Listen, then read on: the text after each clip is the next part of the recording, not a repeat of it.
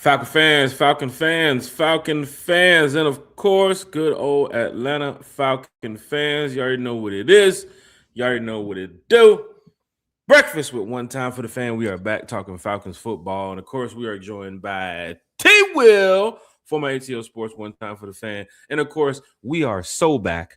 Miss Carrie in the building. Good Um, morning. Good to see everybody. Good morning. Apple Podcast, Spotify Podcast, Amazon Podcast, Facebook, YouTube, Twitter, pretty much everywhere. You know where to find us, man. One Time for the Fan.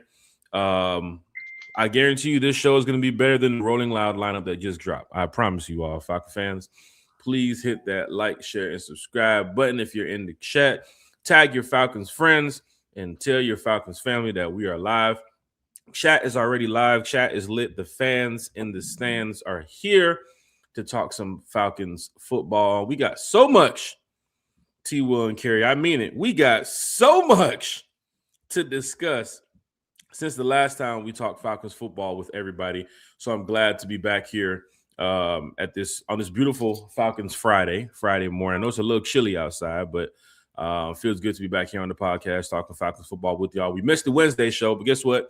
We still got some more pop-up shows and some things going on coming up, special guests and everything. So it's going to be great to chop it up with everybody in the Falcons community, even the fans, the content creators, podcasters, so on, journalists, and some more Falcons folks. So this is great. T. Will from ATL Sports One Time for the Fan, man. How's everything going with you, sir? It is going well on this very chilly and frosty Friday morning, but we are not discouraged as well. This is the United States, and we have heat and coats and warm belongings, so all is well. We're just going to push on through it. I tell you what, it is cold down here in the Grove, but super excited about this weekend, man. Hopefully, at some point today, tomorrow, Sunday, the Falcons will announce their next head coach or give us a clue as to who it is. And yeah, man, super excited about it. Matt Ryan spoke to the masses. I, for one, was super excited, liked what he had to say. Right. And you know what? We got another cast member, Miss Carrie, baby. We are so back, Miss Carrie. How you doing, Miss Carrie? What's going on? You all right? Carrie says it's cold down there in Florida. She might want to I start heard. finding Yeah, another they got ice. destination to live there this time of year. They got ice in Florida, guys. That's Yes. insane. Good morning, everyone. Happy to be here. Happy Falcons Friday. Yes, it's freezing here, for at least freezing for me by my standards. It's like 32 this morning. So Oh, that's ice in my freezing. car. That's cold for me. So Well, that's I'm ready. textbook I'm, freezing, Carrie. I'm ready 32 in for the Florida? That's spring. not Yes, I'm that's a ready. national emergency, isn't it? 32 in Florida? Yeah, man. It really is. I feel like my yacht motor might be frozen. So that's a problem. That would be a problem. She needs But a yeah. Yakata de-icer Mm. Yeah, but from the Yakata. no, I'm doing well though. I'm really I feel like it's, that's why my name is We Are So Back Carrie because, We are so back. really excited Matt Ryan's in the building like I've said, and like I don't think there's a better man for the job who'd have, Falcons fans back and best interest more than him and someone who really loves the city and the franchise. Happy to have him back and then, and head coaching interviews are underway. I think we've interviewed now 7 candidates. I think it might be even more than seven. Like we have a nice little list here to talk about Um, this morning, but they're moving. I must I say the think it's Falcons are getting after it this year. yeah, you're right. I think it's 8 actually. I forgot yesterday they interviewed Jeff Hafley. So yeah, And they it's have 8 Antonio now. Pierce this morning coming up. So that's gonna be Oh, okay. a good buddy of Matt Ryan. Oh, CBS Sports is in the house. I heard Yeah. Carrie, why'd you say oh okay? What was that about? I didn't I feel the mean, excitement and the energy from We no, Are So Back Carrie when I said Antonio Pierce. because he's honestly for me, respectfully to him, like he's not even top 5 on my list. Like he can be way at the bottom. I mean, it's nothing personal, but no, I do not want him as the Falcons' next head coach. And I think if he were to be hired, there'd be some riots. I'm not gonna Mm. lie. On what With the side of town? The east side of town, the west side of town, or are we talking about the whole city? What we I looking at think the here? whole city because I mean, with the amount of head coaching options we have this cycle, Right. it's actually yeah, for me, no, you have way better candidates. So that's just my opinion. Maybe there's some people who are big, Antonio Pierce fans, I'm not sure. But me personally, I don't want him as the next Falcons head coach, and that's not anything personal. Okay, well that's good because we're talking Atlanta Falcons football today on this Falcons Friday. Falcons fans talking Falcons football. T. Will on a Falcons Friday, and it feels good at one time for the fan. Is here together. We are live. Big shout to Bodie 3002 as well. Full proof podcast going crazy right now. Hey! Guys on Bodie's about to become a special guest the way that he's moving right now. So it's great that we get Bodie on the channel too as well. But Falcon fans in the chat, we have a lot to go over this morning. I mean, even just looking at the list of topics that we have. I know you said 11 a.m. We might go past 11 a.m. I ain't gonna lie, bro. Like we going in this morning. We got so much to talk about, man. So for those that's here, tuning in, watching One Time for the Fan, or listening to One Time for the Fan, for those commenting in the chat too as well, welcome to the show. Because as an Atlanta Falcon fan, these past couple of seasons have been disappointing, but I think with Matt Ryan in the building now, he can definitely change the face of this organization and this franchise. So with that being said, let's go to Matt Ryan with the interview. With the press conference this week. Talking let's go. This is jackass. Let's go to whatchamacallit this week. Yeah, we have a Jags fan in the chat. He does a lot of Jaguar stuff. Let's go to the Matt Ryan conference this week with Arthur Blank. Your thoughts, T. Will. Kerry, let's get to it. How did it seem for you with Matt Ryan talking to the media, talking to the fan base? He walked in already knowing people. Right? He knew Greg Beatles, right? He knew the Falcons media. He knew some of the people in the room outside of Arthur Blank. And of course, he walked in with the family too as well. So, Kerry, let's get to you. How did you feel about Matt Ryan? I know we have the We Are So Back Kerry title right now to your name. And you mentioned Matt Ryan too as well in your your opening speech too as well when we started the show. Your thoughts about Matt Ryan and the meeting he had the other day with the Falcons fan base, because from what I saw, fans were excited to have Matt Ryan back in the building.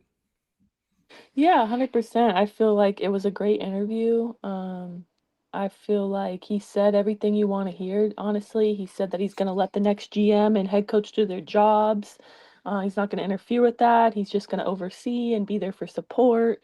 I do like that he's going to be the guy in charge. I feel like that's something we probably could need, somebody with the football IQ, not just businessmen in the building. We have somebody who actually understands football, who's played it, who's now been a commentator for it with CBS. Like he gets football. He's played football his life. So for me, it's going to be nice for him to have support, whether that be with the coaches, the OC, the quarterback, the offense, the GM, just all around. And I feel like the interview went really well. And yeah, I really like what he had to say in the press conference.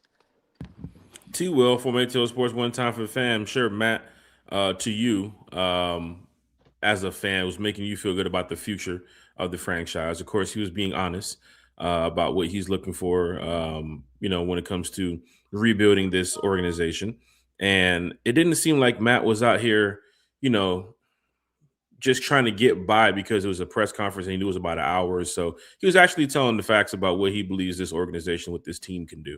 And I have to give it up to Matt Ryan, because for a guy that did not win a Super Bowl here in Atlanta, he's still trying to do everything in his power to bring a Super Bowl to Atlanta. I mean, he could have taken any other job. He could have stayed at CBS Sports, but now Matt being in that front office role seems like this is right up his alley. T-Will, what did you get from Matt Ryan with the press conference? I'm gonna echo Kerry's sentiment. And look, no disrespect to Rich McKay because he did win a Super Bowl 2002 with Tampa Bay. But I think once you become so far removed, I shouldn't say that. Let me come at it a different way. When you have someone who's experienced the highs and lows of actually playing the game, of being on the field, it's different, right? I work in a technical department with technical folks, and one thing that we always have an issue with is whenever we roll out a new product, the nerds and bean counters and salespeople say, "All right, guys, this should be great. We're gonna roll this out, and it's gonna work, and it's awesome." But they're 15 different things that they don't think about because they don't have a technical mind. Well, what if this doesn't work? Or what if this doesn't work? Or what if this profile doesn't load? Or what if this software doesn't? There are a million variables that they don't think of that we find out in the field that cost us a lot of time and opportunities, when if they would have had technical people in the room when they're going through these concepts, it makes it so much easier. And I tend to look at Matt Ryan being a part of this the same way, because Matt's done it. Matt's done it at the highest level. So he knows what it takes from an offensive lineman.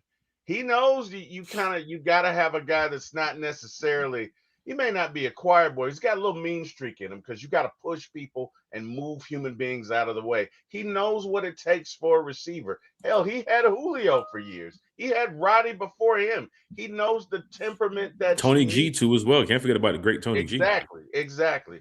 So from that perspective, I'm very excited about it, because I can't remember a time where we had someone of Matt Ryan's ilk in the front office. And I think that's a large part as to why Arthur did it. And whoever Matt gets, I'm assuming he said something that I like. He said, you need a good working relationship, right? Mm-hmm. Meaning we don't have to be friends, but we need to be able to work together. In other words, when we come together, my area is covered, your area is covered, and together we form this awesome team, right? That's what I'm looking forward. So again, Matt seems to have a lot of bases covered. He seems to know what he's looking for. He seems to know what he wants, and I'm super excited to see where this goes. You said a working relationship too as well. Remember he mentioned being in the building when Greg Beatles was there, and Yep. him and him, not saying they wasn't on good terms or anything, but Matt was a player, and of course he was in the front office, so he didn't really see too much of Greg Beatles. But now working side by side with Greg Beatles, he feels like they're going to help not only Arthur, but of course this organization shift in the right direction. Matt was being honest, honestly, from what I was seeing, that he wants to not only bring a championship to this city, but he needs a winning culture in here. Even from going down I know he didn't mention too many names about the head coaching candidates, but I think what Matt has been doing the past couple of days with looking for head coaches, there are some pretty solid names that are in the building, or I'm sorry, on the board right now for the Atlanta Falcons when it comes to the head coaches. And Kerry, you might be able to help me on this one right here. Even Yes. John Harbaugh being named as one of the candidates, who right now hasn't even inked a deal with the New York Giants. That could shift or fade into the Falcons' direction because he hasn't inked the deal. I know people said the Giants have him locked up right now. Report came out this morning that, of course, on Friday morning here, nothing has happened. He was supposed to have an interview with the Titans, but that didn't happen too as well, because I guess the Giants are really trying to put this in play. But Kubiak is a name that people are looking into too as well. Kevin Stefanski is a name that people are looking into as well. The list of candidates goes on for the Falcons of who they want to bring in the building. T-Will, if you're Matt Ryan, if you're sitting in that office right now, and of course you got to go through Antonio Pierce today. I think even Robert Saleh, I think, was a name that was supposed to be coming in here for an interview too as well. He just met with the Miami Dolphins.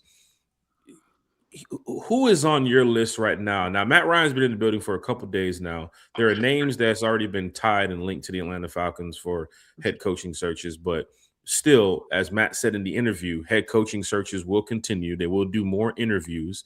I believe they interviewed Jesse Minter too as well this week. So, T-Will, there's a long list of names of people that's in the building that possibly could be the Atlanta Falcons head coach. Who's on your list now, T-Will? We talked the other day on Sunday when, of course, Tomlin's name possibly could have been mentioned. I think Tomlin's going to step away from football. I don't think he's going to be linked here to Atlanta. But Kubiak was a name that fans have been talking about. Kevin Stefanski is a name. They interviewed Anthony Weaver. They interviewed Alvaro, I believe, from the Carolina Panthers. Vance Joseph, too, as well. T-Will, who do you see right now on the top of your list? If Harbaugh's not the guy going to Atlanta, who do you see that could possibly be the next Atlanta Falcons head coach? Because Matt is doing a great job with these interviews, which Arthur did say that these interviews are being led by Matt too as well. For me, I'm going to say Joe Brady. I like Clint Kubiak, but lest we not forget, he coached in New Orleans last year, right? Mm-hmm. And first 2 weeks they were great, and then they fell off a cliff. And then After this year, they got injured though. okay, and that's fair. That's fair.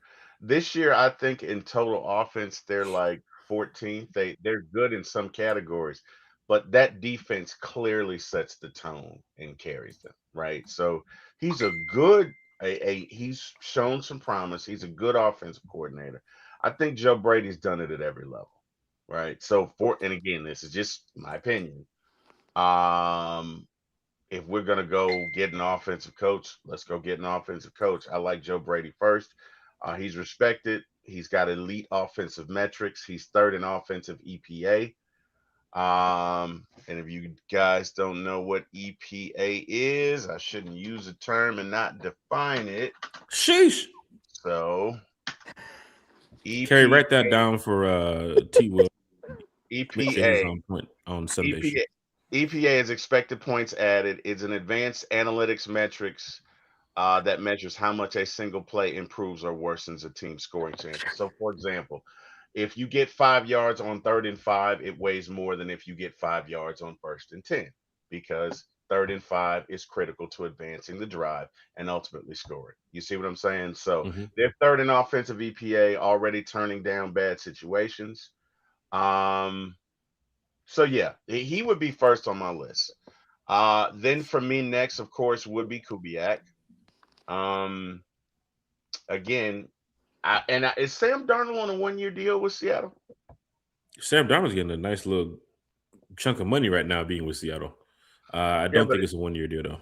No, okay, he signed last year a 3-year deal. Yeah, it's a 3 year okay, deal. all right. So 2 or 3. he's not coming with him. No. They're fifth in yards per play. Um, I guess the concerns with him would be like a limited head coaching resume. And again, offensive. Again, I like Kubiak. I like Brady better, but I think either way, you're But doing good with both of them. Go ahead. I have to ask you, but your knock on him is that he has a limited head coach experience. Joe Brady doesn't have that either. Right. Yeah, but Joe Brady was badass at where'd Joe Burrow go to? What was Joe Brady? LSU, right? Mm-hmm. Yeah. So Joe Brady won national championship at LSU that year, total badass, and then he's continued his offensive dominance in the NFL. So to me, what that says is his system works regardless. You get what I'm saying? And I'm not saying I don't like Kubiak, but I think Brady's just a little bit better. And again, just my opinion. I could be Everybody wrong. has their list of who they want. I You mean, know, in that's any my opinion. order or not even in any order, you can put out there Mike McDaniel. Some people are talking about Jeff Halfley. People are talking about even Mike McCarthy. If his name gets brought into the list, you'll have fans saying, "Hey, bring that guy in too as In, well." Fans are all in spectrum Jeff when it over comes Green to new Bay. head coaches. In Jeff Huh? over Green Bay. In Yeah, Jeff Jeff. over Jeff from Green Bay. Green Bay. Yeah. Yeah, I'm good on him. Because you let that league. You I'm good. got Brian Flores too as well. I like Brian Flores, but my Mhm. third guy is Kevin Stefanski. And I know you've got the situation in Cleveland, but I really believe that's Cleveland. I really believe that's that ownership group, and I think it's if you put him in a different situation, he'll be okay. Mhm. My thing with Stefanski is if you bring him on, is now does that mean that Kirk's gonna stay? Right? Because that's 67 million that's due next year. You could redo that. You could kick the can down the line. If he Um, agrees to it, yeah, if he agree. He Well, and agreed that's to the the thing, restructure, didn't Terry. he? he'd have to restructure Well, no, again. he to Kerry's point, he agreed because he's basically saying you guys are either going to play me or you're going to kick me loose. But Right. I wonder, Kerry, because he has worked with Kevin Stefanski before. If Kevin Stefanski is the head coach of this team, you gotta figure the thought would at least cross Kirk's mind to say, hey, maybe I stay. Maybe I don't know. I don't know. It's up in the air. But those are my three. Those Well, would be my three candidates. the one thing about it when it comes to Kubiak, and I was talking about this the other day with Carrie and them in the other chat too as well. Now that the Steelers have interviewed Kubiak, right? It's something to watch for because I know fans here want Kubiak, and I'm a big fan of Clint Kubiak too as well. I think even my list of Harbaugh, Kubiak, not necessarily Mike McDaniel as a head coach, but maybe as an OC. Kevin Stefanski's on that list too as well, even Brian Flores. But the Steelers have a tradition of when their last couple coaches that they've hired, of course, since Noel, Cowher, Tomlin, have all between the ages of 35 through 40. And I know they interviewed, of course, I think it was Arthur Smith and some other people that tried to for the head coaching position and some other, and I think it was Brian Flores they interviewed. Kubiak is 38. Now, the Steelers like to lock in coaches for 15, 20 plus years, of course, and then keep them going long-term here. Atlanta, we haven't had that type of success of keeping coaches here for anything past a few years. But if the Steelers do go down that route and decide to get a young coach, just like they did with Tomlin and Cowher back when they first started, the youngest coach that they've interviewed so far is Clint Kubiak, who is 38 What about years Chris old. Shula? How old is he? Chris Shula? I think for me, I could see him going to the Steelers personally. I think he's only like 38 or 39. Plus, they typically like defensive coaches, and they don't have a quarterback right now. Right. So if I'm Kubiak, I would prefer the Falcons over me being an offensive guy, right? I got Bijan, I got Drake. I know that. I got that in the bank. I may have Kyle. That's probably one of the questions you asked in the interview. What can you do with Bijan? What can you do with Drake? What can you do with Kyle? I'm sure they love to hear that. But who do you have in Pittsburgh? I mean, you got a defense, but who offensively? Who do You got an old defense. Right. You do, but you don't. Who do you have offensively?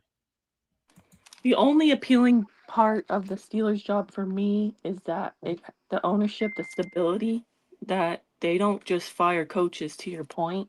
So they would give you time. But and the fans too as well. You got to count that fan base. Like the Steeler fan base is a lot of teams just hire coaches just to hire coaches. You heard Baltimore Ravens GM the other day saying Lamar has no input on the head coaching search. I'm sure Lamar was probably looking like, what? Wait, what? I heard the opposite. I heard that he's like telling him, like, if you want to to help us out with the coaching search, you can get on the jet, or you can come up here from South Florida and help me out. The soundbite that I had got was he had mentioned something about Lamar not being able to do it. I think he mentioned something about John Harbaugh. If they would have made the kick and made it to the playoffs, he would have had one more week. But they was going to get rid of John Harbaugh too as well. Could be wrong. But then again, you do want to trust into your players. I'm sure Matt Ryan probably would hit up a player or two just to ask, how do they feel about these head coaches that they're interviewing right now. I think Clint Kubiak would be a guy that's on everybody's list. It's funny hearing the Seattle Seahawks linemen talk bad about Clint Kubiak the other day in the presser because they don't want Clint to leave. But when you're a hot candidate on the market and fans start, not fans, but teams start calling you, that's just the nature of the business. I mean, you can see with Jeff Ulbrich, I'm glad the Falcons blocked the Cowboys from speaking to Jeff Ulbrich. That's one of the biggest things to look for with Matt Ryan is keeping Jeff Ulbrich in the building. Because I'm sure if you go get a Brian Flores or if you go get a defensive-minded coach, will they keep Jeff Ulbrich in the building? But Jeff has done a great job with this team. And I'd love to see Jeff here for a couple of years. But then again, what is Jeff thinking in his home, in his mind? Does he want to go on to be a defensive coordinator and help boost, the defensive morale of another team? Or does he want to go out and be a head coach eventually in his career? Or does he just want to stay as a DC? Because Atlanta love you, Jeff. Don't leave now. You're doing a great job with James Pierce Jr. and Xavier Watts and some of those guys, which James Pierce Jr. and Xavier Watts being robbed of the Pepsi NFL that is criminal. Oh, let's not even Rookie of talk the Year about performers. That is Let's not even- embarrassing. Let's not even talk about that because that's just a fan vote. And honestly, I posted about that and all these other. I had to turn off the comments because people are, how they get on Twitter. They get way too disrespectful and told me did I start watching football yesterday and I'm stupid, and because it's not just about sacks. So I just don't even entertain that. Atlanta's a Coke city, not a Pepsi for a reason. So right. We don't. I haven't had a Pepsi product in probably over 20 years. What do you mean it's not about? He's a pass rusher. That's what do you mean it's not about pass rusher? They told me, bro. Man, it's just Tyler Shuck is on that list, which is ridiculous because half the season he was donkey. Like Jackson Dart had pretty much the same amount of time on the sidelines as he did in the game, and sure enough, he's on the list too as well. That's a popularity contest, right? Like I can't. Again, JPJ has been consistent from game one, and not many rookies have double-digit sack seasons. And Xavier Watts led all rookies in interceptions. So to me, again, if you don't understand that, I don't even know that I want to be on your stupid list anyway. I sound like Claire. I don't know that I want to be on your stupid list anyway. But I Going mean, back to think your about it. elementary school days, T. Yeah, I get it. right, exactly. Well, Claire's birthday. Hey, Claire, Uncle Terry loves you. Claire turned 6 yesterday. Shout out, Claire. We Happy shout birthday, out to Claire. Claire. We had a little birthday for she was so cute. Oh my god. Y'all know But I it's love my Claire Bear. But I mean that's just stupid. Okay? Let's Tyler Shuck is I'm not on even this mad. list. I'm not even mad It's about that Tyler for me. Shuck. I It's that think, for me. It's that yeah. T. because Will, the that's like producer said we need to move on from this, and no no I'll no we're no just doing no this. no say no no no no respect no no no. Shuck. They might have their guy. I'm gonna put the They hate might, level. but he didn't do enough this year, He did Carrie. enough at the end. He did actually. That's He right, actually but played how well. It's Carrie, not how you how many start. games in It's the how you season? finish. Games And is I how many games personally, in the season, Carrie? no, but let me finish. Personally, I thought it was more like it was crazier that Genty was on there. He averaged like 3.5 yards per carry.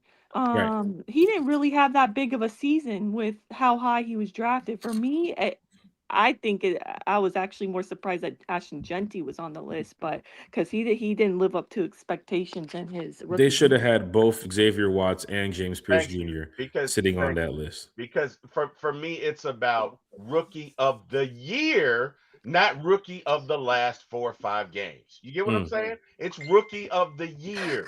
Of the Falcon fans, year. Right. we live. Not We He lit, man. will. not Anyways, all that to say, it is an offensive driven vote anyway. That's why there was only one defensive player on the list. But yeah, it's a fan vote, so who cares? That's not the real one anyway. yeah, it's that's just Let's just stupid. hope he's on the real one. Me too. Me too. Falcon That fans is going down in a major way. Big shout out to Miss Carey. Big shout out to T. Will. Big shout out to all the fans in the stands. Jay Kids in the chat. Got LAVSP in the chat. You got Bucks Skull Gang in the house. Got a Bucks fan in the house. So that's cool that the Bucks fans are talking Falcons football with us. James Overton's here. Iron Mike. Foles in the building. Maggie T is in the house. Big shout out to all the content creators too as well in the Falcons community. Got On the Mark here in the house. Miss Smith here in the house. You also got Cool CC, Auntie Pam is in the house. AFN is in the building talking Falcons football with us. You got that boy Berto, 95 North Falcons talk show in the building talking with us too as well. What is Berto saying? Hold on, what he said? He said, Berto, he said, Jack, for the love of God, flexing first thing in the morning with the chains. Come on, Berto. For real. Let me do my thing, bro. T-Will, with the chains, are you chained up too, ain't you, T-Will? But ain't nothing wrong with that, man. Good morning, Berto. Don't let them tell you what you need to do first thing in the morning. If you want to wear your change, Jack, and all respect to Berto, who I love, one of my big bros in this game, you wear your change, Jack, okay? 2 Chain flexing out here in the morning. Okay, that's what you want to do, Jack. You wear your chains, damn it. You express your fanhood, how you It's express not your just any chain fanhood. though, man. Come on, we got the Dirty Birds, got the It's ATL ATL chain. and Dirty Birds. And shout out to the Falcons with the signature services department that put out their gift items this year for season ticket holders, but the chains are not on there. Oh They no. don't have the chains on there this year. They have like a little small Falcon chain. So I know some What? season ticket holders are like, what the hell is this? We want those same Dirty Bird chains back from last year. They're not giving them out. I don't know where you can get them. I know we got ours last year and the year before last, but they're done with it now.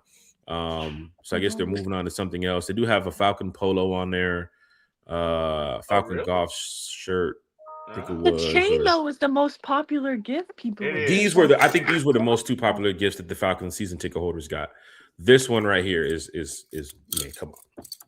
You can't Hey, beat that. But they might be on sale online like Temu or Etsy or something. You might be able to get it No, there. they're What's up, not, Temu? Jack. I've tried to find them You forever. serious? They're not there? Yes, I might have to get it customized, like some with you some real are. Falcon diamonds. fans, That's if you're right. For the customizing any Yakuza. type of chains or memorabilia, you might want to look into something like this because fans want You it wear it on now. the Yakuza, Carrie. Yes, I've looked for those on eBay. They're not selling them. They're hanging on to those, and I don't blame you guys. They're very nice. Hey, So, hey, Carrie, Jack, question for you. There's some candidates that I'm okay with as an offensive coordinator that I'm not okay with as a head coach. McDaniels being one of them. I would love him as an offensive of coordinator. course. I don't necessarily Cliff want him as Kingsbury a is head another coach. one. They haven't interviewed Cliff, There but you go. that would be a guy where Yeah. some coordinators are better off as coordinators. Yeah. And they're not in the role of being head coaches. Now I know that Right. Mike McDaniel, people would say, well, he used to coach with the Dolphins. He was a head coach there, and he's getting head coach looks right now. That is perfectly fine. But here in Atlanta, I'm good on that. When you have Kubiak right now, sheesh, I'll be the difference person. I actually warmed up to the idea of Mike McDaniel being the head coach. He's not my first pick, but after doing some research, I'm actually not mad at it. I think there's a reason why he has 4 head coach interviews. I think maybe it'd be better for him to be an OC, but I wouldn't be mad at it. I mean, he has experience with a left-handed quarterback. He's made Tua, who's just completely injury prone. He's made the playoffs with him. He technically has a winning record as a head coach. He does have that experience. And just imagine Bijan Robinson under an offensive mastermind like Mike McDaniel. I think it would be great. But my worry with him is you're not going to say it on air, are you? Because maybe we talked about it the other day in the chat. No, I mean, it's not no disrespect, but I just feel there's some personal things Carrie wouldn't want Mike McDaniel here in Atlanta for. Magic City is one of them. I'm not. No, guys, I'm not. No, that's not the reason. My thing is like, I'm 2 things. I don't know that he's like, I don't know. Maybe it's just I need to not be so judgmental, but I just feel like I don't know that he has it for me as a head coach. Like, you think I he don't went know. downhill as the Dolphins head That's coach? what I thought, but then again, he beat us, and then they went on a run, and they actually finished strong. You would think once they were out of the playoffs, and Raheem did too. Right, and the players loved Raheem. So I think like it's not that he loses the locker room or anything like that, but all that to say, I don't know. I think I might have PTSD with the capris. Like I can't do another You head can't coach do no that more wears head coaches with the capris. capris. He No, doesn't I wear can't do Jordans with the capris. capris though. But I don't care. I can't do he's along those capris every lines. Jack. I can't do capris every Sunday again. I just can't. That's tough. I don't think I can. Falcon fans, hit that like, share, and subscribe button, man. We got a lot of people in the chat talking Falcons football. We're getting to all the comments of the fans in the stands. We're putting them on the screen here so everybody can read them and, of course, go back and chat amongst each other in the chat too as well. Because when you have so many people talking Falcons football, it does get a little crazy here in the chat. But we do have a portion of today's show dedicated to the fan section, of course, and we're going to do the fans in the stands, questions from the chat. So if you guys have any questions when we get to that, we'll put the display on the screen so you guys can get your questions ready because we can just go ahead and talk Falcons football until 8 o'clock tonight if you guys want to. I ain't got shit to do. I'm off today. It's cold as hell outside. T-Will, I don't know what you're doing today, but yeah, I can't be here. Wait, hold on. Mr. Podcaster T-Will can't do the podcast from this morning to tonight. You mean to tell me you got something to do, T-Will, that doesn't involve a podcast? Jack, this is like his first podcast, I think, in like 3 or 4 days. Whoa. This is a special event. No way. Yeah. He blessed us with his presence today. Oh, stop it. No, no wonder why he called me at 8 o'clock this morning. Oh, like, you ready, dog? Let's get it, dog. Oh, wow. Let's get it, man. Oh, my got the polo on, feeling like Tip over there. Stop it. I think we did, because Carrie and I did, Carrie and Eric did one Monday, right, Carrie? Yeah, that was your last podcast. And I think it was. But I had done like 4 over the weekend, 3 or maybe 4 or 5 over the weekend. So, it was just kind of that sort of thing. But what was I going to say? So again, I don't know that McDaniels is going to necessarily maintain the respect needed for a head coach. I don't. And he does have the buddy system here in Atlanta where he knows a lot of people in the building. And the other day, the picture that we saw him flying Delta going to the interview, he was sharper than Ron Burgundy, man. I don't know if you guys saw that picture of him standing. You can wear that and I'll be okay. Just please, man, please. You showing up to coach in that suit, Mike McDaniel? You might be good in Atlanta. But Carrie said you showing up with the capris and the Maries. We ain't got time for it. Then again, if he can promise us a winning season and we can make it to the playoffs again, you can wear all the capris you want. Well, that's the good thing you said about the winning season. You heard it here first. We say to him. I won't care what you wear. Carrie says you heard. Hey, Carrie says if you can win, you can wear all the capris you want. Exactly. Well, we got K&G down here, and we got a couple, some real good suit city style, buildings over here. I'm sure he can get sharp over here. Atlanta's one of them cities, man. You got to dress to impress, and I'm sure True. Mike coming from Miami, he got a couple suits in there we want to wear. Don't He probably you know? does. But I do I want to mean, add, guys, like, besides his 4 head coaching interviews that he has, he also has already interviewed with the Lions for their OC position. And today, I believe, it's either today or Monday, I want to say it was today, he's interviewing for the Buccaneers, our division rivals, OC opening. So Right. for me, I absolutely do not want him to go to the no, Buccaneers I at don't want Right. that. all. I would I be don't not want that. happy about that at all. I'd rather them go with, for me, the much better candidate for their opening, which would be Zach Robinson, who they already interviewed. I think that Right. was a great fit for them, Tampa, if you're listening. Man, I think I mean, I don't see a better fit than Zach Robinson and Tampa Bay as And their fans are offensive mentioning coordinator. Zach being in the building still here in Atlanta, but he is accepting interviews. I think the Lions, right, Kerry? The Lions have Yes. asked Todd to Bowles, if interview. you're listening today, please. Zach Robinson is your guy. Not even Todd Bowles. Anybody from the Bowles family, anybody in that whole, that Buccaneers. Matter of fact, there's a Bucks fan right here. But hey, you want to just talk to your people? Zach Robinson would be great in Tampa. I think he's a Florida guy, right? He's 3-1 Cuban against you guys. sandwiches, right? He'd love those. He's 3-1 against them. So I mean, can't beat that. And he probably wants to play golf in the winter. So there you go. You can Buccaneers pick him up. Anything to get Zach Robinson up out of here. The Bucks fan he's said, hell not no. here, but I just would He love said for him to hell go no. to Tampa. He said, hell no. Oh, we got 10 Cam in the building. He said Ovi and Mud Duck are already asking to be hired. I think who Mud Duck mentioned? Todd McClure. Who did you talk to Myles Garrett about? Was it Clint Kubiak? Yes, he said his choice for our Atlanta Falcons and the offense would be Clint Kubiak. That's his number 1 pick for head coach, who he wants. I saw Bucks Skull Gang ask a question about the offer that we gave Harbaugh. I don't think we gave him an offer. I think it was just a small initial conversation just to get the tires rolling on the bus and just to see where he's going, with direction. That's usually what those first conversations are about.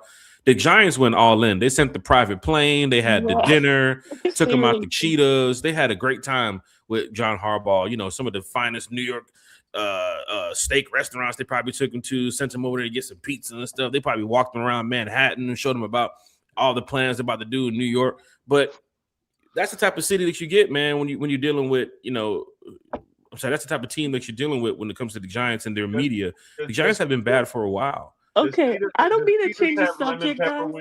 Does Cheetahs have lemon pepper wings? I'm asking. Cheetahs in Atlanta? Yeah, do they? No, Cheetahs. They're a brand. In New York? No, they probably don't. They don't have lemon pepper wings. No, you're probably going to get T-bone steak, pizza, hoagies, real deli style food up there. Advantage ATL. I just have to say, guys, that some of you are passing the vibe check in the chat, like, Cam and who else? FF Will. Shout out to everybody in the chat. But Jay Black, our friend Jay Black, you're not getting it, man. He said Zach sucks. Jay Black, we're on the same page here. We have to support Zach Robinson. Move on from Zach Robinson. You know what's funny about that? I think Zach was like 4th or 5th in yards per game, in total yards game. Mm-hmm. I think that's a large reason as to why he's, of course. Now show total touchdowns, show red zone offense, show third down efficiency, show everything. I'm with you, Terry. As much as people didn't want Raheem, Terry, you can say that too as well. Once Raheem left, he even got head coaching looks too as well from a couple teams. But that's just how the nature of this business is. Rooney Rule. I wonder if that's to satisfy the Rooney Rule. I think the teams that he went after need a head coach in a desperate situation. The Titans, the Cardinals, the Giants. I mean, the Giants are getting ready to give $500 million to John Harbaugh. Not saying Raheem was going to get that, but I think Raheem is going to end up with a team here. $500 million. You said $500 million? I mean, I'm just joking, but they're giving him a lot of money. The Steelers, the Ravens. Kerry, remember that chat yesterday? I don't want to get on T. Will's speculation and rumor side right now. I'm just throwing numbers out there. Don't get on me like you did Kerry yesterday, y'all. Let's not. Y'all went at it yesterday. I had to sit back and just watch the chat. It was a friendly discussion. Okay. It was a friendly discussion. That's all it was. When Kerry tags you in a chat, be prepared to go at it. I'm telling you right now. She tagged you, bro. Well, because I don't ever want to just say the name name and not tag them, and then they miss it. Like, oh, you're talking about me and you didn't at me, so I make sure I gotta at you. Look, for all intents and purposes, Carrie's our sister, Jack. Okay, so my sister and I were having a little bit of a passionate discussion yesterday about Harbaugh, and that's okay, right? We've done this before. We'll do it again. Some other topic will come up, and me and Carrie or me and Eric, which is basically the He same will. person. As long as One's you female, promise one's to male. tell me we were never gonna win every game, Carrie. That's the only thing that you've ever said to me that has set me over the edge. The Atlanta Falcons got blown out 30-0 to the Panthers in our I think we're done with that 17-0 talk Well, right now. I think Carrie, it's time to start we were rebuilding never again. gonna win every game. Like, who wants to hear that after you just got For fans that do not know, we had a situation a couple years ago where She was so we would do the mad. score prediction. We do the score prediction week 1, week 2, and we'll say, oh, Falcons winning 35-10. Oh, Falcons winning 28-17. Oh, Falcons, yeah, they winning 20-16. By the time you got to week 17, we said, you know that we mentioned the Falcons would win every single game. Like, That we was got my brother. It's time to stop the score predictions. My brother's influence, who every year wants us. Eric to go Parker's 17-0. influence just got off on all of us that year. No. It got off on y'all. Didn't get off on me. Come on, T. Will. You was in here saying 35-14 Falcons. Man, we was like game. 6-9. I didn't say we would win every like game. 5-8. That is a trademark that belongs to Mr. Eric Parker Jr., whom I love. He's my actual blood brother, but anyway, whatever, man. So we're out on Harbaugh, right? I think we'll go back to the head coaching thing. We're out on Harbaugh. Looks like the Giants going to lock him up, right? I didn't want Harbaugh, to be honest. Like, he was not my first choice, but at the same time, as a Falcons fan, I'm not going to turn my back to a Super Bowl winning coach, with his resume. But so I definitely wanted us to be interested. But yeah, he's definitely not my first choice at all. And we're out on Mike Tomlin apparently too, because Mike Tomlin, you have to trade for Tomlin. Of course, he's stepping away from the Steelers, but there might be maybe a CBS. Maybe he takes the Matt Ryan role and goes to CBS. Maybe he goes to NBC. Maybe he goes to take. He's not coaching. Step away. I'd love to see Mike in an analyst because I would say Mike is hilarious. I love him.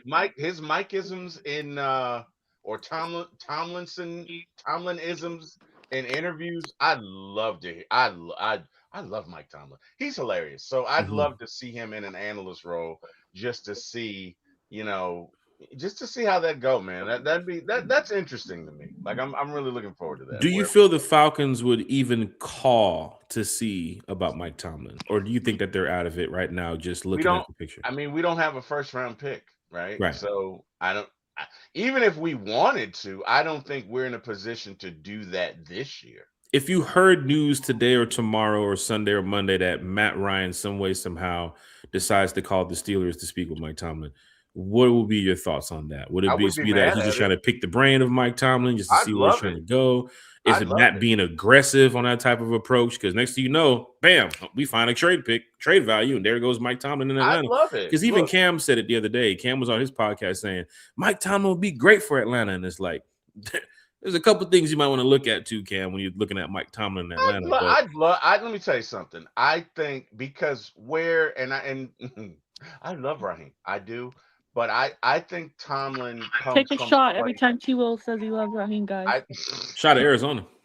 I think Tomlin, to me, comes from a place where he's extremely relatable, but he also gets results out of people, and he squeezes the juice out of every lineup he has. I think if Tomlin was our coach last year, we might have gone 13-3 because with Tomlin, it's about, and he said this, it's about coaching everybody, right? He says so many coaches get mad because players don't come with these automatic tools. He's like, but the whole point of it is to coach them up. The whole point of them is to get the most out of them.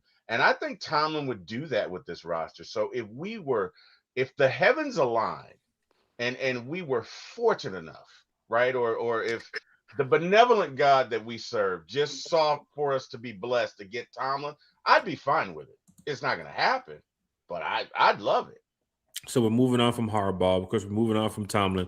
Mike McCarthy hasn't got any interview requests here with Atlanta.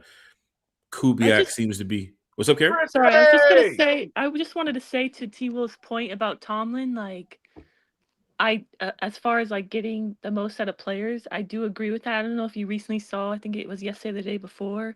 The story was told about he puts up pictures of two players with one bone, and it's supposed to be like two dogs competing for one bone, and that's how he explains, like, puts it into perspective of them trying to compete for a single roster spot. And I think he's the perfect coach to create that environment of competition. And yeah, I thought that was a cool analogy, two dogs, one bone. But he puts like the players' faces in the picture. So far, it has worked to where you have 17 winning seasons. And I think, I agree with what Cam Newton said. I mean, to even have 17 winning seasons in Atlanta, business would be You booming. have never lost. I mean, we would have. I ain't gonna lie now. 7 playoff losses straight up. But I'm with this saying roster, never have a losing season. Look, let's be real. I love Aaron Rodgers, but he's done. Okay. right? Steelers have not had a quarterback since Big Ben. They've Right. not. And they are a victim of their success because 9-8, 10-7 or whatever, you're never going to be in a high enough draft position to go and get a quarterback. Right. So those quarterbacks were never made available. Why? Because they kept winning. But you Because have to make those moves even as a head coach, because Tomlin with Mitchell Trubisky, Mason Rudolph, Kenny Pickett, but even that's Aaron they were Rodgers. never Like, they were who's never deciding the quarterback in that situation right there? they were never in a position. Okay, let's be real. People don't let good quarterbacks go. Right. So the only way you're going to get one is to draft one. But You guess know what I'm saying? to T. Will's point, that is true. And you know why they're never in a position? Because they never have a good draft pick. And that's why a lot of Steelers fans, they respect Mike Tomlin and they thank him for his many years there, never a losing season. But they're excited for something fresh, something new, because they just feel like it's the same ish, different year where they just, for lack of a better word, mid. Yeah, you get a winning season, but you never make any moves in the postseason. You never make any noise. You're never winning playoff games. You're never really winning your division, AFC Championship, Super Bowl. So that's why they haven't replaced Big Ben, because their draft pick is never high enough to grab a quarterback. Yeah, if Sometimes you you want to know got the to up and truth, make they those probably moves, would man. do better having a losing season or two, because then they could replenish their organization. But I'm sorry, Jack, go ahead. No, I'm good. I'm just talking about, Yeah, trading up could have been a thing the Steelers could have done too as well. They could have traded up in the draft a few times, but I maybe they didn't, like, I don't know. I don't know their philosophy where right. that's concerned, right? But I do know that in this day and age, especially when you have a salary cap and it is difficult to keep certain players, to say that you've never had a losing season in 18, 19 seasons or whatever, that's phenomenal. Like that is excellence at its highest level. So, again, wherever Mike Tomlin ends up, that organization is a blessed organization because he sweats excellence. He is Right. outstanding, very educated. I think he went to William and Mary, very educated, bit of a philosopher, knows how to get into the psyche of players and understands people from different backgrounds. So Right. again, He does look, bring out the best of players. I've seen a lot of good things coming from the yeah, Steeler camp, even when they wasn't winning Super Bowls, but still having winning seasons. I mean, that team has definitely shaped that AFC North the right way. Even Jar Harbaugh falls back in that line too as well, where Harbaugh was winning in Baltimore, didn't get a chance to take Lamar to the next level, but seeing 3 AFC North coaches out, like, this year is the year of the head coach. Like, there's a bunch of candidates that's on the market. Like, Tomlin is out, Harbaugh is out, even Kevin Stefanski is out. But Zach Taylor gets to keep his job, which is so random and it's so weird. And the Bengals organization, they're truly just falling apart. Who knows if Joe Burrow even stays there long term? But you were talking about quarterbacks with the Steelers, T. Will. Well, the Falcons need a quarterback coach, because it looks like the quarterback coach for the Atlanta Falcons has moved on now. He's going to be with his dad in Washington.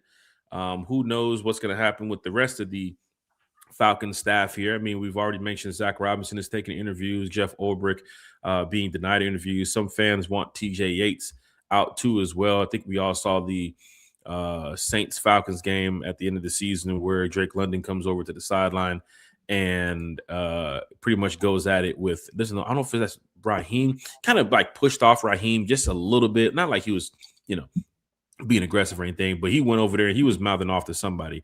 And I believe fans are saying that is TJ Yates. So Yates possibly could be out the door too as well. Our special teams coach, Marquise Williams, who fans were saying needs to get up out of here too as well. He is going to be the head coach of the Shrine Bowl once again, which he has been doing the past couple years here, being the special team coach in Atlanta. So I don't know if Marquise Williams is going to be out the door this year. There's no way. Stop. There's no way. Just because he's coaching the Shrine Bowl again, because he did so well coaching it last year, doesn't mean he's earned any right to come back. There's two chains, Carrie. I said we are so back, Carrie. That doesn't saying Marquise Williams is coming back next year respectfully does not mean we're so back. I'm just looking at it where he hasn't accepted any coaching interviews. I mean, I know he's focused on the Shrine Bowl right now, but until we hear those, he hasn't accepted any, or no one's asked him to interview. Which one? If nobody asked him or he hasn't accepted, he probably would end up being back here in Atlanta. No, just something to look at. There's no way. I bet you money on that. You said you only bet on your own team, so we could place a bet on that. Oh, hold on. We're gambling live on the air, Carrie, because I don't think we want to do that. We're trying to get sponsors, Carrie. We don't want. Matt Ryan is in the building. We don't want to put. I know you're in Florida and you're in that gambling state, but we don't want to put any type of. There's no way. T-Will, you got to back me up on this one. There's no way Matt Ryan is gonna see how bad our special teams was last season. Say, yeah, let's bring this guy back, and not just that, but say we hire Kubiak or whoever the next head coach is. He's the one who's picking the coordinators. There's, you heard Arthur Blank and the press conference. There's a chance that even we don't bring back Ulbrich. It's up to the head coach. And to me, what has he done on special teams this past season to get another chance? No way. He got us a Pro Bowler. Shout out Cordell Hodge. Whoa. Hit that like, share, and subscribe button. Last season or the year before when, for some reason, this past season, we had so many injuries and, Ray mysterious injuries too as well. Right. And guess what? He didn't even let him play. He didn't even get a chance to play, really, Cordell Hodge, and then he was healthy scratch at the end of the season. The healthy scratch has got to me. That's mysterious because Kirk Cousins goes in a presser a couple weeks later and says around the time of December when your team's not doing so well, you get those mysterious injuries that pop up. And I'm thinking about all those healthy scratches that happen around that same time. And it's like, why did he play this game? What the heck is going on here? But sure enough, right, that's a Raheem thing we wouldn't know. Kind of like, our boy commenting under OV and Michael Turner's post the other day, talking about, why he's not taking snaps under center. But we would never know until we get the tell-all book. But Falcon fans, hit that like, share, and subscribe button. Say that. How about the Atlanta media? Ask him straight out. Ask the questions that people want to know. No tell-all book, Jack. Stop it. And T-Will, you are muted, by the way, my friend. T-Will's muted? Okay. I know he's going to back me up. There's no way you're bringing Marquise Williams back, respectfully. If Arthur Blank is saying there's a chance that we won't even get Ulbrich back, how would we get Marquise Williams back? They're not bringing Zach Robinson back. I know you noticed that. They didn't block him from interviews. How is T-Will muted right now? Because it looks like he's... T-Will's everything all right over there? I mean, you're a telecommunications guy, T-Will. What's going on your end over there? Oh, wow. I love Raheem. Raheem must have did it. Did you mention Desmond Ridder, T-Will? Because we didn't mention Desmond Ridder at all. Maybe try to leave and come back, T-Will. You guys hear me now? Oh, there it is. There it is. Because we're getting ready to talk about Jameis Winston. I'm sure you want to be here for that. Oh my God, stop it! You know what? I'm not giving Jameis any more time. But I agree with Kerry 100%. There's no way. I'd be willing to bet good money. Bro, it was so bad last year. Raheem in 2 or 3 games was like, well, we just kicked it because we kicked it in the end zone. We kicked it in the end zone so they wouldn't bring it out. You're right. He did straight out come out and say that. He said that in 2 games. Yes, you can't. No. And not only that, but you're not playing one of your best players on special teams. Like, I think what's not being talked about quietly and you guys can correct me if I'm wrong. I'm wrong a lot. I'm right sometimes. I think there was a bit of a revolt in the receiver room. I do. Because a lot of the guys that were not healthy, that you Was had, it because of Ray and Ike Hilliard? Yes. I think it was because of Ike Hilliard specifically. But Ray's gone. Then later in the season, you got Hodge that you're not dressing. And again, to me, Hodge is a better receiver than Sills. So I don't know. To me, Chris Blair is too. Agreed. But take me out of it because I'm not a coach. But his value on special teams, as bad as we were performing last year, and he's a healthy scratch, no, I think there was a bit of a revolt. I think the receivers were pissed with Raheem. Nobody's going to come out and say it, but that's kind of, again, that reading between the lines thing, because a lot of people you weren't dressing were receivers for mysterious reasons, right? And again, I could be wrong. No, you're right, T-Will. You're right. I think everything really went downhill after he fired what's my guy's name? Ike Hilliard. Yeah, they all did not like that because think about it, they had career years. All of our receivers had career years the season before, and then 3 games into the season you fire him. I mean, that doesn't happen normally to fire a coach that early in the season. Yeah. So yeah, I think you're right that the receivers kind of were out on him. Yeah. Falcon fans in the chat. Go ahead, T. No, I'm sorry. That's another thing that comes with coaching and leadership is that you have to be. Everybody's not always going to agree with you, and so you have to be able to still get the most out of people, even when they don't like you. Sometimes, right? For me, that was the hardest thing because I'm a Wilson. My folks are Wilson, so. We're from Montgomery, Alabama. You did not talk back to Mr. Willie Wilson. You were obedient. You went along with the program. There was no such thing as not conforming. And so when I got into management and you're dealing with all different kinds of personalities, I had to learn to manage people that I didn't like and didn't like me, but still be a good support, still be a good example, still get the most out of them, right?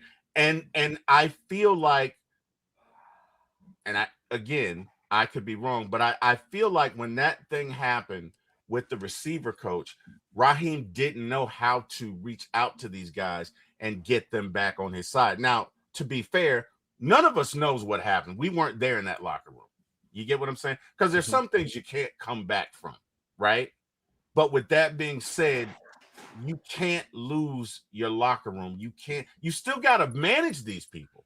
And they're not always going to like you, and that's okay. But it's a skill. And I feel like that was that's another reason I got to the point I didn't want Raheem, because if you don't love him, I don't know that he's that good at managing you. Does that make sense? You get what I'm saying? Because look, I've had managers that my current manager, I absolutely love him.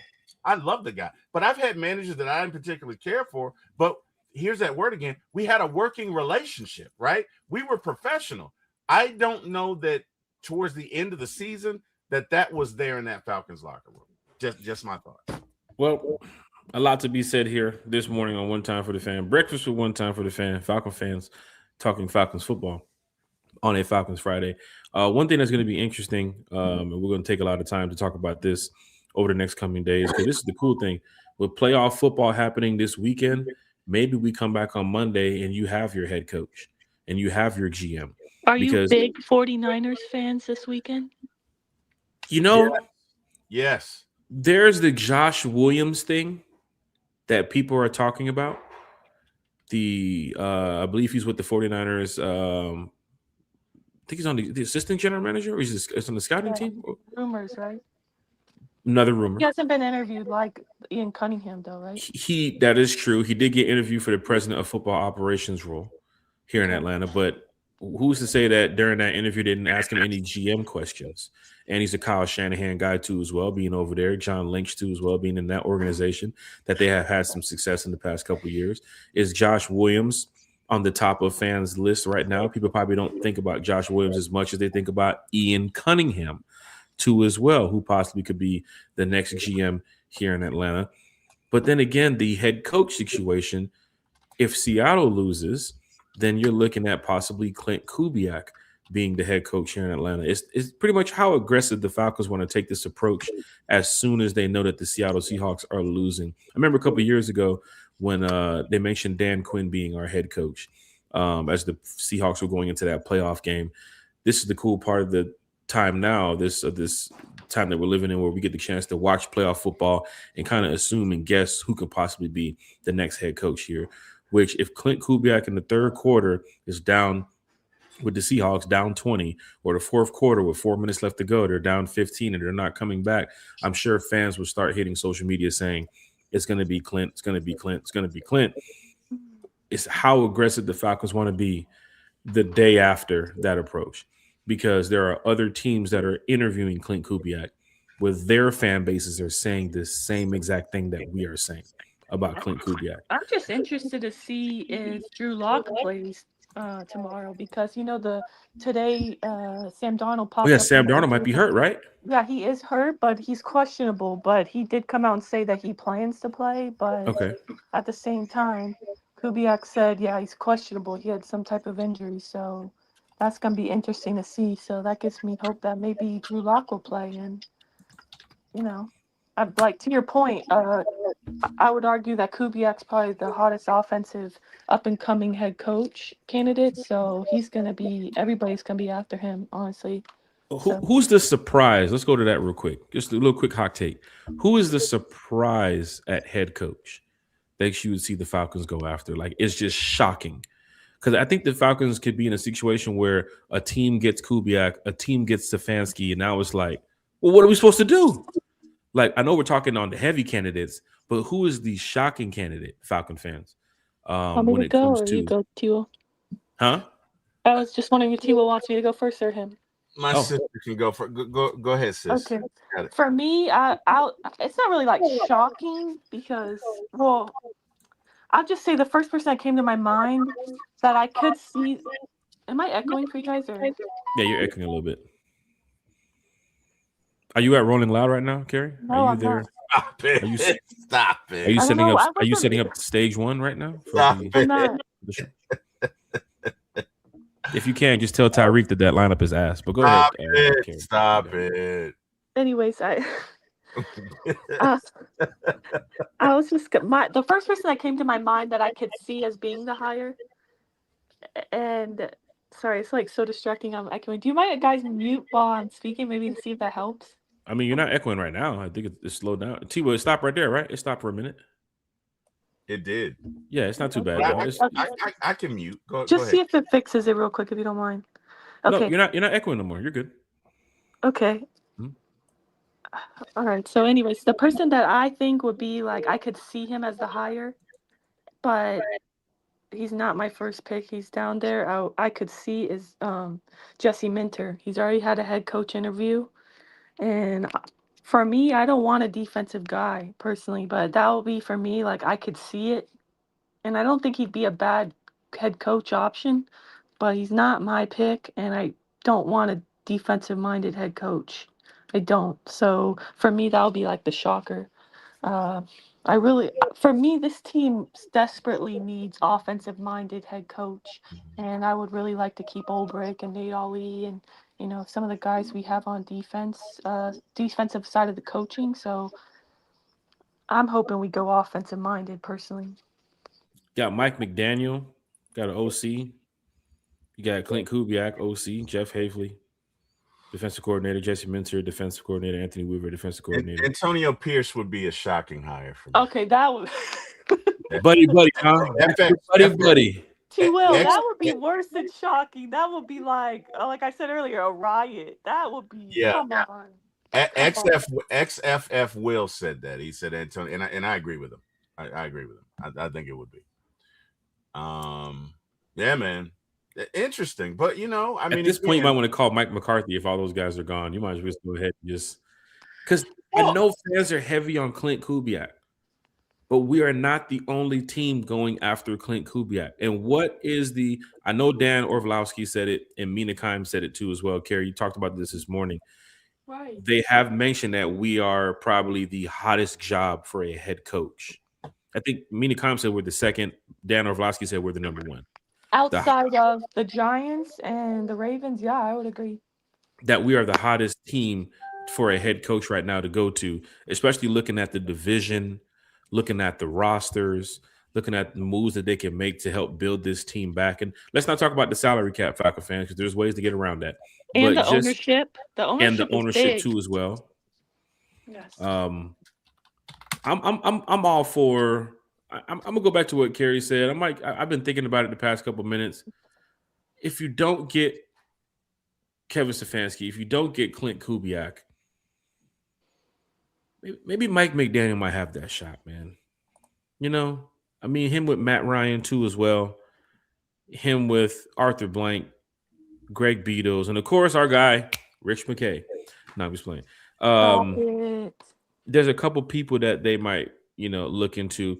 Aiden Dirty from the No. Seattle Seahawks. Not really too big on him too as well. Vance Joseph, Robert Saleh. I don't know. I think that would be the shocking thing. If you're all out on Clint Kubiak, you're all out on Kevin Stefanski. If it doesn't work, not saying that you might not want to look at Mike McCarthy, but teams are lining up to have interviews with Mike McCarthy. He did spend some time away from football. Are they And really? I know people mentioned that Dallas game too as well when he was, last with the Cowboys. But just like Mike Tomlin, he won his ring years ago. Just like John Harbaugh, he won his ring years ago. Same for Mike McCarthy, he won his ring years ago too as well. I think the difference with Harbaugh is he had Lamar Johnson and couldn't win with him. So Lamar Jackson, yeah. I said Lamar. That's my. Okay, it's okay. You talking about track and field, T. Will. I'm about to say we talking about track and field over here. Talking about that's my college best basketball. Lamar Johnson had to Google that joke. Shout out to Lamar Johnson, my best friend, wherever you are. Wow. Leroy Jenkins. I thought you were about to say Leroy He Jenkins. said Leroy Jenkins. No, but he couldn't win with Lamar, right? So I and no disrespect to Harbaugh, I think he's a good coach, but I don't know that his record is as superlative as Mike Tomlin, because I believe Tomlin would have won with Lamar. Now, again, we can't prove that. I don't know that there's a metric. It's pure hearsay, but just my gut feeling. If you ever give Mike Tomlin a quarterback, a Lamar Jackson, forget about it. So, and again, to Kerry's point, that's part of the reason I was like, I mean, again, we're not good enough to turn down Harbaugh, Right. but I'm not broken up because we didn't hire. I'm not giving him no $100 million. I know that right now. And not just that, but like he's a CEO coach. So he's done it well, Kerry. Like Raheem has shown you how that's not to do it. questionable. I mean, okay. And If he in my has some winning opinion- seasons in Baltimore. I think That's we fair. need winning seasons here in Atlanta, right? That's We right, need to get but- back on track here. And I Sure, know we bringing need- in first-year head coaches will be sweet to offensive coordinator type fans. We need to win, right? Right, but And we there are also some get- coaches that can win out here. yeah, but at the same time, we gotta have higher expectations than just a winning season. I know we need to Agreed. start True. somewhere, but I just agree don't with want that. the same. But I it just starts don't- with the winning. But Sure, to but be look- fair, there was a drop by the tight end, right? There was also a fumble by Zay in 2 consecutive years. So, again, if either one of those things are the opposite, the Ravens may be in the Super Bowl or AFC Championship. Sometimes it comes down to that. But to Kerry's point, and I agree with her, it's about winning. You know what I mean? I agree. I agree with For you. me, like, yes, it's a gamble taking a coach with no head coaching experience, but I do feel like that's sometimes a gamble you have to take. I don't want to just settle for a guy that's just going to consistently get us a winning season. I have higher expectations and aspirations for our Atlanta Falcons, and I feel like I want somebody with a higher ceiling. And that's no disrespect to Harbaugh or Tomlin. Tomlin, I feel like is not even going to happen. He wants to take a year off, but Harbaugh, it's like he hasn't done anything, to your point, with Lamar Johnson, Lamar Jackson. And- Leroy Jenkins? Come on, Leroy Either Jenkins. one. Leroy Jenkins. Or Two-time bad Leroy MVP. Brown. He hadn't done it with MVP. either of them. So Yeah. for me, it's like he hasn't done anything. You look at his recent playoff history, I mean, they've been first round exits except for I believe 2023. They made it to AFC Championship game, and for me, it's okay sometimes to take a chance on the hot OC. Like a first time head coach. Look at the Bears right now. Look at shout out to your Jags friend in the chat. Look at the Jags. They made the playoffs with their first year, head coach. So it's not like it's impossible. It's definitely doable. And another thing is, how long was Harbaugh going to realistically coach? I know he signed a 5-year deal. That's 63, that's yeah. probably it. Yeah.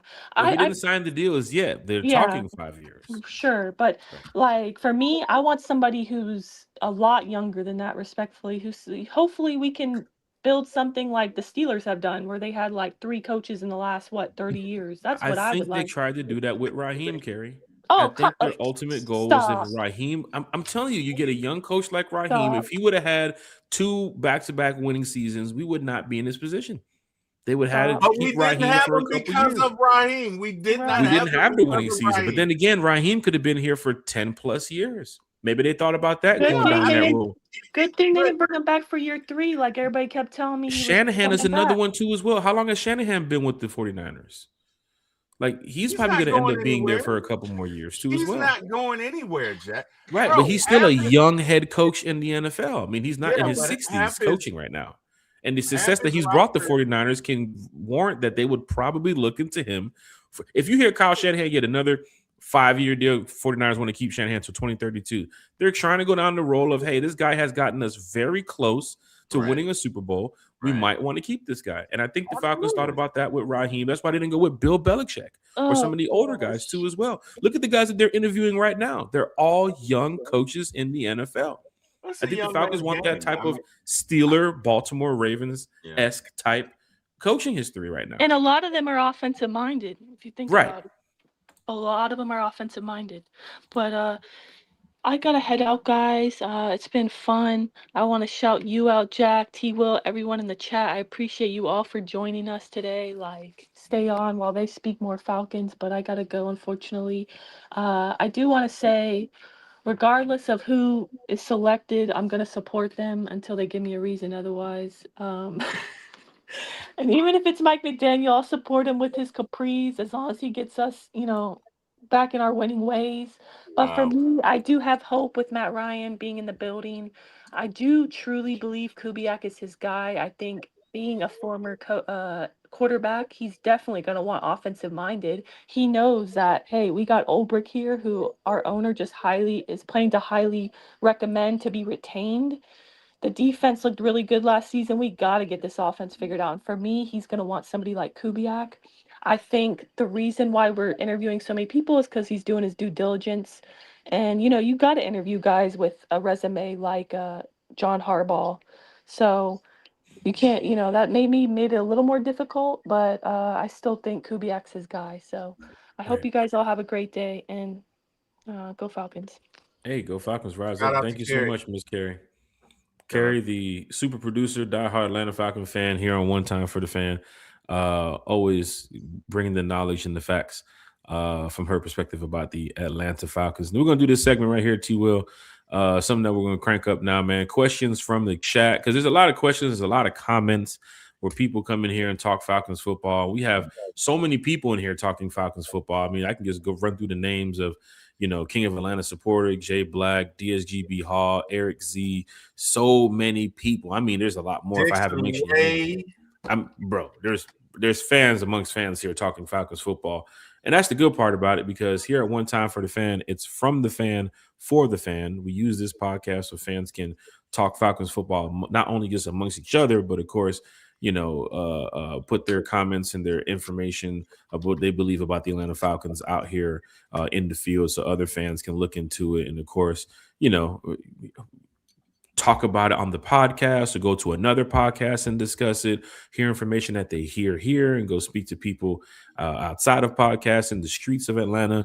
And of course, talking to your buddies and so on, because we're all Falcon fans at the end of the day. And questions from the chat, I think, will be very helpful, not only for the fan base, but of course, people who watch the show, love the show, support the show. And we just want to highlight a lot of our fans, because we rock with y'all and y'all rock with us. Tucha! No, I'm just playing. We're gonna get ready to wrap it up here too, as well as we get ready to finish up questions from the chat.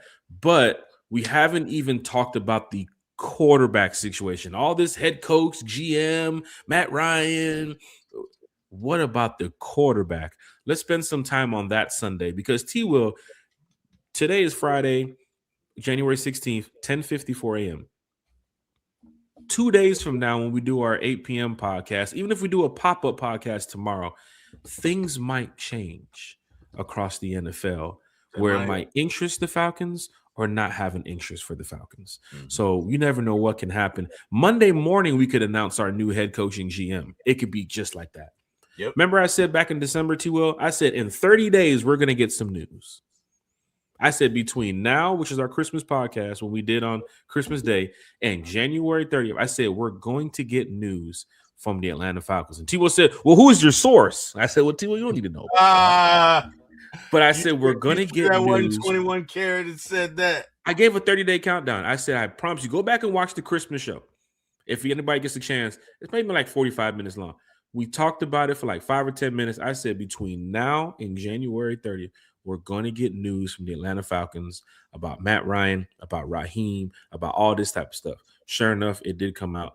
I think that we're going to get news again between now and the next week. I don't think it's going to play out till Super Bowl. And that's the good thing about the Falcons fan base because we want something now. We want to hear something. So questions from the chat is getting ready to start up. Also, shout out to everybody. Boogeyman is here in the chat. He said, hey, guys, love the show and content. Keep it going. Big shout out to Boogeyman. Boogeyman. Got hit them with the man. Hey, man. Hey, man. Quick question. Has anyone posed the question, what if they don't want to leave? Anyone can interview a position. Doesn't mean that they have to accept. T-Will, your thoughts, quick hot take. Could be 30 seconds to a minute, however you want to go on about it. But he is true about that. I mean, you can interview a position. Maybe Seattle says, we don't want to let go of Clint Kubiak. That's our guy. We want to keep him here. We're going to give him an offer. And other teams can do the same thing for their guys. But people who are out the door already, like Kevin Stefanski and Mike McDaniels and those guys, you know, they're in the atmosphere. You can go ahead and get those guys. But Clint Kubiak is the guy where he might want to stay with Seattle and keep the success of that Seattle Seahawks team. Your thoughts about interviewing people that necessarily doesn't have to leave? I think that the only way Clint Kubiak would leave would be as a head coach. And what coach doesn't want to be the head coach? You know what I mean? Like, who doesn't, right? It's like when I was granted the dream of working with the Jack Spade, my ultimate goal was to get my own show. And I love you, Jack. I mean, you're in my top 5 favorite contacts in my phone. But ultimately, I wanted to get my own show, Jack. And if you're a coach in the NFL, what's your ultimate goal, Jack? You want to be a head coach. So no way Kevin Stefanski turns down a head coaching position. It's what you, besides it's more money. I mean, geez, you know what I mean? So there's that. But in regards to like a lateral move, yeah, I could see somebody doing that. I don't see, I don't see anybody turning down the Falcons because right now they are a team that is poised to win. Yeah. So especially this division right now. I mean, other teams, yeah, I could see somebody turning down Arizona. I could see that, or turning down some of these other teams that maybe the Browns, even though they have a great defense, but I don't know that they necessarily have all of the other ingredients that you need to win, plus their ownership situation. Quarterback being one too as well. Yeah. So yeah, I mean, other teams, you're 100% right. Matter of fact, I think didn't Ben Johnson turn down somebody the year before he took the job for the Bears? I believe so. He did too as well. Right. So I mean, yeah, I completely get it, and it's got to be the right situation for you, right? Because the bottom line is not only you, but your family too as well. Some people just don't want to move to the South. Some people don't want to move to New York in the cold weather. They want warm weather environments. They want indoor stadium. They don't want to be outside in the wintertime battling frozen tundra type conditions. There's different things that play into it too as well. Your kids, the school system they're getting ready to go to. All this stuff plays into not just being a head coach or an OC or I'm packing up and moving to Atlanta. What is it for me? What is the best fit? Matt Ryan, we already knew Matt Ryan. Matt Ryan lived in Atlanta playing for the Colts. He was doing community work in Atlanta, playing for the Colts, working with CBS. That type of stuff you can kind of see. Matt Ryan is Atlanta. For those that are not saying that, don't believe it, he is Atlanta. That's why he's doing everything he can to be a part of Atlanta. But T-Will, you did hit you hit it right on the nose right there when you was mentioning that. But what is the best fit for your family and the people of those around you? Right. And then also, who are you working with? You know what I mean? Like, can you, again, at 55, I've grown to the point I know who I can work with and who I can't. You know what I mean? If first thing I wanted, like, and thank God I'm at my job now, but whenever I was interviewing, I got to the point, okay, what's the environment like? You get what I'm saying? What's the culture like? What's the nomenclature of that environment? Because it could be all good on the outside, but on the inside, everybody could hate the boss. They could be playing folk against each other. It could be impossible to get time off. You get what I'm saying? Which, by the way, I'm going to be quiet now because, Jack, we got a situation that came up and we need to get to it. And that situation is we got a super chat. We sure do. We got to say super chat. Looks like Miss Carrie, baby, is back in the chat. We have to give Carrie back that $2 as soon as the show ends. But Carrie, big shout out to Miss Carrie. You did not do that. Thank you, everyone in the chat, for your support. Carrie loves the Atlanta Falcons, and I'll tell you right now, you see her talking on social media. She loves the Falcons fan base. Yes, she does. So when she talks Falcons football with the best of us and with the best of the content creators and the podcasters and even people amongst Twitter that hide behind fake profiles, she knows that they want the best interest. When this team wins a Super Bowl for the city, when Matt Ryan can parade down the streets of Peachtree with Arthur Blank and the rest of the group, and we're all sitting back looking at these podcasts from months ago and years ago, we're going to say, damn, we were a really good team. We just needed to find the right pieces to the puzzle, put them together to get over that hump that we've been dealing with the past couple seasons. Carrie understands that. Isn't that true, though, Jack? Isn't that true though? I mean, that is so true. Like I'm gonna brag on you for a bit. I've been at Jack's job before, and the people love him. They absolutely love him, and it speaks to. And I'm not gassing you up, but it really does speak to your leadership ability. I think if it's one thing that you understand, it's number one, what a person needs to do their job and how to motivate them. Guys, this last game we went to, there were people, you know, because Jack is no longer in that position, but there were people who were damn near in tears. So you could see the respect that they had for you, but that's leadership, right? And everybody doesn't have that. You get what I'm saying? There's some people that are just, okay, well, I'm going to go in and run plays and X equals Y and Y equals Z, and we're going to do this and we're going to do that. And that's fine if you got a guy that can do the personnel stuff. But you got to be a good coach. You got to know yourself. You got to know your strengths. You got to know your weaknesses. And you need to understand just how to take on an NFL job. Look, NFL head coaching job is not what it was 20 years from now. The world is a fishbowl. You get what I'm saying? You live and die with a lot of these victories. And you need a coach that understands that. Right? You need a coach that understands, Raheem, okay, timeouts are not my thing. Let me get somebody to help me with that. Let me delegate this to somebody that some teams hire those type of coaches just for that position right there. Right. But you got to understand what it is going into it. You understand what I'm saying? And that's what I hope we get a guy that at the end of the day knows what he's good at, knows what he needs help at, knows how to build an organization and can work with other folks. Right. That's the main thing, is that you got to have somebody, you got to, when it comes to working with somebody, you got to be able to get mad with somebody and it still be all right. You get what I'm saying? You got to be able to, that was some bullshit, man. I didn't like that, Jack, or whatever. And then we come back. All right. Yeah, but we got a show in 30 minutes. Let's get it together. And we're good. You get what I'm saying? Kind of like the argument you and Carrie had yesterday, and it was kind of like, okay, guys, we have a podcast tomorrow. Right, but Carrie and I respect each other. But it wasn't even an argument. It's kind of like a healthy debate about, you know, what is true, what is not true, and then what was actually being done behind the scenes, which people are now seeing with John Harbaugh and the Giants. So there was, And look, Carrie is my brother as a female, so I understand her on the same level. I do. But the bottom line, Jack, is in order to have a team, two things you need. One, you got to be able to be honest with each other, right? Like, there are times where I've done some stuff and you come to me and be like, T. Will, man, what were you thinking here? Right. But we've had those conversations. I think the problem last year with everybody was like, hey, buddy, and hey, buddy. And nobody was honest. There's no accountability outside of just the buddy system. No, but you got to be able to have those conversations and say, man, you messed up. What the hell was that? Right. What the hell was that, coach? And then even after the game, people were smiling and laughing and having a good time still. Like we're going to dinner tonight. Boy, we just lost by 30. Exactly. You got to be able to do that, right? And so I just hope that whoever we get, and I think Matt Ryan is that kind of guy.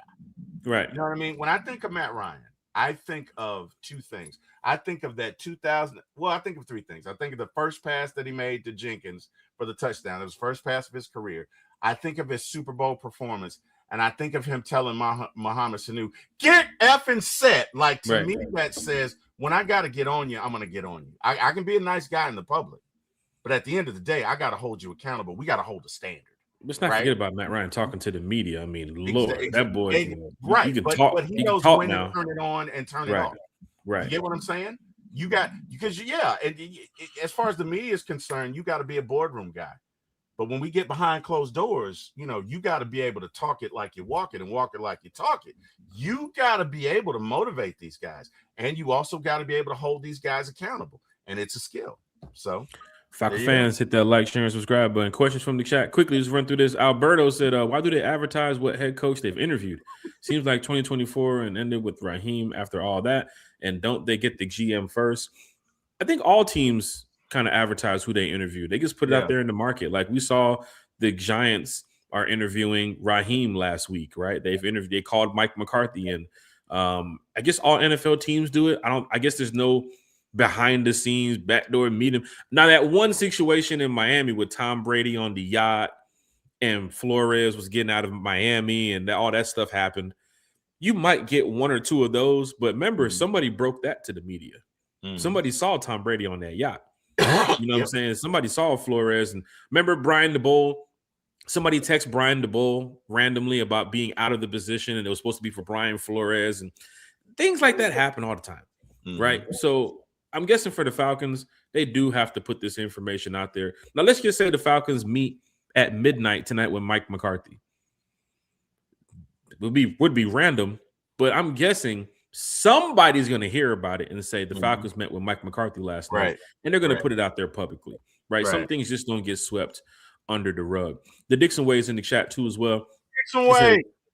Shout out to Dixon Way, man. Content creators were in the chat this morning too as well. We're going to give you a big shout out during the shout out segment.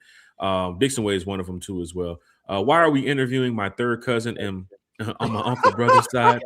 All these random guys having virtual interviews really necessary if we are the top spot to land. Why interview bottom feeders? Because we don't know if you're gonna get Kubiak. You don't know if you're gonna get Harbaugh. You don't know if you're gonna get Kevin Stefanski. You might have Vance Joseph and Anthony Weaver at the end of the day. Because there's teams that's moving in Monday morning once they find out the Seahawks lose. There are teams that are moving in Tuesday afternoon once they find out this team lost at X, Y, and Z. And you can see Jesse Minter's name being brought up. Jeff Hafley from the Packers is being brought up. Remember, fans were saying, oh, we wanted Matt LaFleur. Let's go back to that. We wanted LaFleur to lose in Green Bay. Why, T. Will?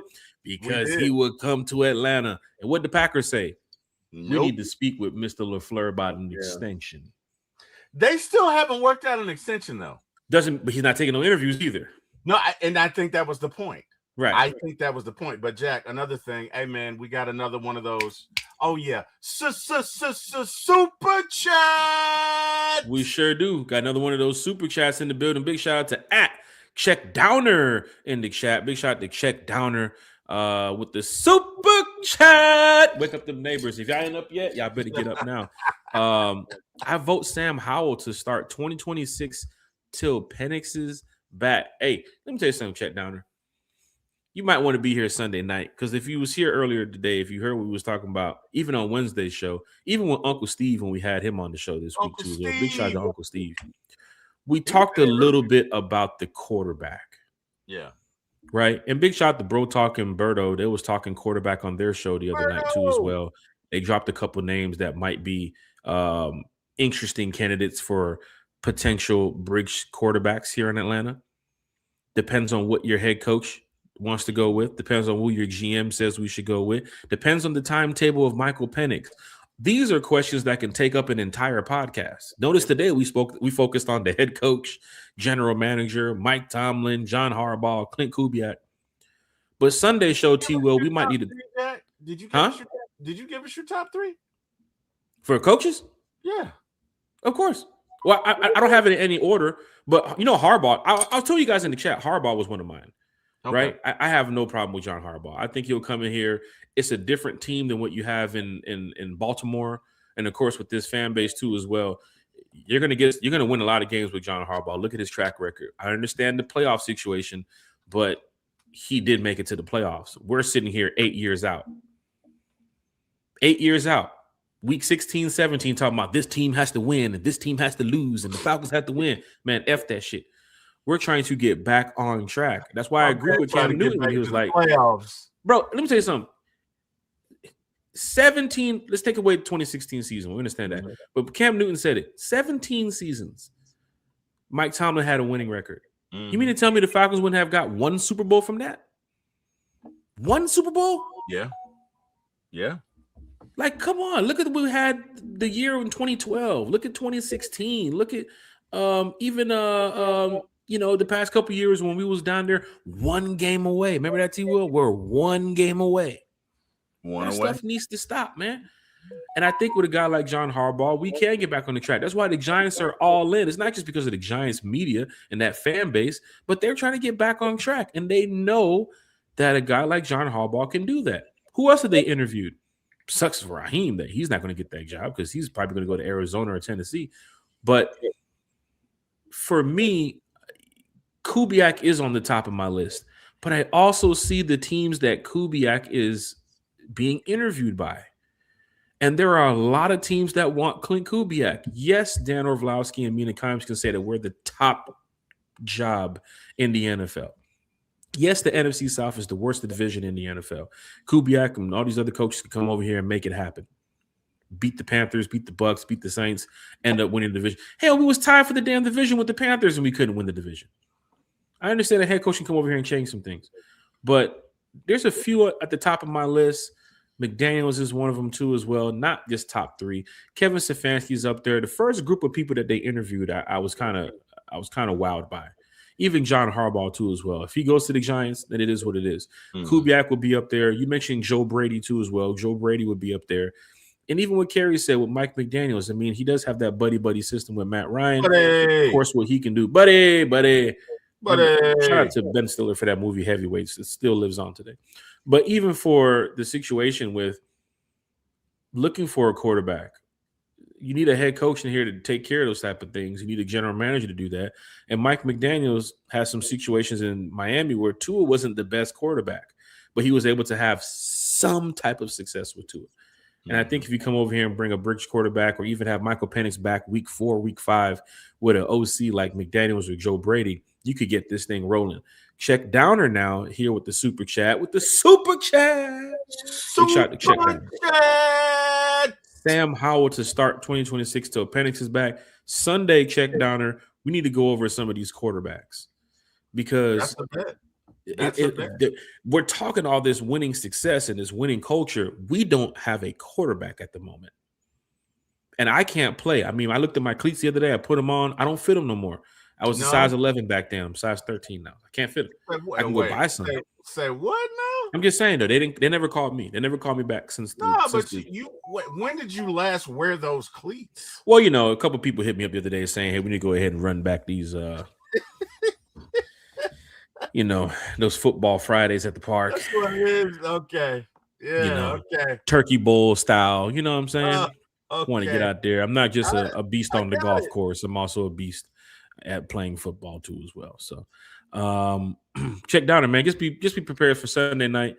Sam Howell's a name that we'll mention. I like what Berto said with Davis Mills the other day on his podcast. And there's a lot of bridge quarterbacks that could probably fit this role. But here's the problem, T. Will, and we'll talk about this Sunday, and we'll get more into it. The QB market right now is such in shambles. What do you think Malik Willis is telling his agent right now? Right? What do you think a guy like Fields is telling his agent right now? What do you think somebody, Jacoby Brissett, what do you think they're telling their agents? Look at the market. Phillip Rivers was brought back at 44 years old.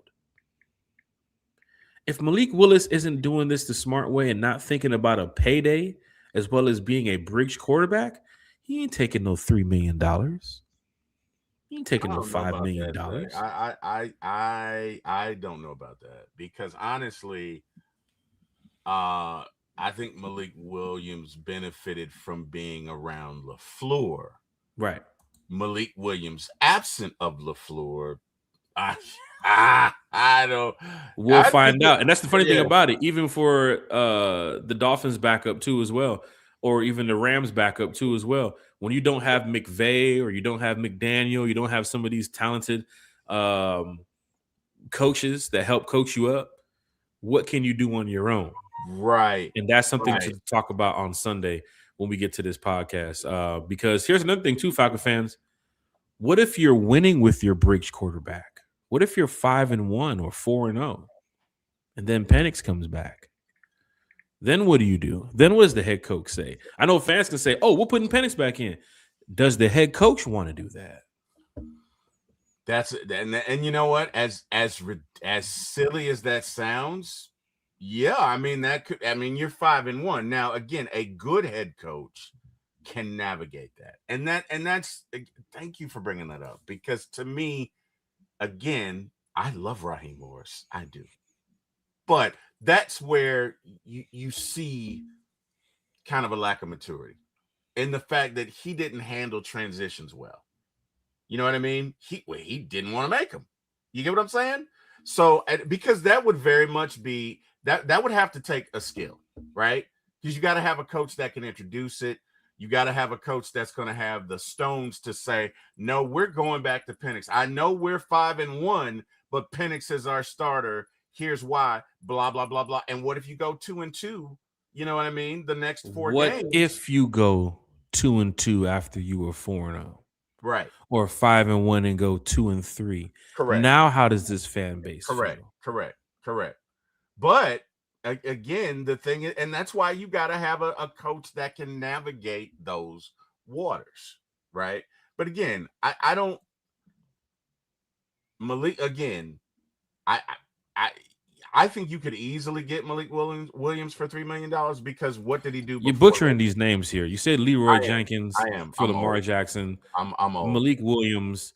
These dudes college basketball. Some of them didn't even finish. You're right, Malik Willis. But the point is, and thank you.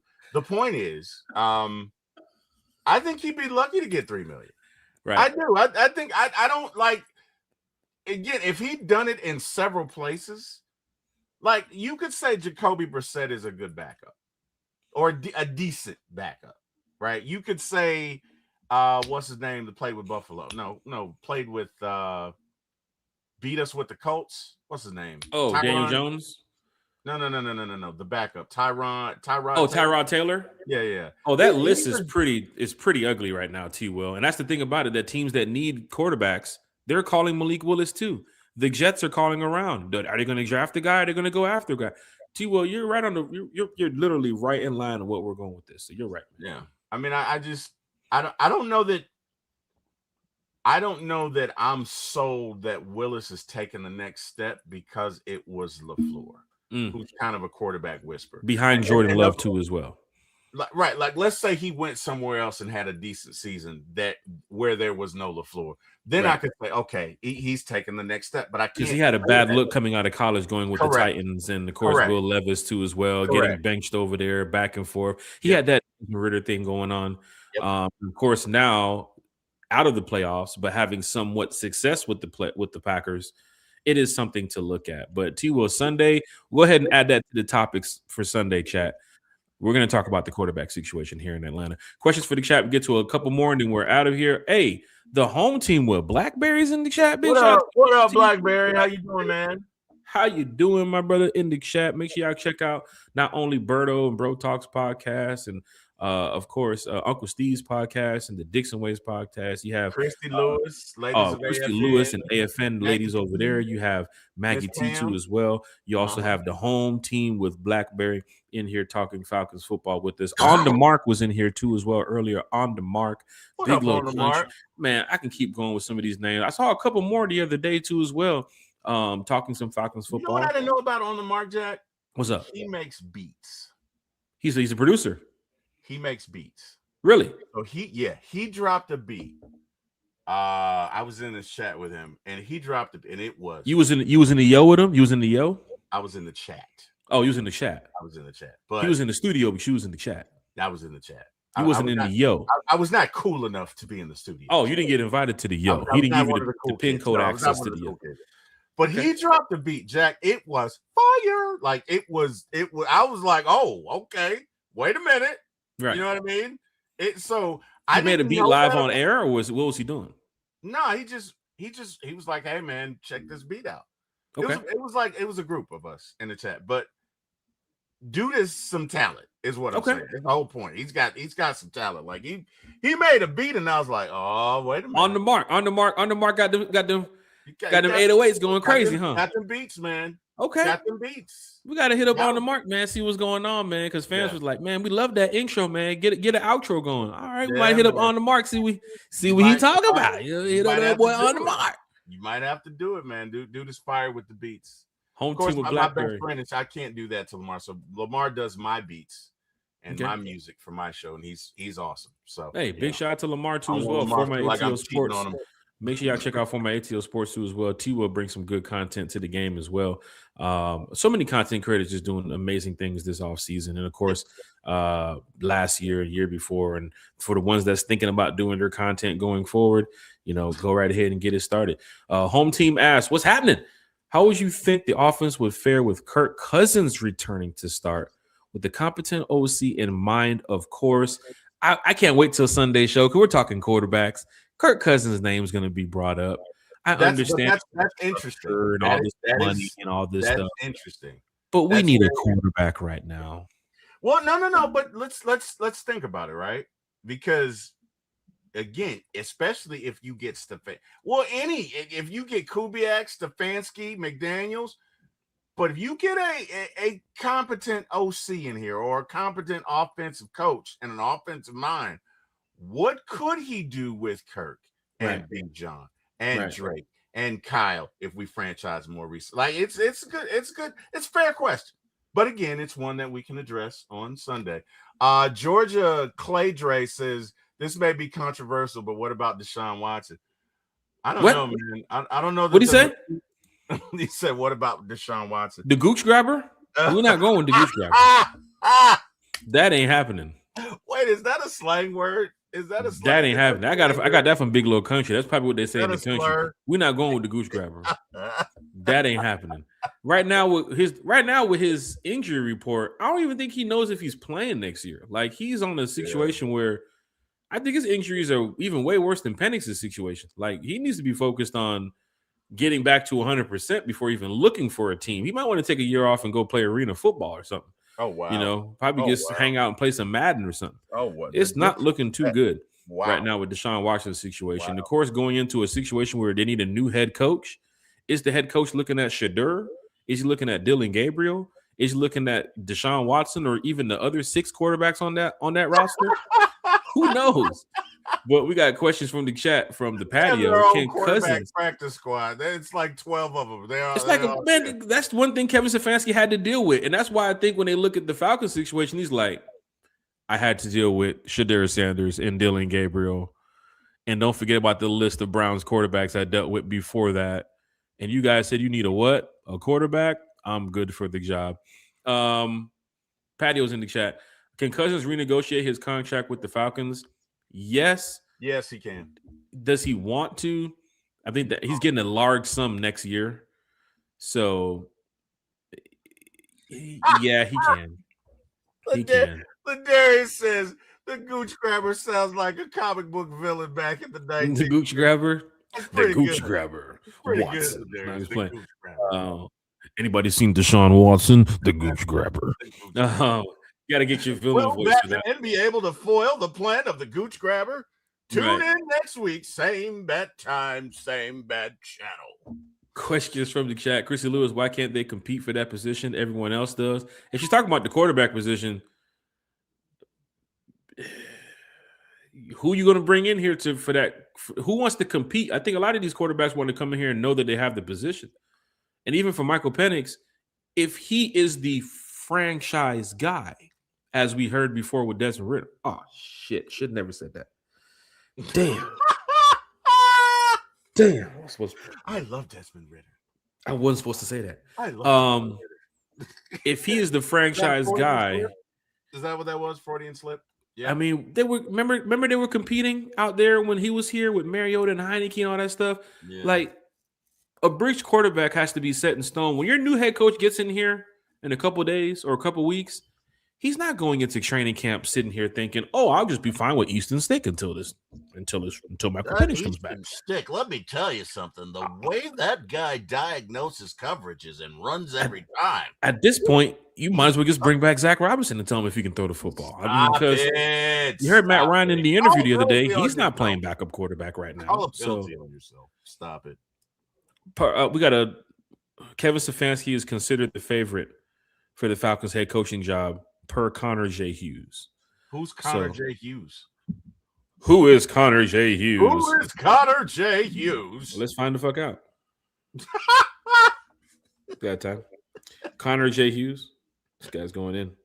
Connor J. Oh, hold on. I just had him. Connor J. Hughes, NFL reporter with the Giants and the Jets. That's the guy who I think that's the guy who was hating on Harbaugh taking the phone call when we first called Harbaugh. It was like it wasn't an interview; they just called him to ask him what time of the day it was. Conversation where they talked about the logistics of him coaching and what it would be like and the environment and the culture, but it wasn't an interview. I mean, you could classify it as a pre-interview, maybe, but it wasn't an interview. Right. Carries in the chat, per Josina Anderson, there are some league sources and candidates who feel like the Atlanta Falcons are debating primarily between one defensive candidate and one offensive candidate at this time. Oh, boy. So Josina Anderson. Josina's been around the game for a long time. Jack, you must trust what she says. She's a veteran, Jack. So, all right. So, offensive guy's Kubiak. Who's your defensive guy then? Wait, who have they interviewed? You have a list? If you got the list. Is it Antonio Pierce? Ooh. Could it be Antonio Banderas?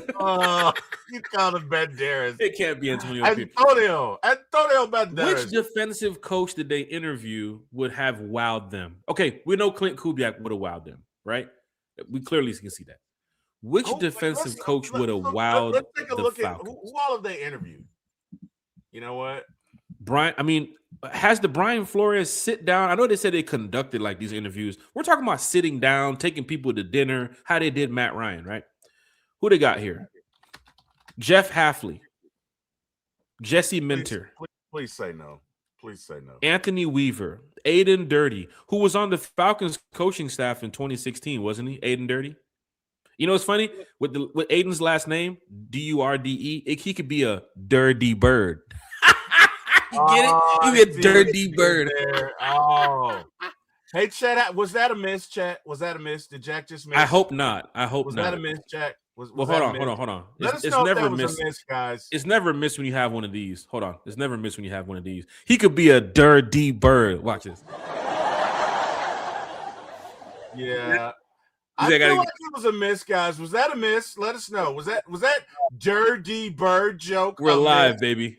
We're alive. The Aiden Dirty Bird. You get it right there?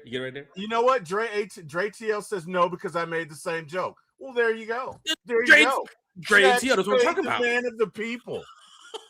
I'm talking about that. Let's go, Dre. We in the chat. Hold up. Dixon Way says, I ain't gonna lie to you, Will. With that polo skull cap on, you look like Timberland today, Dirty South. I ain't gonna lie though, but I was really gonna ask you feel me? where's Magoo. Earlier when you came in here on the podcast, I'm about to say, yo, where's Magoo? And where's the beat machine? Oh, wow. You do resemble Timberland a little bit when he was talking to the AI on Twitter. Yeah. So might want to change up your Timberland look a little bit. No, I wear a hat because I like LL Cool J and we have this point in our head, and I'm really insecure about it. LL, Terry Fontenot. I guess the bald guys, do all bald guys get it at a certain point in their career? I just have this point. You can thank my because mom. I have hair. Yeah, no, you know what? It comes from the maternal side, so you're blessed. You're blessed, somebody. But Carrie says Lamar Johnson. Lamar Johnson, Malik Williams, Leroy Jenkins. Everybody's Googling these players like, T-Will, what the team these guys play for? God. Stop it, Carrie. Somebody hit Leroy Jenkins, took him to a gaming link. Who the hell is Leroy Jenkins? You didn't play no goddamn football. Wow. It could be Jesse Mentor. It possibly could be Jesse Mentor. So here's who they interviewed, right? Jeff Hafley, Mike McDonald, John Harbaugh, Kevin Stefanski, Clint Kubiak, Anthony Weaver, Aiden Dirty Bird. That's a dad joke. Jesse Minter. I don't know. I'd say probably Kubiak is the offensive guy, but the defensive guy, I don't know. Maybe Josina Anderson is just on her Falcons time between 11 and 12, where she's like, I'll just put this out about the Falcons, and we'll see who runs with it. I don't know. Then again, she's credible. I ain't gonna lie. Josina Anderson has done a great job covering the NFL. Yeah, my thing is, I love when our beat writers and our journalists who cover the Falcons talk about the Falcons. Right? I love when Myles Garrett puts information out, or Torrey puts information out, or anybody who covers the Falcons can put out credible information. Because the NFL people are kind of, you got to reach out to somebody. They're not as invested. They're not as invested. They're talking to the Browns. They're talking to the Bengals. They're talking. Hey, what's going on with the Falcons? Okay, cool. I'll put it out. You know what I'm saying? Hey, what's going on with the Jets? All right, cool. 2 minutes. Versus Myles Garrett, the GOAT. Deep dive from on top of the roof. Right. The GOAT Myles Garrett, the great Torrey McElhaney, and the crew that works over there with the Falcons, behind the scenes, Kelly Price and them. They're spending time 11:30, 12:30, 1:30, 2:30, 3:30, all the way to the next day to talk about the Atlanta Falcons. So living and dying with it. Not knocking Josina Anderson at all. She's done a great job covering NFL football for a countless amount of years. I just love when our Falcons can pick up on it, and the people that cover the Atlanta Falcons can pick up on it, and they talk some Falcons football with us. Let's see. FF Will, let's take 3 more questions, man, because we got to get up out of here. 3 more questions. FF Will. I know T was looking at that time like, shit. Well, it's 11:30. Yeah, you know what? Let's do it, man. Let's do it. We're running this, T Will? Do it. Let's run it. All right, let's go. We might take a couple more questions now. I see some new folks in the chat too as well. We got to give respect to the new folks in the chat because our day ones are here. Some of the new folks are here. Everybody's probably recognizing each other since middle and high school. Like, hey, you're FF Will. Hey, you're Johnny Black. I remember you from high school. I remember that. Dixon Way says AJ Minter, the Braves pitcher. That's if you know the Braves. That joke was funny. Gosh, if you knew the Braves. Are we already talking about Braves baseball right now? You made a joke, Jack, and it was funny if you know the Braves. If you didn't, then do we have any Kyle Tucker money right now? Because I'm guaranteeing you. Hell no, bro. The Dodgers are like it right now. Does he need somebody to carry his bags? Bro. FF Will. Damn. Who are you eyeing in free agency? For me, it's Rashid Shaheed or Alec Pierce and Tyler Linderbaum. Free agency. T-Will, who are you looking at in free agency? We do need a wide receiver too. Depends on what Kyle's situation is. We might need another tight end, right? You can still cut Charlie Warner and get some money, right? I believe probably going to get a tight end some way, somehow. Jesse Bates situation. Is it going to be another safety? Mike Hughes battling that injury a couple games this year. Everybody ain't AJ Terrell. So we're probably going to need another corner too as well. You got Divine Diablo for one more year. J.D. Bertrand's probably going to be out the door. Caden Ellis is probably going to be gone. Arnold Ebiketie probably going to be gone. Tyler Algier could possibly be gone. So there's a couple positions I think in free agency the Falcons can look to attack. T. Will, what are you looking at? I think you need a big ugly in the middle. Oh my God, we just mentioned all that and forgot about the nose tackle. You need a ugly run stopping monster in the middle. I'm talking about not no Vita Vea. I'm talking about Vita Vea times 3. Yeah, I think you need a big ugly in the middle. That's one. And then you got to decide, are you going to keep Kyle or you're going to franchise him? I don't know that Caden's going to be back. You still have Diablo. That's good news for at least another year. I think you definitely need to re-sign him. The success of Jalen Walker and James Spears Jr. makes people feel good about Caden, but Caden is still one of the underrated players in the NFL. I think very much so, but I don't think the timing is going to be right for you to sign him. I mean, if you sign him, great. I just, you know what I mean? Like you and I talked about this. He's in his 30s. Right. So he's probably looking, this is probably his last good contract. He's probably looking to, you know what I mean? I don't think he's going to take a hometown discount. And I don't know that this year, with everything going on, that you're necessarily going to have the resource to do that, because make no mistake about it, you need receivers. Right. You have one, and no disrespect to Mooney, but Mooney was hurt all last year. I don't know is his contract up, or does he? You get that $11 million back. Mooney might know what's going on. I think Mooney even knows what the situation might be. Would be surprised if they keep Mooney, but if you're talking about getting that salary cap and working those numbers, you need Mooney to make. Unless you rework his deal and make him a number 3 receiver. Like I don't know that he is. I don't know that he's a number 2 receiver.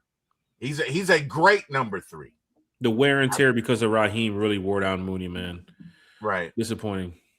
Well, I mean, and they were, and honestly, they probably shouldn't have rushed him back. Like, I think, again, first of all, Mooney's not a big guy. Mm-hmm. So a bone break to him is not like it would be for somebody else, because there's not much there.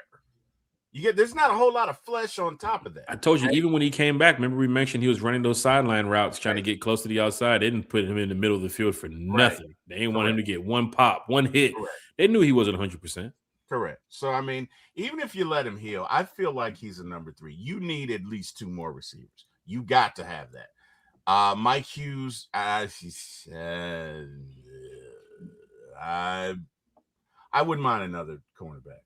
CJ Henderson, I would say, did not do a bad job coming in at the end of the season. Not saying he's going to be the number 2 next year, but I would definitely keep D Alford. That's one thing you have to do. My boy D, Team Glow, you got to keep D Alford out there. He did himself a favor in that last game, bro.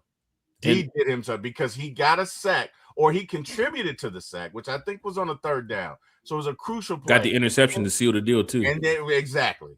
And he jumped the route to do it. Right. So, which he told me straight up that he was playing man and he shaded zone, and of course Tyler bid on it, and that's film study. Yeah, that's a good job by D, who's been talking a lot of smack too as well. D, I don't know if you're watching or listening, but keep talking that shit, D. We're gonna pull up on you, D. Oh wow! You know we're gonna pull up on you. Oh wow! And we Team Glow. Go, dude. Carrie saw it the other day. We Team Glow, man.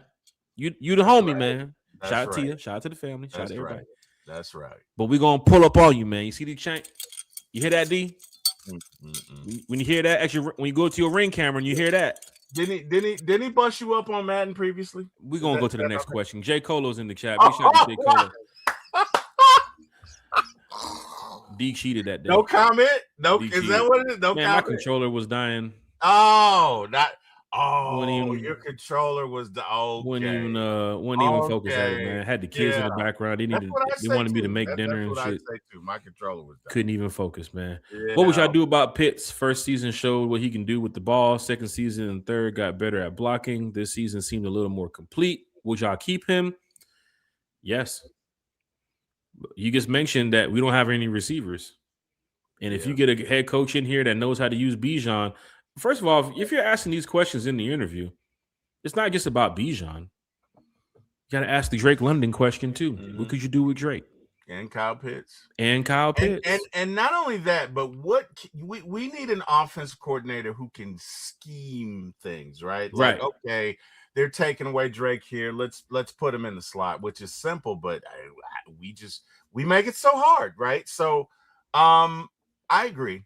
I agree with that, Jack. You got to be able to utilize your weapons. So yeah, agreed. The JTL's in the chat. My guy, Jack T. Will, one time for the fan family. Happy Friday and rise up. How are we feeling heading into the 2026 season? Catch me up, Jack. Well, Raheem sold us a dream. Morris. Terry Fontenot, I think fans are on the edge about, him being out as the GM. But, of course, it's a new day in Atlanta. Matt Ryan's in the building now. Matty Ice. I think he's going to take this team in the right direction. Quarterback situation is kind of scary right now. The head coaching candidates that we're looking for or we're interviewing are pretty decent. Must say it's even better than when Raheem was getting interviewed. But then again, we don't know what the direction they're going to take. They do need a GM. The GMs that are probably at the top of the list for most Falcon fans are coming from successful environments. And hopefully we can take this team in the right direction. The draft and the free agency is going to be crazy to watch. A couple players might go. A couple players going to stay. A couple players need paydays. Next year, same thing as well. Paydays are coming for some big players in Atlanta. But at the end of the day, I'm a diehard Falcon fan for life. T. Will, catch JTL quickly up on the 2026 season, man. Hey, man, super excited. You know what I mean? So one thing that losing a coach has done, it has given us so much content for the offseason, Jack, okay? We got the head coaching search. We got the GM search. We got what are we going to do, right, if Mike isn't back, the first 4, 5, 6, whatever games, right? Who are we going to draft in the second round? Are we going to trade up? Are we going to trade down? So there are so many variables that can take place. We got shows upon shows upon shows. How that song go? Racks on racks on racks on racks. We got shows. What, T. Will? Shows on shows. Oh, shit, T. Will. I'm with it. I got kids. Kim's in the back, and my nieces. And my nieces. My little lyrics of the day. Somebody's in the back with a cue card with the lyrics. Make sure you use this, T. Will, to stay hot with the fans. You want to stay engaged with the youth. The YNs are watching. This right here, T. Will. And my Claire Bear, because she's always like 6'7", 6'7". Oh my gosh. Oh my God. Oh, she's worn that out for me. Oh my God. But I love Claire. That's my little person there. It's going back to Christy Lewis. Christy Lewis, great to have you here. Yes, the quarterback position. The conversation was if we brought in another QB that does well, why wouldn't the QB1 position be competitive? It depends on what Matt Ryan didn't believe. In my opinion, they've mentioned on air in front of everybody that their franchise guy is Michael Penix. And you don't have a competition. But then again, Desmond Ridder did. But you don't have a competition between quarterbacks when you have your franchise guy. That means that when he gets back, Joe Burrow didn't have to compete when he came back from injury. He came back and he's the starter. So do you want to do that with Michael Penix? Are you going to be in a good position next year? The fast forwarding of just us thinking about October, in November, in January is the tough part. Yeah. Because we're saying if you are 4-1, if you are 3-0 or 3-0, if you are 2-2, then Penix comes back. I don't even know the timetable when he's coming back. But from what I've been told and for what I'm hearing, it's not week 1. It might not even be week 2. And what we don't want here in Atlanta, Falcon fans, please, you don't want to rush back Penix if he's not 100%. I think we learned that with Raheem. Please stop rushing people back when you're not 100%. Oh, it's just a little bruise. And dude had a broken shoulder. He'll be fine. Broken shoulder. It's a week-to-week thing. He had a broken shoulder. Like, bro, every time I think about Raheem's treatment of injury, it's comical and how he treated. Oh, it's Kirk will be fine. Right. Kirk will be fine. He's fine. Kirk can't lift his arm. He's fine. He's fine. It's not, bro. That boy said Dixon Way said Jack trying to get him his tea time. It's like 30 degrees out there. Yeah, tea time is on the tea time's on that PS5 on that PGA Amen. game. Amen to that. I ain't going out. Hey, I ain't that stupid. I don't. Hey, either you pay to play or you get paid to play. Bro, I ain't doing that. 20 degrees the other morning, right? And I'm out doing something or whatever. And I literally see one of my neighbors walking by in a t-shirt and shorts. And I'm like, damn. Wow. Wow. Remember the other day when Scott met us at the game, he was wearing a t-shirt. It was like below 40. Like, Scott, what are you doing? Hey, man. Oh, I used to live in Germany. This ain't Germany. Okay. Hey, bro. It's Atlanta. I don't know if you live in colder climates, if your blood becomes thicker. You know what I mean? I've heard that. I don't know. I don't know that for scientific fact. I've heard that, but I mean, bro, no, absolutely not. The older older from the chat is taking over, man. I love the questions from the chat. Dixon Way says, if Zachariah Branch is there, go Dogs, T-Will. Go Dogs. If Zachariah Branch is there in the second round, would you draft him? Look, it depends on what they do through that free agency, because they come up there and load up on wide receivers, and it's like, don't draft Zach and then put him in that Nick Nash role. Please don't. He better be on that field. You draft him in the second round. Nick Nash. He's on that field week 1. Yeah, he's on the field week 1. So maybe get if I'm the GM, let's just say I want to go to wide receiver route day 2, because right now we don't have a day 1. Yep. Let's just say I'm the GM, T-Will. Get in your GM mode too as well. You got like a couple seconds before it's your turn. Yep. If I'm going wide receiver with my second pick and it's Branch is not going to be my number 2. I'm going to get my number 2 through free agency, whoever's available. Branch will be my slot. He's going to be my guy. If I bring in there, he's going to be my, he's your Zay Flowers in a way. Okay. Right, you can use him through the Taylor Gabriel role. Remember Taylor Gabriel when he was out there? Oh, yeah. Remember that move he put on that dude in the Super Bowl? Oh my God. Harry Douglas. He's in that role where I know Branch is going to have a mismatch with whoever that slot cornerback is. Everybody ain't D offered guarding Zachariah Branch. Yeah. So you got to know that Zachariah Branch is into that role, healthy too as well, because you don't want players to go down and this guy go down and now Zach becomes your number 1. Then it's like, oh shit, what do we do with this? Hey, speaking of college, Miami or Indiana, who you got Monday night? Indiana with the upset in Miami. I'm sorry, Hurricane fans that might be watching this. John Michaels, you've been on this podcast before. You're a good friend. I'm telling you right now, I hate to say it, man. Indiana, oh my gosh. Sorry about that, Fandemic. I know that Miami is your team, bro. I'm sorry if Fandemic is here watching. I apologize, but you guys are hosting the game. Majority of the fan base will be there, but you guys are not playing BYU. No knock to BYU. You guys are not playing Notre Dame. No knock to Notre Dame. You guys are playing, honestly, the number 1 team in the country, and they are truly showing that they are the number 1 team in the country. I'm going with Indiana, man. Bro, they're knocking heads off. That team is. I'm going. Let me tell you something, man. To quote the great Mike Tyson, everybody has a plan until they get knocked in the mouth, and right, and it's true, and it's true. Hey, can I get an applause for that impression? I thought it was pretty decent. You know what, T-Will? I was actually looking for a Mike Tyson one, but I gotta give it to you. Thank you. I appreciate. You did a great job, man. Matter of fact, you can say the one racks on rack. I love it. Your younger family members are really helping you out in the house. They are, bro. So look. Hey, so every week I have a conversation with my kids. Jack, do you know what aura forming is? Because I didn't. Mm-hmm. I recently found out. It's aura farming. Yeah, aura forming. Yeah, I aura farm every day on the golf course. Yeah, it's basically getting your self-esteem up. Of course, T-Will. Your persona up. T-Will, that's what the streamers do. T-Will, you're supposed to be aura farming on stream. Did you not? Exactly, but T-Will, look. I didn't know what it was, T-Will, Jack. I'm aura farming You're right now. You're aura farming right now, exactly. T-Will. I'm aura farming by not showing you guys T-Will, T-Will, where the fuck have you been since 2026, man? What are we?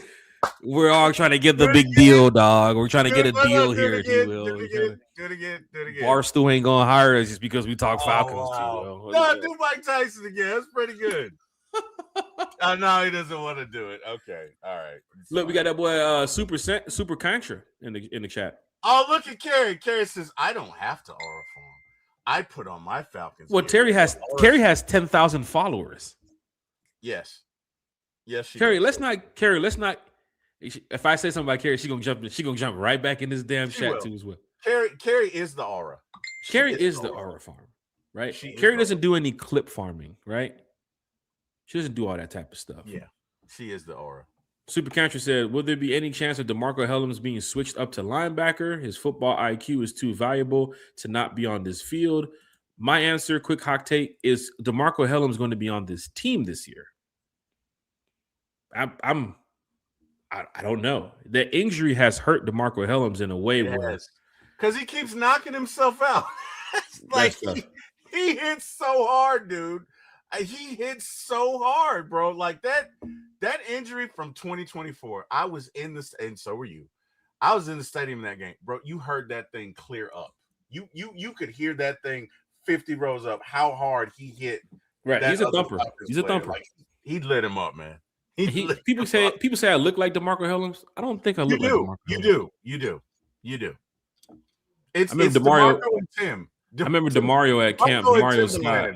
What happened? Fridays at 9 a.m. It's DeMarco and Timberland. Oh, wait a minute. We got a super chat. It better not be from D Offer. Oh, okay. No, okay, it's from good. Carrie. She says for you to do that impression again. Which one? It's about, come on, T. Will. You got to come on here and get 2026, man. Come on, T. Will. You got to know what's going on out here. 2026. We're oil farming, baby. We oil farming. Come on. I love it. Super chat. I'm gonna clip that, Jack. Just so you, I'm gonna clip that. I am going to clip that. You're going to see. Matter of fact, all that D Offer talk. Somebody tag D Offer, get his ass in here too as well. Tell him I'm over here talking hella shit. I'm gonna clip. Tell D Offer he ain't doing nothing. I can guarantee you he ain't doing a gad. Matter of fact, let me check and see if he's online. To me, Jack, that sounds like that sounds like a little sounds like your pride was hurt by that loss in Madden. Let me tell you something, man. Number one, I don't do Falcon on Falcon. If D offered it, if you're in here, let me see what he's doing. Let me see if he's on. Let me see something. I'm gonna get on his ass right now because he hit me up the other day talking about some man. When we going live, I don't feel like beating you in the goddamn Madden. Boy, if you don't get your goddamn. That's something for you, D. Dixon Way says D offered is watching in his burner account. He probably is watching. No, he got an account. He'll probably be in here. During the season, he'll drop in. J Kid says the Tyson and Timberland show. The Tyson and Timberland show. I love it. Timberland and Magoo. If I look more like Magoo. Hey, no, you look like DeMarco Hellams. You really do. So I heard that, and then when I saw a picture, I was like, oh my god, Jack really did. Yeah, you do favor him. We're going back to big shout out to Dio on the DO. Said good morning, gents. Let's get effing set. Get effing set. Just tag Dio. Get him in here. He'll be in here in a minute. He go, for real. He got to log in. You know, Dio got to log into his password. And shit. What's my password? DeMarco and Timberland show. So look, here's the situation. Half the time for knocking himself out. Here's what happened. I'm gonna break it down for y'all that didn't watch the game because, me and the offer be playing right. So break it down for us, Jack. I don't play Falcons on Falcons, man. I hate playing Falcons on Falcons. That's number one. Lining up against AJ, and then when it's his time to be on offense, is Drake London lining up against AJ. I don't do that. But then again, he plays for the Falcons, so it's like he's not going to pick any other team. And I'm a diehard Falcon fan. I told you this before, T. Will. If you invite me to any college football franchise on a video game, I'm picking the Dogs. If the Dogs are not available, I might pick another team depending on the competition. I've been more lenient on college football than I have with NFL because in college football, I'm really good at that. I will smack you with Kansas State. I will smack you with Kennesaw State. I'm just that guy. Yeah. You said Kennesaw State, Jack? I'm beating the shit out of teams. You said Kennesaw State? Bro, play me in college football. I'll smack you with Kennesaw State. I'm just like that. But when it comes to Madden, Jack is playing with Georgia Perimeter College against the LSU Tigers. I'll beat you with Montana. Hey, I'm telling you right now, when it comes to Madden, right, I have to play with my Falcons. I don't play with the Bills. I don't play with the Ravens. If I was playing Smooth C, he said Falcon off. Smooth C said Falcon on Falcon. I'm just saying, like, no Falcon violence. I don't like the Falcon violence. Like, I'm tackling Michael Penix with James Pierce Jr. And then it's your turn on defense now. Now you over there tackling Bijan Robinson with James Pierce Jr. No, play two teams against each other. Play the Ravens versus the Falcons. Play the Chargers versus the Falcons. We can pick two neutral teams. Not necessarily. We can't pick two neutral teams because I wouldn't use two neutral teams. I would only use the Falcons. But I'm playing against somebody who plays for the Falcons, so he ain't finna pick nobody else. Right. But what D doesn't know is I was distracted.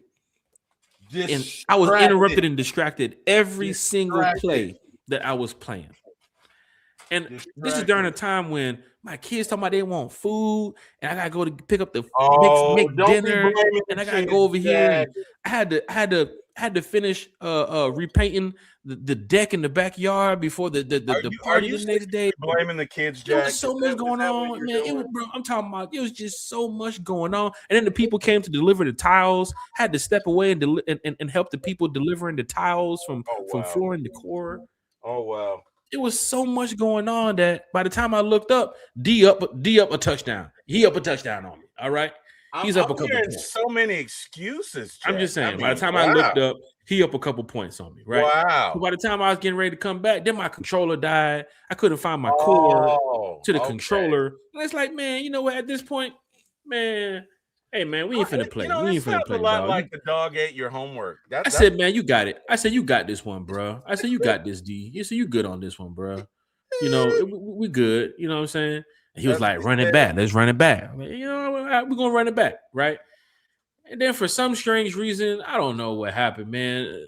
The damn people in the backyard throwing around the baseball. My neighbors in the backyard. The baseball hit the window. I had to go help them, deal with the window and all this other type of stuff. And Carrie's back in the chat, and Carrie's here. What's going on, Carrie? Nah, you need to tell what really. All right, Carrie's gone for one time for the fans. She's not here no more. Falcon fans, we just want to let y'all know.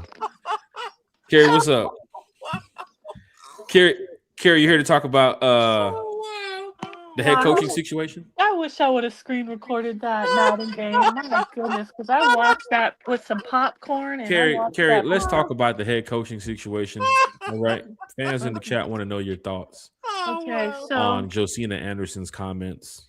Hey guys, Carrie, before you get started, guys, I gotta drop. I mean to cut you off. Yeah, we're about to wrap up the show anyway. I guess I didn't want to go too far with this. It's fine. Let Carrie do her thing, but I gotta go now. Go ahead, Carrie. I do have one more update. I don't know that I hold a lot of. I don't know that how strongly this is true. You know, it's all rumors. This is an NFL reporter, but he covers the Jets and the Giants, right? Connor Hughes. Yes. So for me, it's very tough for me to for somebody who covers another team that's in competition with us, like the Browns, other teams that need a head coach, right? So I feel like there could be bias there. Right. But all that to say, he did say that the newest update 40 minutes ago is that the Giants and John Harbaugh expected to finalize the deal to become their new head coach today. They're pretty close to getting the deal done. And he doesn't expect anything to change that. Somebody's phone is ringing. I'm going to put money on it being T. Will. Does he always have something ringing over there? And then he follows that up with saying, with that, hearing Kevin Stefanski is the new favorite for the Falcons job. Yep. That was the talk before. Whoever didn't land Harbaugh would get Kevin Stefanski. Why just rule us out on Clint Kubiak though?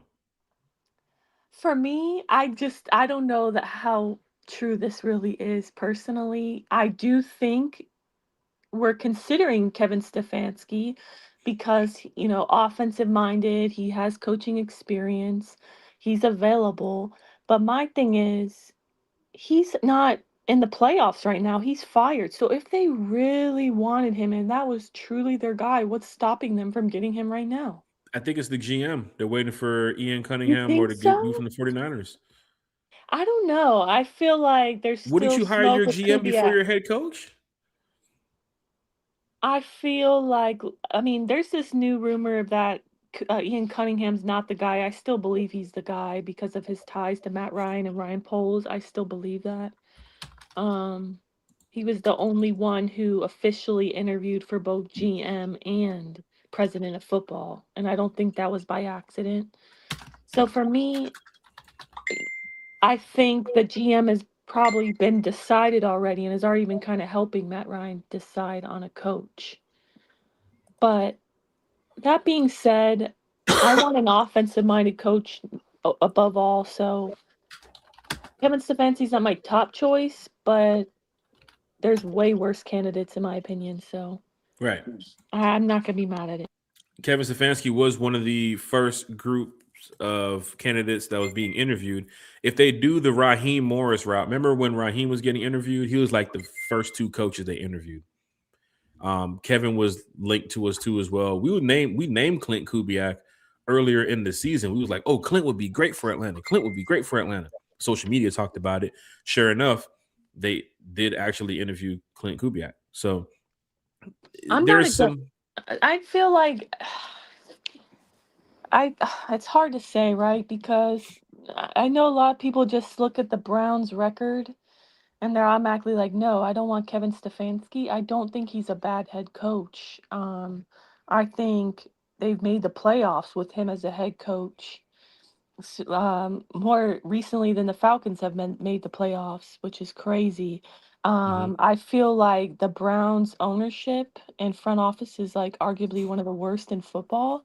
And I think personally, I think more of what's gone wrong with the Browns is the GM and the Right. owner, not the head coach. I mean, two-time coach of the year with the Browns, that's pretty hard to do. Could say the same So about the Bengals too as well. The Bengals ownership is just like just bottom of the barrel right now. yeah, well, they don't like to spend money, and also they have a lot of like, I don't know the right word, but essentially a lot of buddy buddy situation. Zach Taylor's friends with the ownership as well as Duke Tobin. He's also, long time friends with the ownership as well. So it's all like they hired the friends. So yeah, all that to say, I'm not going to be mad at Kevin Stefanski. I think he could be a good head coach in a better situation, but he's not my first choice. But again, I'd rather him than a defensive head coach. How do you feel, Jack? Do you think we'll go defensive coach route? Because I just don't see it with Arthur Blank saying he's going to highly recommend the new guy to keep Ulbrich. Why are we going to go that route? Keep Ulbrich and then hire a defensive head coach, and then who's going to be the OC? We'd have to really hit on that OC because offense has been a problem.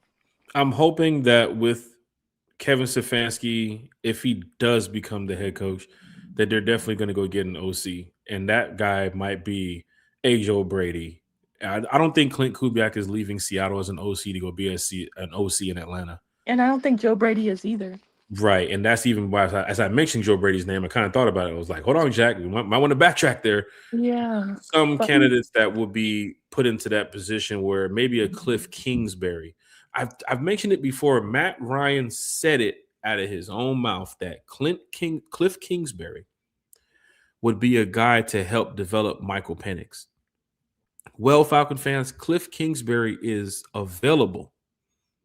We haven't called him in yet, but maybe if Kevin Stefanski looks into an OC role position as he's the head coach, he might say Cliff, maybe Mike McDaniel, who's meeting with the Bucks today as an OC. I really hope that, man, I hope he I hope doesn't it go doesn't to happen this. too as well. But there are a couple people out here that even with the offensive coordinator, I mean, let's see, Todd Monken ain't going to do it.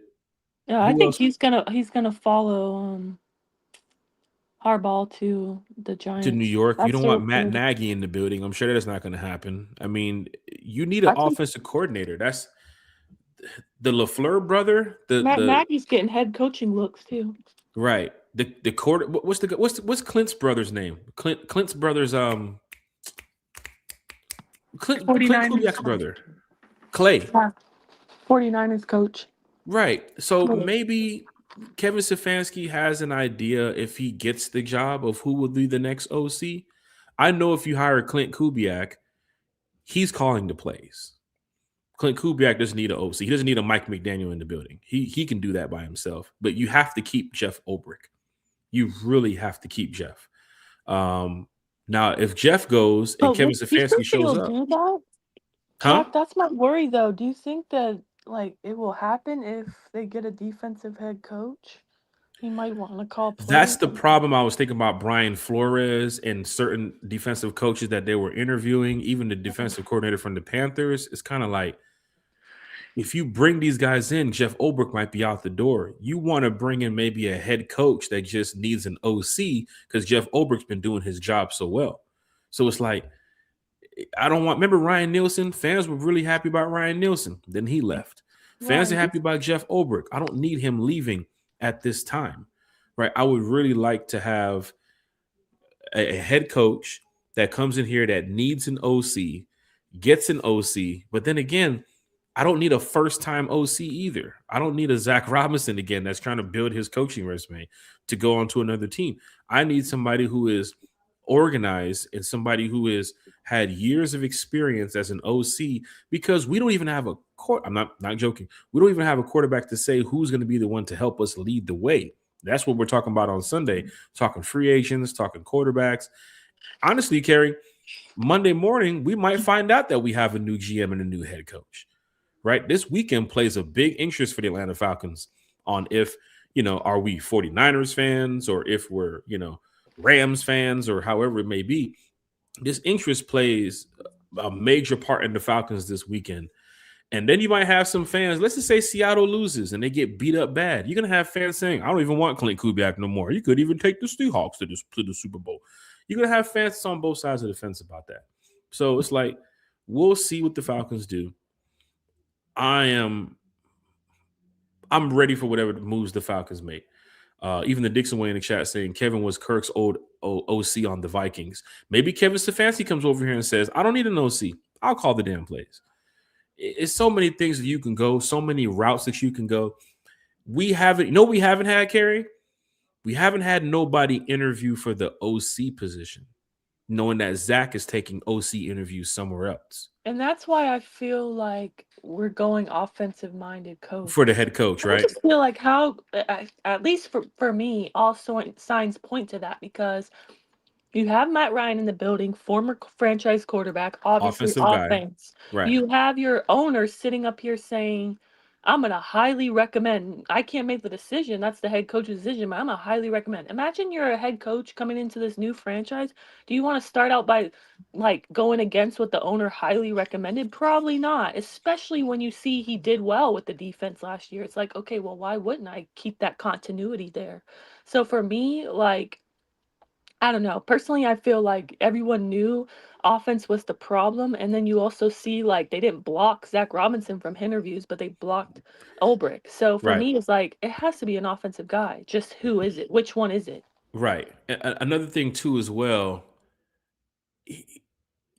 Kevin Stefanski might be okay with being hired before a GM is hired because he had poor front office management in Cleveland. Knowing that you got a guy like Arthur Blank and Matt Ryan in the front office there in Atlanta, and don't forget about your old buddy Kirk Cousins, who's still in the building. I think Kevin Stefanski would be cool. He's not in the building though. Did you see he's going to be? Oh, he's on CBS. That's right. Yeah. He's on CBS. Trying to take Matt Ryan's old job. Hey, not saying have at it, Kirk, but Falcons might need a quarterback. No, I'm just playing. If I'm just saying in general, for Kevin Stefanski, I think he might be comfortable with knowing that the Falcons are a little bit structured better organization-wise than the Browns. So seeing that Matt Ryan getting the love. And here's the funny thing. I guarantee you, we don't know who was all watching that interview the other day, the press conference with Matt Ryan. But wouldn't it be funny if you found out Clint Kubiak and some of those people were watching it, right? Because it was on YouTube. It's on Twitter. These guys, it was in the middle of the day at 12 o'clock in the afternoon. I'm sure they had the opportunity to just look and just chime in and say, oh, that could be my future president of football operations. That could be my future owner right there in Arthur Blank. So it's very possible that, these coaches or these possible candidates are watching, the Falcons just as close as we're watching them. You got Michael in the chat. Michael says, Carrie, you can watch your boyfriend on TV. Is that Michael Penix? Oh, wow. Island Mike. I can't believe you. Kirk Cousins. Kirk C. Wow. Wow, I can't believe you did me like that, Island Mike. Island Mike. I thought we were friends. Tyreek Johnson said Robert Saleh as the head coach and Mike McDaniel as the OC. Let me tell you something about the Bucs right now. Oh, man. Bucs fan was in here earlier. Bucs Skull Gang. Shout out the Bucs Skull Gang. He left as soon as Mike McDaniels arrived at Bucs camp or Bucs training facility, whatever they were. I don't know what the fuck they're. But as soon as he said, "Hey, Mike McDaniels is in Tampa," he left the chat. He might be on the way to the meeting right now. Who knows? That could be Todd Bowles' burner account. Who knows? But did you see Jack that also the Bucs have interviewed today Steelers special team coordinator Danny Smith? He's 72 years old and he was with the Steelers for 13 years. That's pretty good. You know who didn't get an interview? Special teams coordinator Marquise Williams. Yeah, that's something. He's gonna be at the Shrine Bowl and then he's gonna be unemployed. Don't do that, Carrie. That's my prediction. No disrespect, but don't do that. Look at Josie. No way. Chat, please tell me your opinion. Jack is, insinuating that he is going to be back with the Atlanta Falcons next season. Well, I know Marquise. He's cool, man. He's a good guy. It's no offense to him, but I'm sorry. He did not do a good enough job last year as a special teams coordinator, in my opinion. So I honestly don't see how he could be back. Our special teams are bottom 5 in the league. Browns said they will be interviewing Chargers defensive coordinator Jesse Mentor today. We just interviewed Jesse Mentor yesterday.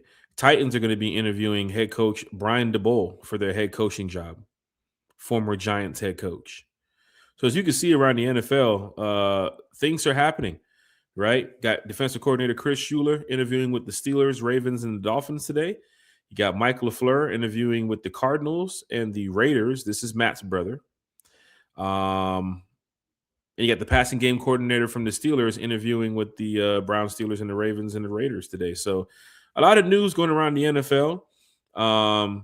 Even Shane Day has a coordinator position. Oh, he just got interviewed for a head coach with the Chargers. So I'm sorry, Shane Day is getting what for the Lions? Oh, no. He had an interview with the Chargers for offensive coordinator, Shane Day. Right, but did you see Mike Tomlin? Like, shout out to him. Apparently, like, his interview, like, not his interview, his locker room speech to his players where he told them, hey, I'm not returning as your head coach. They were, like, players were in tears. They were upset. TJ Watt, a guy like him, said, I never want to play under anybody else besides him. Like, he's highly respected. But I just saw Jeremy Fowler had said that one of the things he said was, you deserve better, and right now I can't deliver.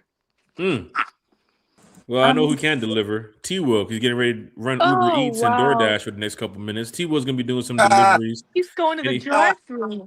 Anybody in the Grove, he's going to the drive-thru. T-Will said, F this show. I need to go get something to eat. Hey, man. I had something to do, man, but I saw you were still on, so I was like, let me come back in there and see if I could join them. So no, we're just finishing this up. I think we had a great time today. Spent a lot of time talking about the Falcons head coach situation, different situations. Kevin Stefanski, does he need an OC if Jeff Ulbrich leaves? And that's cool about these talking points. And then the chat. The chat is just amazing because the chat picks up a lot on what we say, and then they follow through with that, and then they bring their talking points, and then we put the comments on the screen, and then we had the questions from the chat, which took up some time. But that's what One Time for the Fan is about. It's really from the fan, for the fan. it's really an opportunity for fans to show up to this podcast and talk Falcons football in a Falcon way. Of course, it's Falcons Friday, so it's Falcon fans talking Falcons football on this Falcon Friday. I'm sure Kerry enjoyed it. T. Will enjoyed it. Kerry left around 11, came back around 11:45. T. Will left about 20 minutes ago. He showed back up too as well again. Jack said that this show might go to 11 and then this show might go. This show might go to 11 and beyond, which is at 12:13 right now. I said that back at 9:30. Now we're sitting here at 12:15. Like maybe there's breaking news coming out as soon as we end the podcast. But the cool thing about it is we have this podcast to go live whenever we want.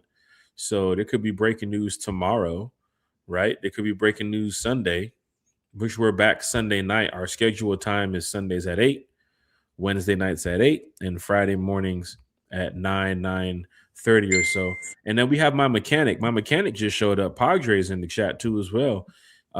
Big shout to Padre. If you want to just bring the cars and leave them next, you can leave it near the mailbox. I know you have a couple more cars to work on today.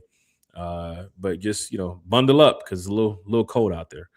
But yeah, big shout to Padre here in the chat too as well. I've talked to him a few times. Jay Kidd is what's up, Karen? Sorry, I also wanted to shout out Ricky Scoops from Twitter. You know Ricky Scoops, our dog Ricky Scoops. Mm-hmm. He is, technically an insider, but he doesn't show his face, but he often is correct. That's why I said he's the GOAT, because he's often correct when he'll put out some leaked information, and oftentimes it's actually correct. He just put out some info 13 minutes ago. I'll read it. He says, barking rumor, hearing that Josh Williams is the current favorite for the Falcons GM position. If he is hired, look for him to possibly bring in Robert Saleh as the coach. Matt Ryan prefers a head coach with previous experience. Stefanski has also been linked to the opening. Wow. So those are the two favorites. Josiah, those are two offense and defense. One offense, one defense. Wow. So Kubiak, they said, nah. We talked about that earlier too as well, Kerry. Remember when he was like, people might be going Ian Cunningham, but there was a quick shattered rumor about Josh Williams. He did interview for the president of football operations. Maybe they like him enough to where you can't be up here. Okay, but you can be right here as the GM. I have to ask you and T. Will as well as the chat. If those are truly Matt Ryan's top two, and it's those two right now as the choices, would you rather in this moment have Robert Saleh or Kevin Stefanski as your head coach? Stefanski for me. For me, we need that offense, don't we? Yeah, we do. Need the offense going in the right direction. Probably gonna go with Stefanski. I know Kerry just probably stepped out for a second. I'm gonna have to go Stefanski. Kerry just asked the question: if we get our new GM, regardless if it's Ian Cunningham or Josh Williams, would you rather have Kevin Saleh or what's it? Kevin Saleh? Is his name Kevin Saleh? Kevin Stefanski and Kevin Stefanski and Robert. I'm messing up. I'm already almost 3 hours in. Kevin Stefanski. I'm getting ready to pull a T. Will. Might give me something to eat too. Kevin Stefanski or Robert Saleh as the head coach. I would possibly say Kevin Stefanski on that one. I see the chat is reacting too as well. And Michael L is over here rubbing it in. It's 90 degrees in Puerto Rico right now. We're facing brick 30s, right? It's ugly right now in Atlanta. Island Mike, man. The sun is out. I ain't gonna lie, the sun is out. It's a beautiful day, but when you step outside, you gotta bundle up. Wow, guys, sorry, I was getting a phone call. Unfortunately, it wasn't Matt Ryan. Oh my gosh, Kerry, I'm telling you, if you get that GM role, just let us know. We'll help in any way you need us. I'm kind of disappointed. Ricky Scoops is usually right. Oh. Hey, if Ricky Scoops, big shout to Ricky Scoops. If Ricky Scoops is right and it's Josh Williams, which I had mentioned earlier in the podcast that Josh Williams' name was getting some buzz. Kerry too as well, mentioning, I think Matt Ryan's just doing a good job overall. So whoever they're interviewing, whoever they're bringing to the table, Matt Ryan feels like this person can help lead the way. Do we go with Robert Saleh? Do we go with Kevin Stefanski? Why are we out on Clint Kubiak? Maybe Kubiak's looking at the Steelers. Maybe he's looking at the Ravens. Maybe he's looking at the Dolphins.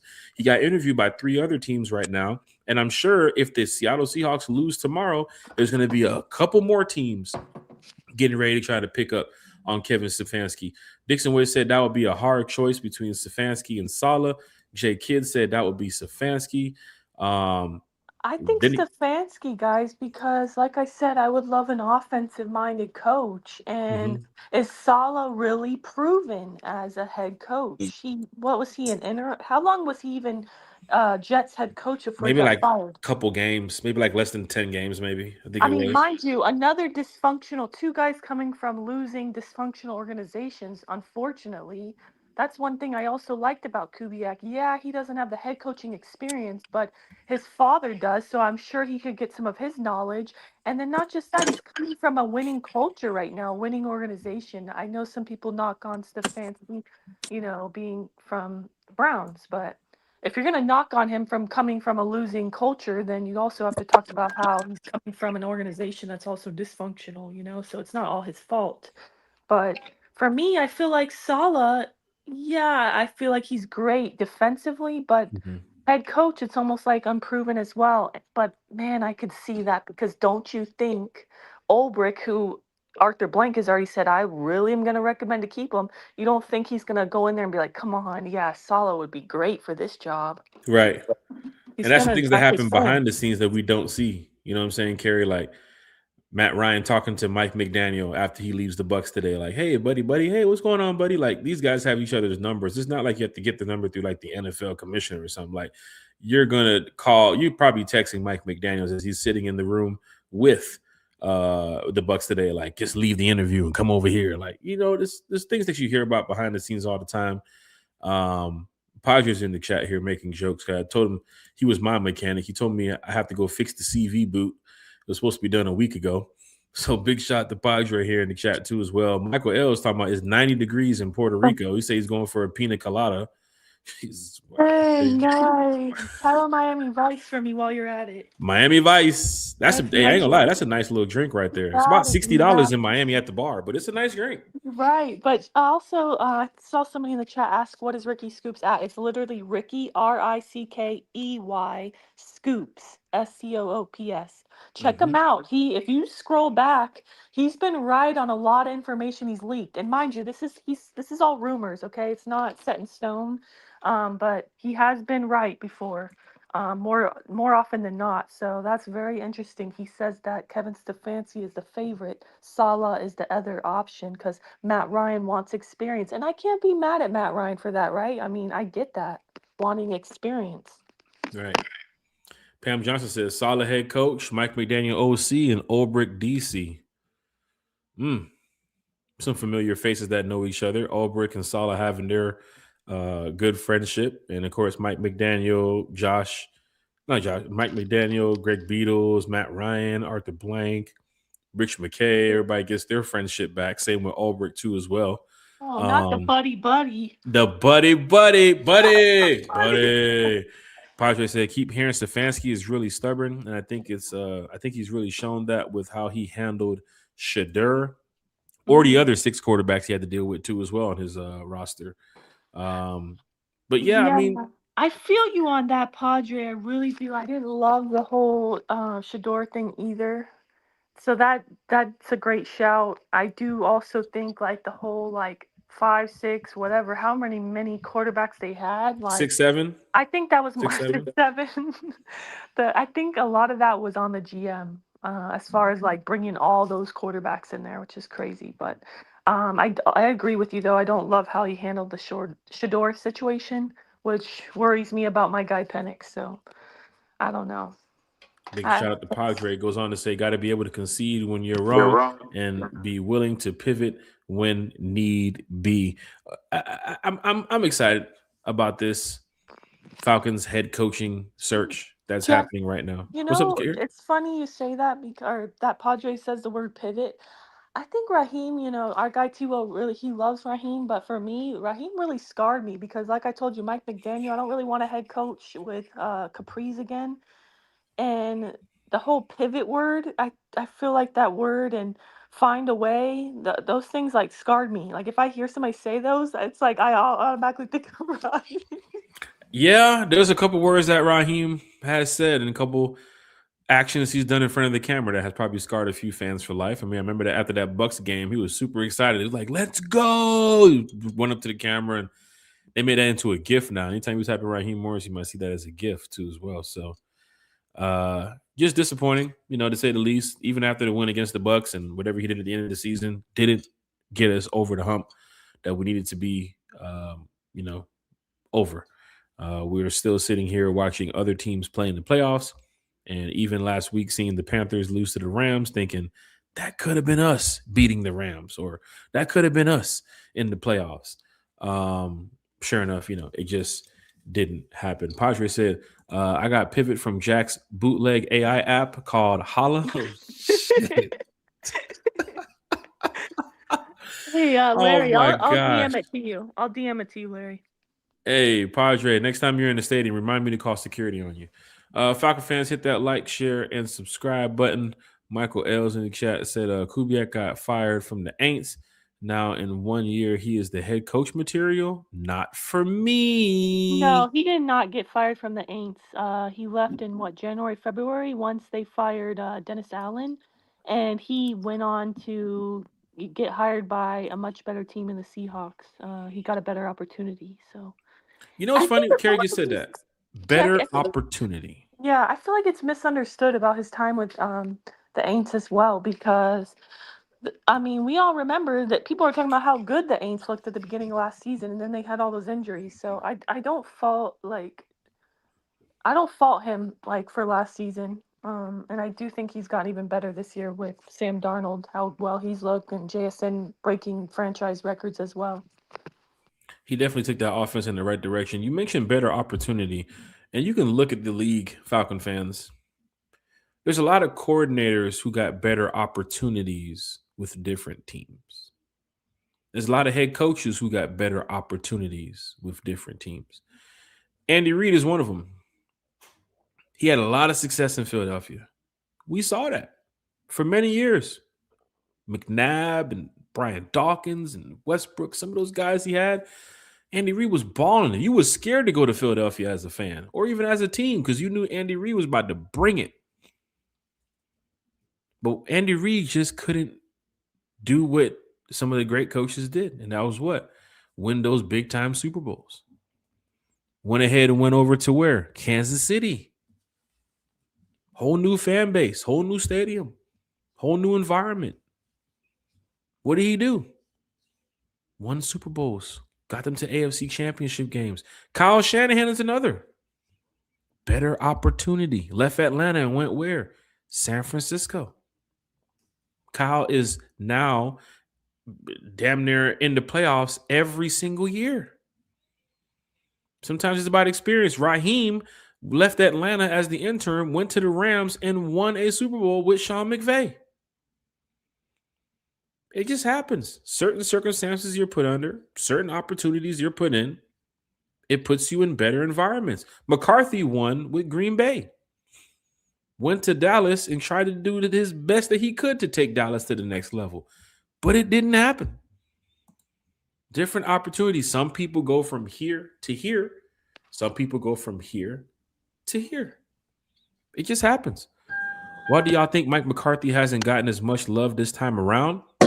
All he's done is produce winning football. Well, if you take it from the minds, hearts, and souls of Cowboys fans, that loss against Green Bay the last time he was the coach was disappointing. But then again, you have Brian DeBoer, who got fired from the Giants, but he's interviewing for a head coaching job with the Titans. Raheem Morris, who promised us to outrun the South, is now getting head coaching roles or interviews from 3 different teams. Zach Robinson, who we all love in Atlanta, right, Carrie? Don't we love Zach Robinson?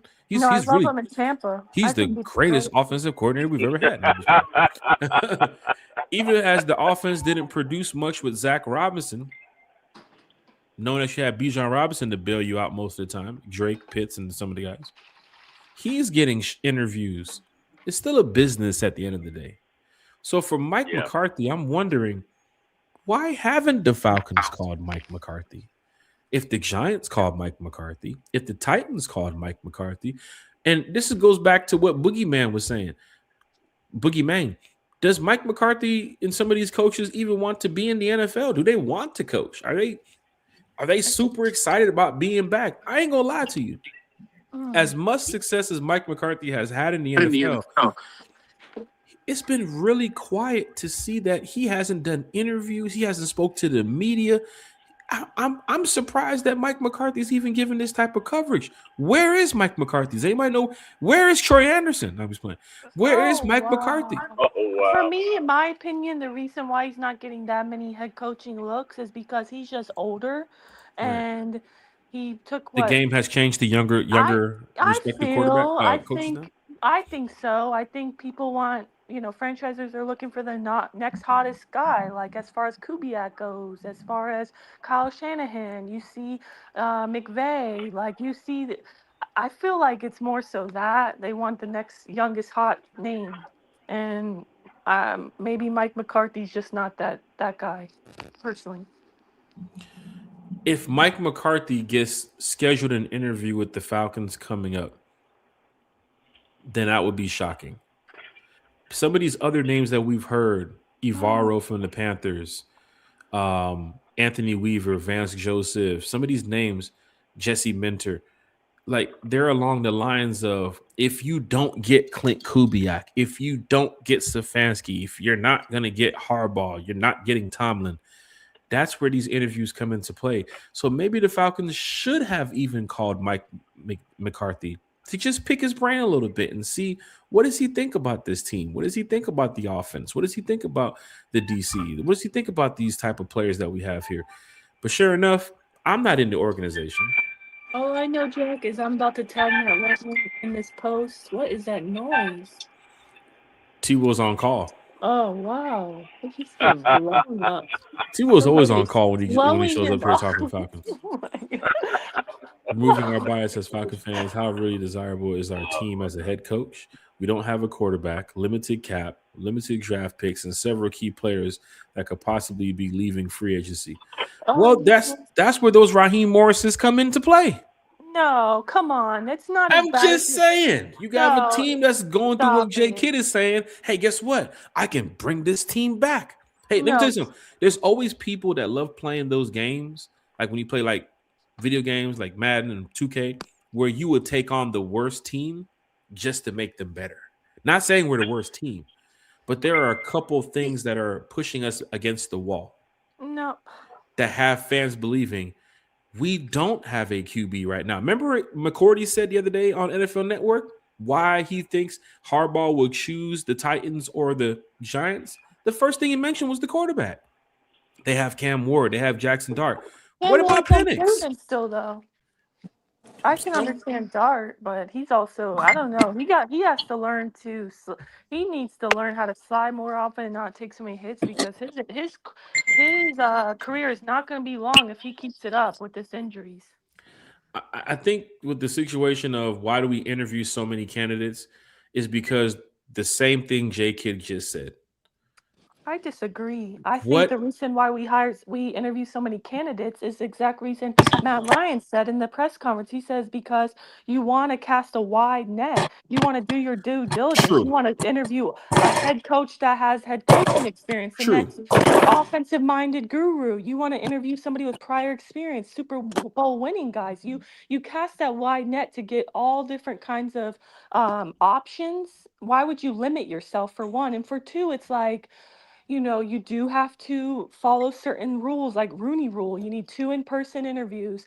Not just that, but also because I think Matt Ryan even mentioned this. It's good to pick the brain of these candidates that and is kind of very true. see, because they have all learned under different organizations. They're all coming from different places. He even mentioned that in Right, the press conference. So it's also for them to pick the brain of these potential candidates as well. I right. don't think it's because this head coaching job is bad. I feel like that's just a myth. That's a myth, in my opinion. Have you seen the Cleveland Browns? Have you seen the Las Vegas Raiders? Have you seen the Arizona Cardinals? Right. Those situations are way worse, in my opinion. Right, and they don't have a Bijan Robinson. But that is true what Kerry just said. You definitely go around the table. It's kind of like if let's just say, Kerry, we wanted another podcaster, right, to join one time, right? We don't just go and just say, "Oh, Jonathan Cunningham will be a great podcaster to join one time for the fan." Have we even sat down with Jonathan Cunningham to find out what does he think about the Atlanta Falcons? Next, we add him to the show, and sure enough, he's, "Hey man, F the Falcons, F this, F that." It's like, whoa, hold on, bro. Who brought him on? Or he doesn't have good connection, good working relationship, as T Will said earlier. T Will is delivering DoorDash right now. Let me go ahead and the working relationship with some of these oh my God, T Will is he's going through it right now.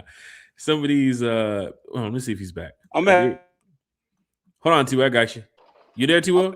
Yeah, I'm at Walmart. My bad. I'll mute. T Will got the cart. Look at the shopping cart and everything. Wow, he's dedicated. He is podcasting from the Walmart parking lot. Oh I'm my at Walmart. gosh, T Will is live. T Will, you're aura farming right now at Walmart. I'm aura farming. That's what I'm doing. No, and you're shopping too as well. I'm sorry. I got to fill out the honeydew list. I'll mute myself. You're Sorry. cart farming right now. Is what they call Exactly. it. Cart farming. That's what I'm doing. T Will, you're gonna have people in the Walmart looking at you like, "Hey, sir, you want to step to the side from me? Who are you on the phone with right now? We don't. I'm actually on my iPad, so they're looking at me like I'm a weirdo anyway. Like, what the hell is wrong with this? T Will is taking one time to the next level. We are now live at the Walmart in McDonough, Georgia. Big shout out to T Will. Please get Desmond Ritter's autograph for me while you. Oh my gosh, Kerry with the jokes. Kerry with the jokes. Unnecessary roughness, but it was funny. But unnecessary roughness, so Kerry. Hey, we're not going to blow the whistle though. No penalty for Kerry on that. The booth reviewed it, and she's good to go. She's good to go. JK, you're right, man. Even with the the comment that you said here, you're going around the NFL to see from different coaching candidates, what environment they were in. What environment can they bring to the Atlanta Falcons? Of course, when Kerry had mentioned, picking the brain of some of these coaches that's been in winning environments, not winning environments, the head coaching role, the OC role, the DC role. A lot of these people have been around so many people. You're trying to find the best candidate that can lead the way. I'm guessing you're going to ask Robert Saleh about the cap situation. What would you do? You're going to ask Kevin Stefanski about the draft pick, second, third round. What would you do? Would you trade back? Would you trade up? Would you make moves to get rid of players, the cap space? So it's about finding the best person. You don't want somebody to come in here and just destroy the organization and destroy what's being built, because you still have to go through Matt Ryan at the end of the day. So Matt is going to find the best people that he feels comfortable to work with. Not only you're not doing this, you're hoping that it's not 1 year. We're talking 2, 3, 4, 5 years in advance, where we're probably winning Super Bowls and NFC championships and winning the division. That is what Matt is looking for. So even with, the business that every team has to deal with, having the cap space situation, having some draft picks here and there, limited, of course, players who are in the door, players who are out the door. That is every NFL team that has to deal with that type of stuff. Yes, some teams have more draft picks than others. Some teams have more cap space than others. Some teams have big free agents leaving and small-time free agents leaving. Some have them staying. But you're trying to find the right person who can fit what Matt Ryan probably has as a vision, what Arthur Blank has as a vision. Because let's just say every coach comes in here and says, "Oh, we're getting rid of Penix, or we're getting rid of Jesse Bates, or we're getting rid of Kyle Pitts." Then Matt has to go look at Arthur and say, "That's not what I asked for. I think we need to keep Kyle Pitts. I think we need to keep Michael Penix. I think we need to look at." So you're trying to find the best candidate. So at the end of the day, the division too as well makes it easier for a Kubiak or a Harbaugh or a Stefanski, because we are the worst division in the NFL. Jack. And if your 8-9 team can tie an 8-9 team to make the playoffs, that's sick. It's sad. Weren't we mathematically eliminated before Thanksgiving, but we had the same exact record as the team? It's embarrassing. It That's so truly bad. is. And to me, like, that is a big selling point. You got to think about it. It's all about getting results. And what have you done for me lately as an NFL head coach? They're Right. going to look at the easiest division in football. It's like, would you rather go somewhere where you're like you have more rookie coaches and you have, a division where someone with a losing record just won it? Like, that is a big selling point in my opinion. As well as, Arthur Blank and the ownership, because you don't want to go to organization with chaos like the Raiders, for example, the Browns, or like I mentioned, the The Cardinals, Cardinals, and you don't yeah. have job security. You want to go somewhere where you feel like you're coaching for a good organization, you're part of a great organization. But I wanted to change the subject a little bit, Jack, and shout out our guy Miles Garrett, because he put out a tweet 5 minutes ago and he said, with Matt Ryan in charge, a new coach, new GM, new uniforms coming, he's ready to retire, rise up, and change Mm, it to get set. mm. So if you want to Hey, pull that up and show that, he said he saw the graphic. He posted the graphic too, get set with the throwback logo. And he said he saw it first by these two names that, created the graphic and had the idea. But Miles Garrett, our friend, he's signing off on that. He's ready to retire, rise up as well. you know, I'm not even going to get into the themes of, oh, I see the NFL fashion advice with the get set with the throwbacks and the numbers, the Bijan and saw it. I like the get set from Miles Garrett here too as well. But see, Jack, Um, for me, like, it would be Josh so hard. Massey You know me, I don't really, yes. You know me, I don't cuss like that. But for me, like, and if the that Falcon was will be like get F and set too as well. I think exactly, that's what they're doing it. if we Yeah. changed our logo to get set, I feel like every time I wouldn't want to just say get set. I want to say get beep and set. hmm It's something to watch for. When Dan Quinn came over here with the Brotherhood, and that type of stuff. I remember they painted it along the walls in Mercedes-Benz Stadium, Brotherhood. As soon as Dan Quinn was gone, they removed the Brotherhood.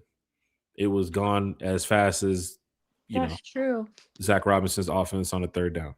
So it's just like It's the new era of Falcons football 2026, like our friends always Georgia, say. Texas boy, big shit. Yes. Yeah, yeah. So why not get a new logo, new slogan? I'm not mad at it. We're changing almost everything else.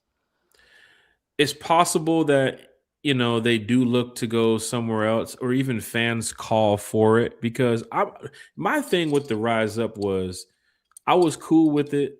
Of course, my position when I was with the Rise Up Tour fan club. Like, Oh no, they might have to change to get set tour club they then. might have to change it to something else. Then I'm kidding. again, I'm kidding. that group right there, it wasn't just built up off the word Rise Up. It was really built up off of the fans coming together to be a part of this, the fan base and this organization. But when I went to Arizona that time and I saw them using that Rise Up Red Sea, and they were putting Rise Up on their stuff, and I'm just looking around like, why would two teams do this? Like the Ravens flock, you're not going to have, Cardinals flock, and even the Yeah. Cardinals in the stadium was calling themselves Bird Gang. Like, we're a Bird Gang.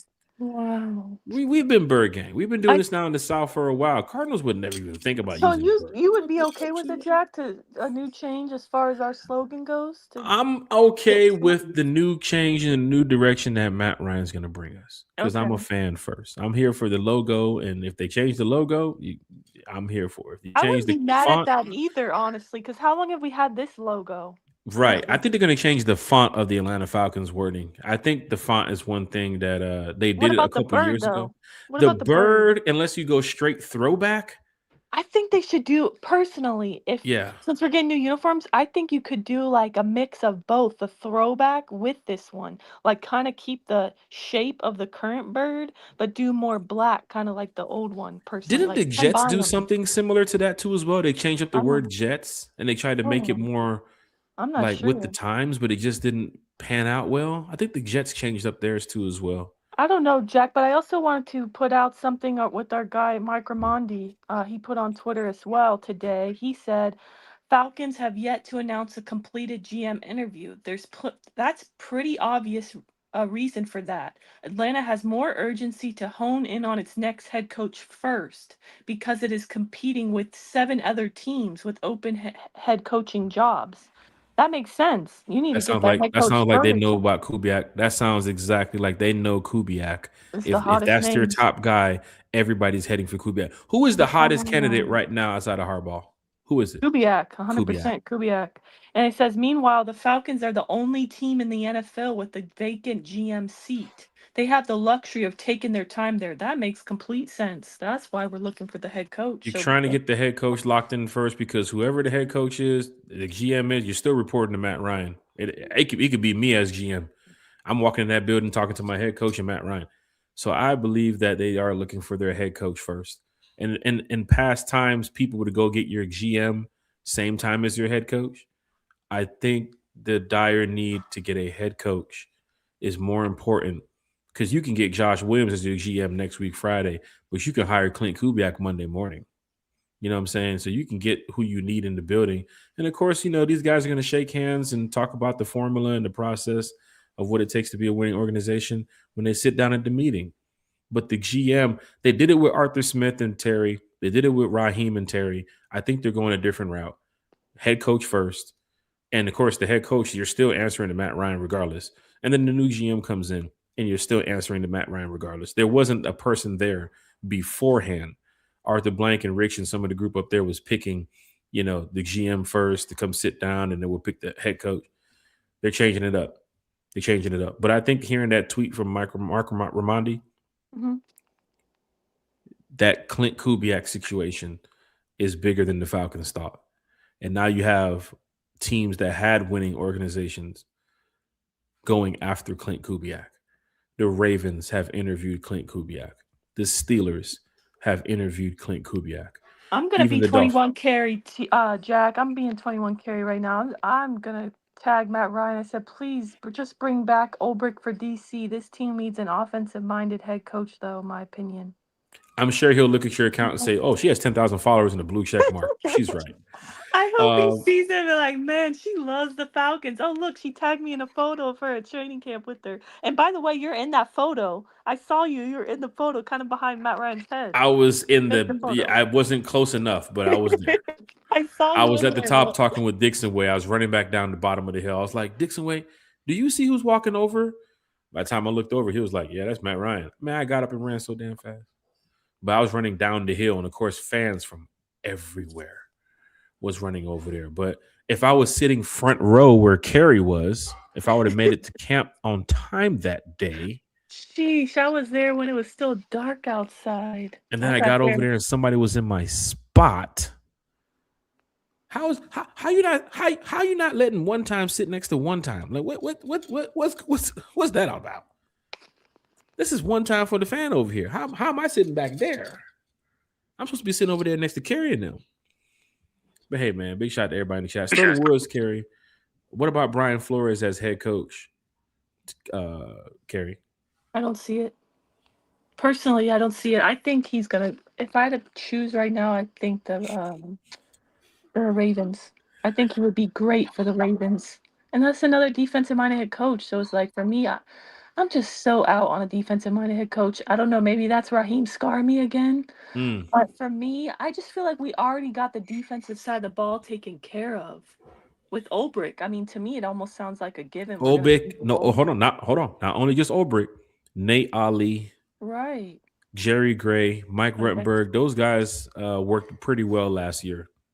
Don't want to break that up with Brian Flores. He is respected as a defensive coach in this league.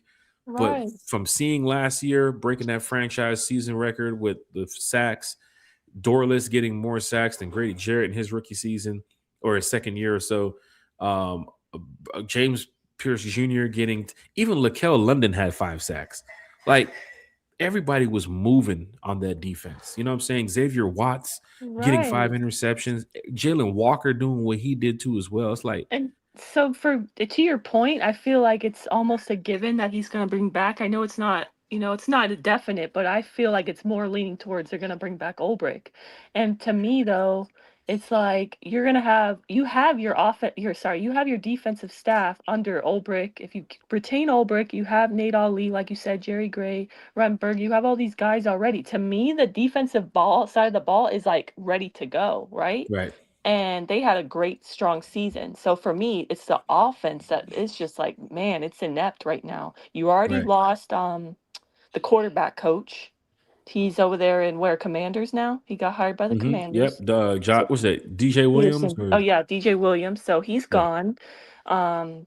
You obviously see your OC. You're allowing him to interview, so you're not bringing him back. He's already, he already has a few interviews lined up, and Zach Robinson. So to me, it's like it. At least in my opinion, it only makes sense to bring an offensive-minded guy in here because your offense is what struggled last season. So you really need somebody who can get the offense to the level of where the defense was playing last year. And I just also feel like you already kind of have your defensive staff set.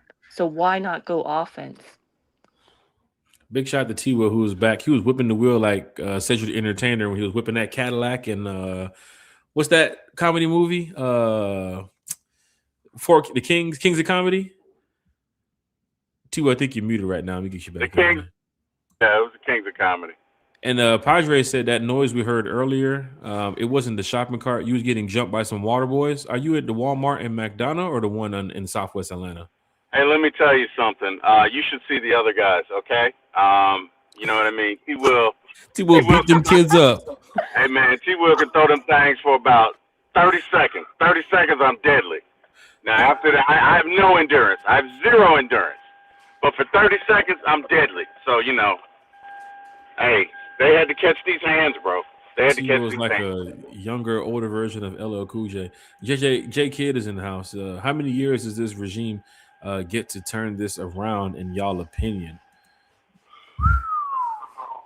Well, we're already 8 losing seasons. I mean, shit. Don't stop now. No, I'm going to say, with the roster that you have, I mean, you at least need 10 wins. I don't know where this thing goes, but How many years are you giving this regime? How many years, though, have you given Matt Ryan and this group?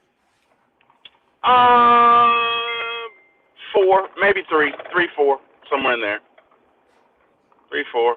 Super maybe Bowl? 5. You talking about Super Bowl wise, or just in general of just getting this thing back on track? Because people gonna say 1 year, they're not playing no more. I think automatically this is a 10-win team, and I know not everybody's not going to agree with me. I mean, we was a 12-win team last year if we just ended up beating the Jets, Panthers twice, and the Dolphins.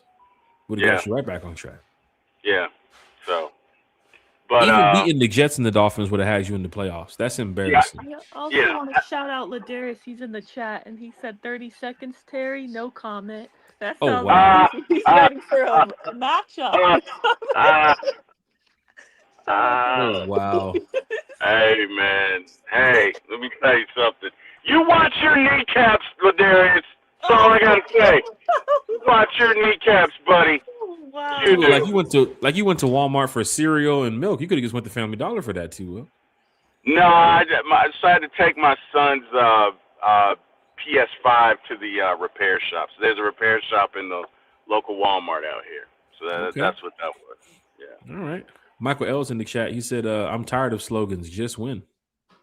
That's fair, but every team has a slogan. I mean, we all want to win. We're still going to have a slogan, though. Fans said they're leaning toward retiring Rise Up as well. And shout out to J Kidd. He said this year will be his first year at training camp. He's pumped. Can't wait to meet all y'all. We'll J Kidd. You've never been to training camp, J Kidd? Oh, wait till we break down training camp. You're gonna love that. You'll see T Will there bright and early with his lobster mac and cheese and his cheeseburger. And oh man, don't do that to him, Carrie. It was 9:30 in the morning. I don't know where the hell he got that lobster mac and cheese from. And it was warm too. Like, T Will, did you bring a portable microwave with you? Because this lobster mac and cheese is. I've never seen anything like it. It's steaming. T-Will had lobster mac and cheese at 9:30. Everybody's over there eating their breakfast sandwich and breakfast burrito. And who the hell got lobster? T-Will's over there. It's lobster mac and cheese, dog. Just looking at everybody. But Big shout out to T-Will, man. Dre the Boxer's back in the chat. Shout out to Dre the Boxer, man. He said, embrace the suck. Kind of short ourselves with that. Oh, my God. Come on, Dre the Boxer. Dixon Way said, the brotherhood turned into the brothership. Gosh. Well, they got Dan quarterback here so fast. They brought them painters into Mercedes-Benz. They said, we need this off of the wall immediately before the season starts. Hey, guys, sorry. I was at the drive-thru ordering, so sorry about that. Damn, T-Will. Oh, wow. At least tell us what your order is. It's got to be Chick-fil-A. I had to get it in. So I'm at Steak and Shake. I'm at Steak and Shake. It's close by, so it's like literally not even a mile away from my house. So what did you by. get? Hold on, Carrie. Before you ask that, Carrie, you get a bruh when you said the pause. You get a bruh. Bruh. There you go. Carrie heard you and you was Carrie said, just can't say those comments. Yeah, you got to say pause sometimes, T-Will. You was like, you got to get it in. Yeah, there you go. Bruh. Or no Diddy. But yeah, go ahead, T-Will. I think I got a double cheeseburger, fries, and Dr. Pepper. Yeah. You're keeping these Pepsi products. All right, now tell us the full order.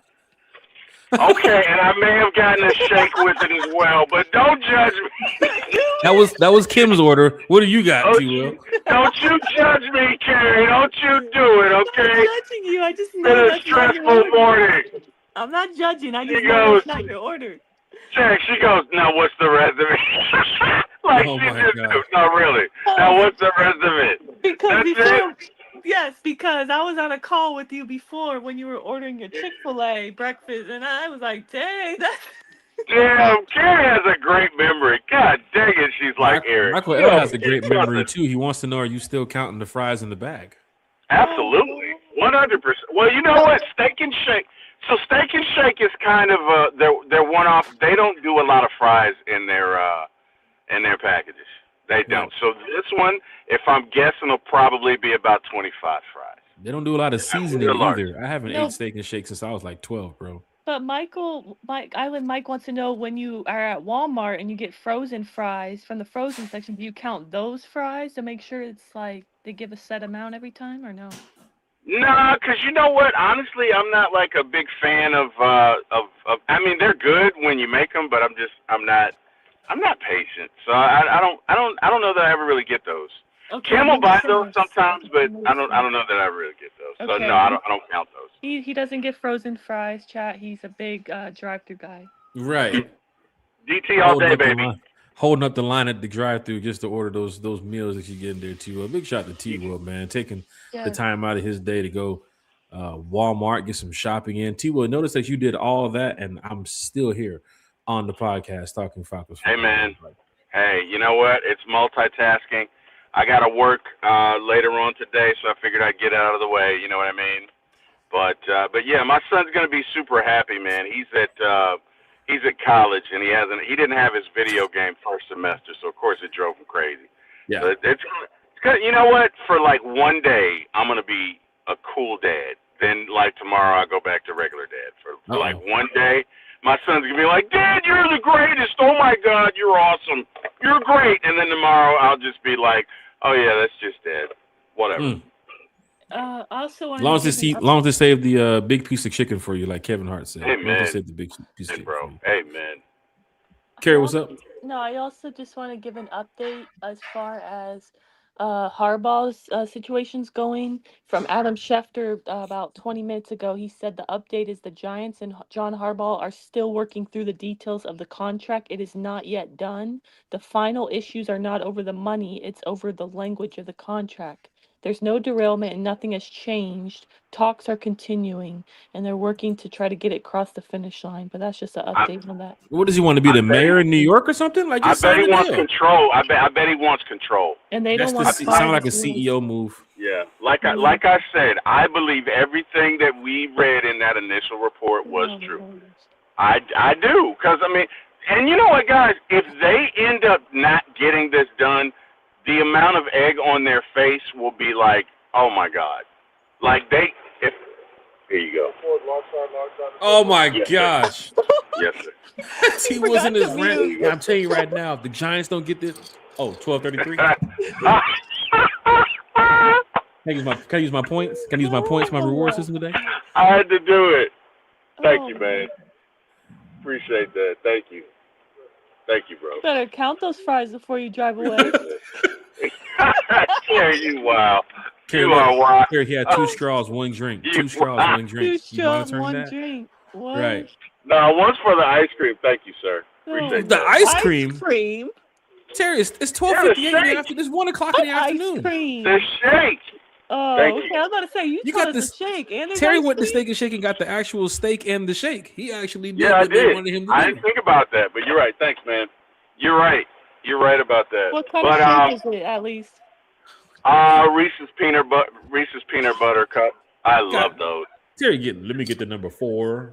I would love. And what new I would new eat shakes y'all Reese's got every today? day It's if I Friday. could. What new shakes y'all Wait, got? T-Will, I need you to rank for the people in the chat, and I'm just curious myself. Please rank these milkshakes. Number 1 is Okay. number Oh, 1. shit. Oh, I Number got 1. it. I got you. I got you Okay. covered. Number Y'all 1. ready? Yes. Number 1 Chick-fil-A. All right. Number one. Hold on, let Here's Kerry the give you the order. Let Kerry give the order. Then you pick. Here's You the pick 4 your choices, okay? Number 1, Steak and Shake. Number 2, Chick-fil-A. Number 3, Cookout. And number 4, McDonald's. Ooh, that's tough. Hey, I ain't gonna lie. You guys left off. You left off one that is like I can't. We're gonna have to make it 5 What, because. Okay, who is it? No, I don't know. I don't know if you guys have it down there, but there's a restaurant up here called Zesto's. Oh, we Oh, don't have Zestos. that. We don't They have make Zestos. the best strawberry shake ever. Okay, but Ever. it has to be a chain, so we gotta leave Zestos off. I'm sorry. No, Zesto's a chain. Zesto's is a chain. It's not in Florida, Kerry, but it's in Georgia, a couple places. Yeah, it's a chain. It's a But chain. All right, a so nationwide? Okay, that's fine. 5. Well, Kerry, fine, it's we'll on add the that one. it's on the money side of town. You gotta have money to go to Zestos. Oh, Stop that's why I never- it. that's why I never Stop go. Kerry, I don't it. want to say. Kerry, you can't Stop I'm a it. cookout kind of girl. You're a Zesto. at Zestos. Stop it. See, I go to cookout when I'm up there, not Zesto. Zesto's a cookout, same thing. In my area. Zesto's cookout, same thing. Hey, so all right.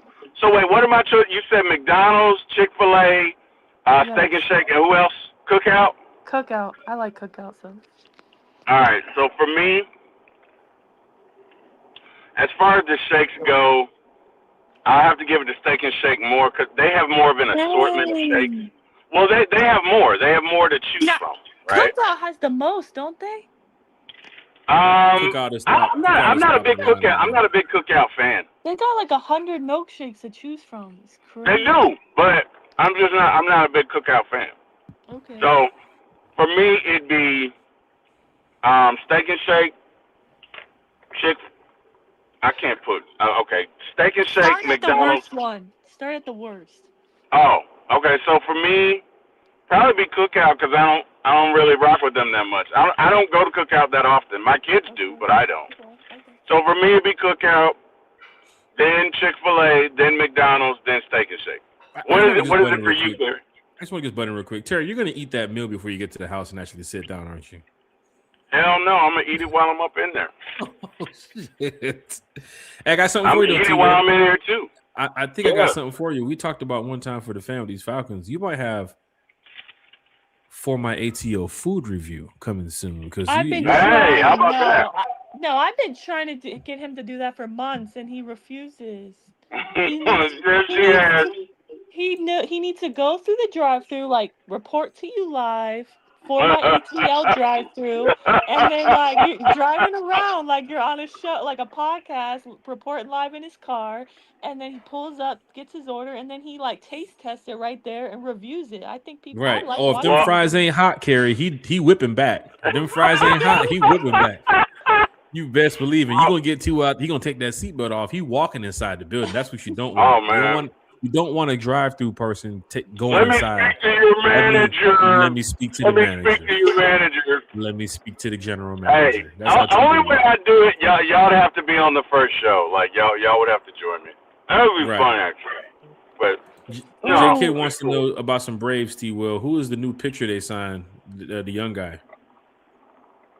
They signed a pitcher today. Yesterday. I think it was somebody they brought up from the minors or somebody they brought up from overseas. But this kid right here, he does look like man, where's my phone?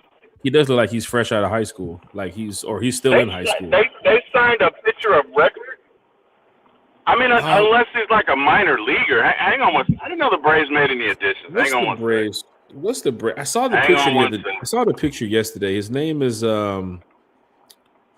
let me see if I can find No, they signed a reliever, Tyler Kinley. He's a reliever. No, but there's I didn't know guy. that they signed a starter.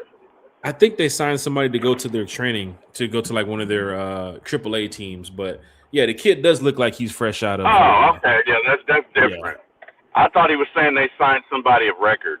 So, let's see. Drive through T-Will. T-Will's in his natural habitat. It's going on in here in a major way. I just want to tell you guys. Starter.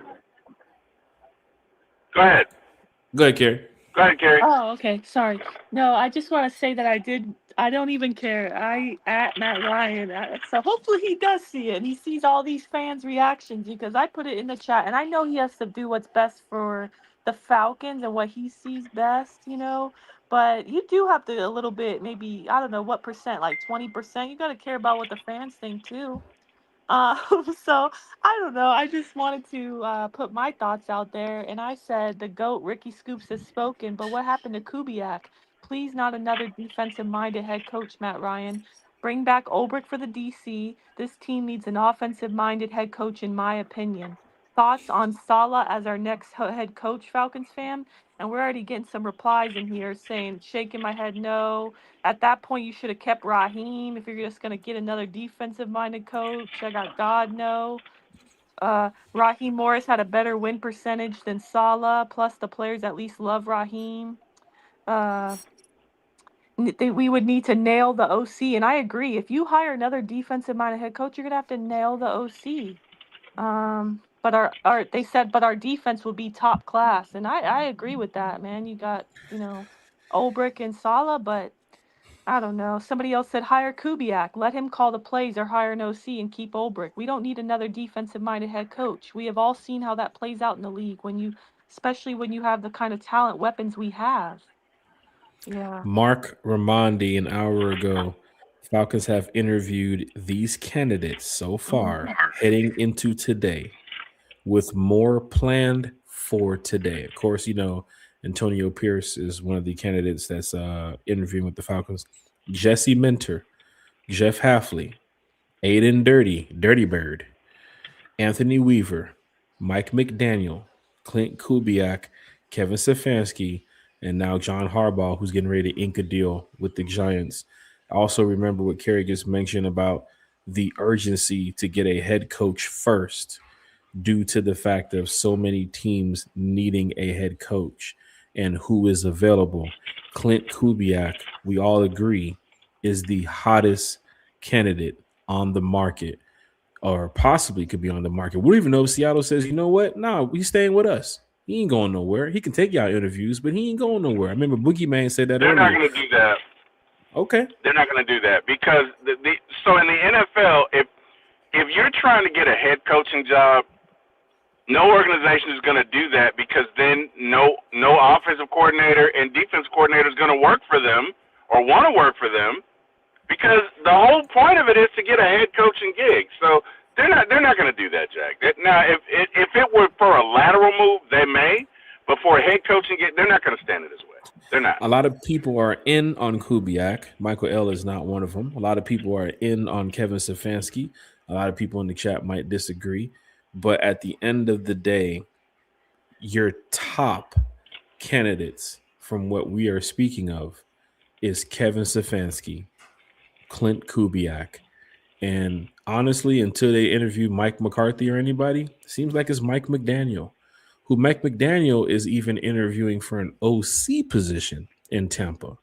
He came over here in Atlanta to interview for a head coaching position. So Mike McDaniel is obviously open to interviewing for a different role. Would Kevin Stefanski be coming over here to interview for a different role? Would Clint Kubiak be open to coming over here in interviewing for an OC role, which I don't think so. I think some of these people are on the lines of, I need to be the next head coach somewhere. Seemed like Ben Johnson effect is rubbing off on Jeff, a I have lot of to people. ask you, to your point, if we did hire a defensive-minded head coach like Saleh, who would he bring as his OC? Because when he was the head coach of the Jets, he couldn't get that hire right either. I think for Saleh, That's a problem. that is a problem. I just don't get it because that's our problem last season is offense. So why go a Anthony defensive Weaver. coach? Maybe Matt and the GM could help him out with that. Maybe they could collaborate. You know, it's the funny thing about it too. Otherwise than Clint Kubiak and Mike McDaniel, Jeff Hafley, defensive coordinator, Jesse Minter, defense, Anthony Weaver, defense, Aiden Dirty, defense. I don't want to be nervous about Jeff Ulbrich leaving the Falcons, but we haven't interviewed outside of Clint Kubiak and Mike McDaniel too many offensive-minded coaches. They have to be all in on these guys. John Harbaugh, we already know, is probably going to bring Todd Monken. We all thought about that.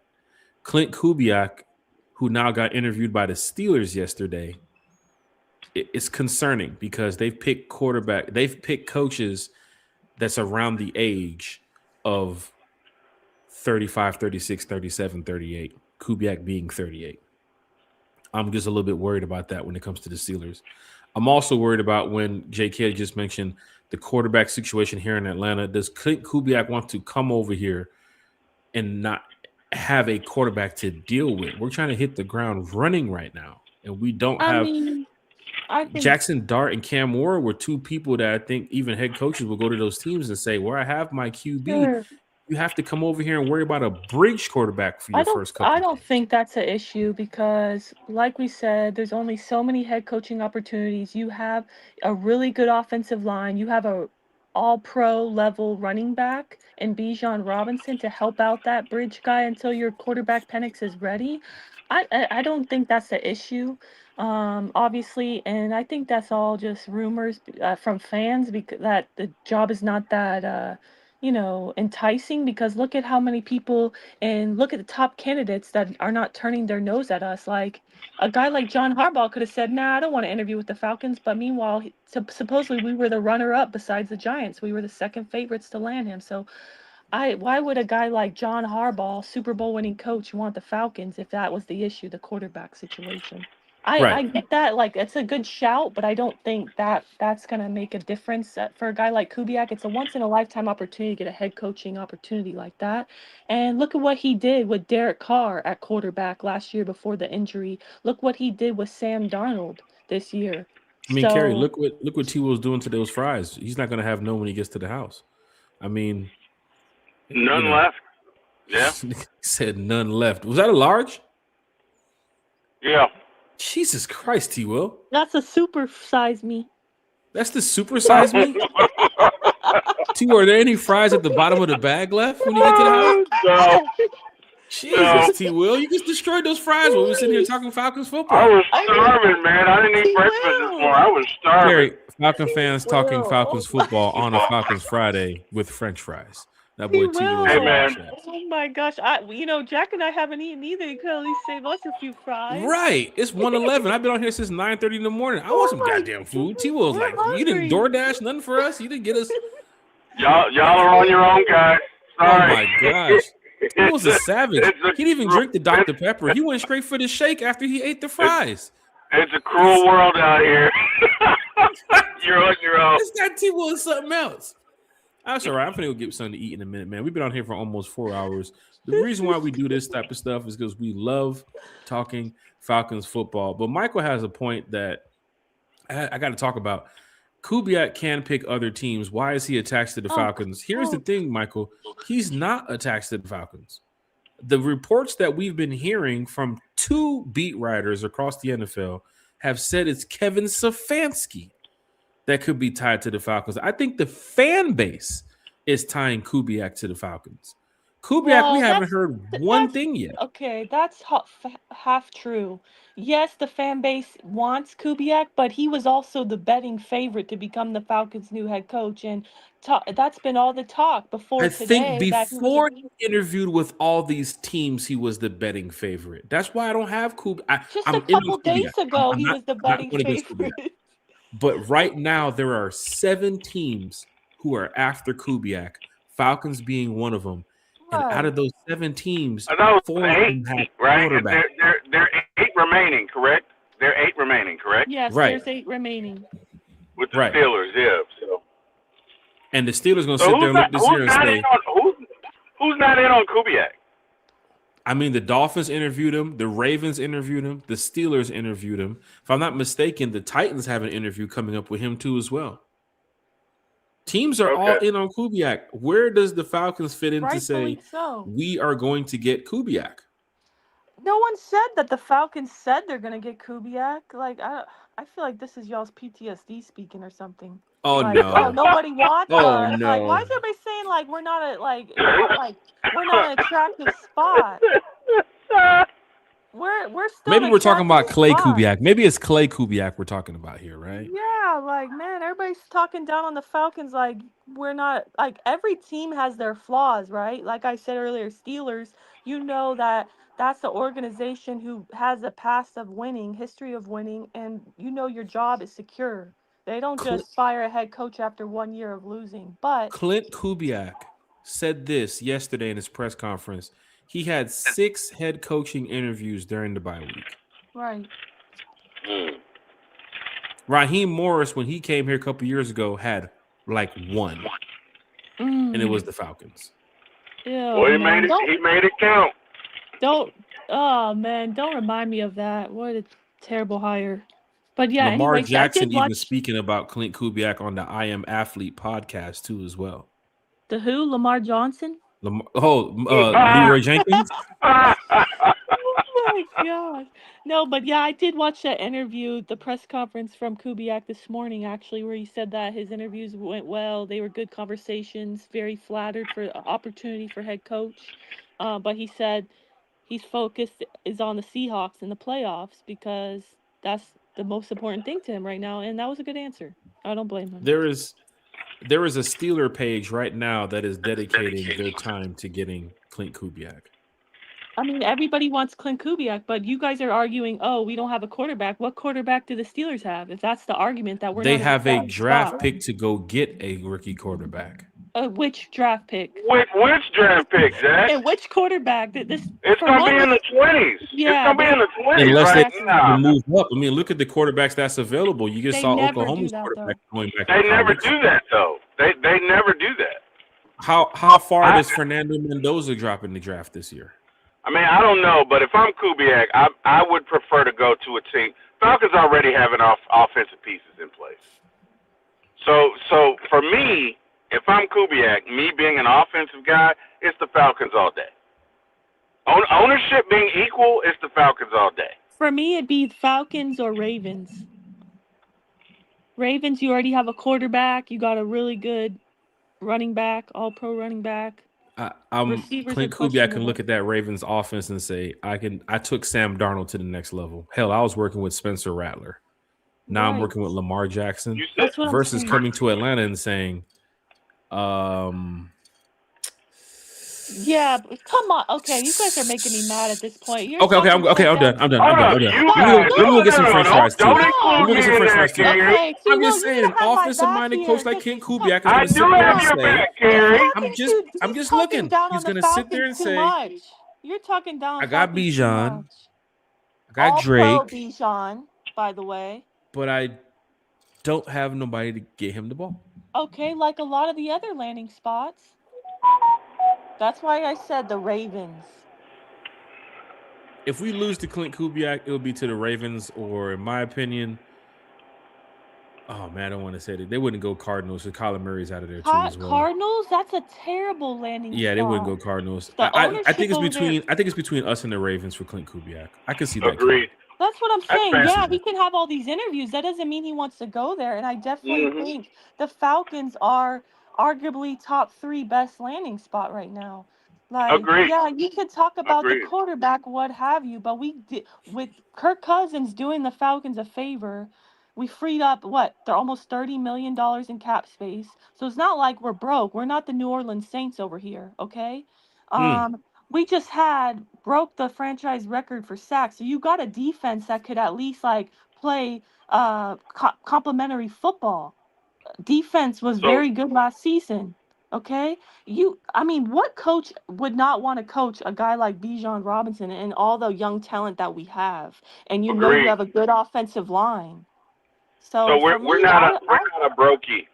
We're not I'm a not Mm. trying brokey to, like Lotto says. yeah, We're not I'm a not trying to brokey. sound like Oh a my homer gosh, here. T-Will just said Lotto. You know what, T-Will? You get the laugh for that.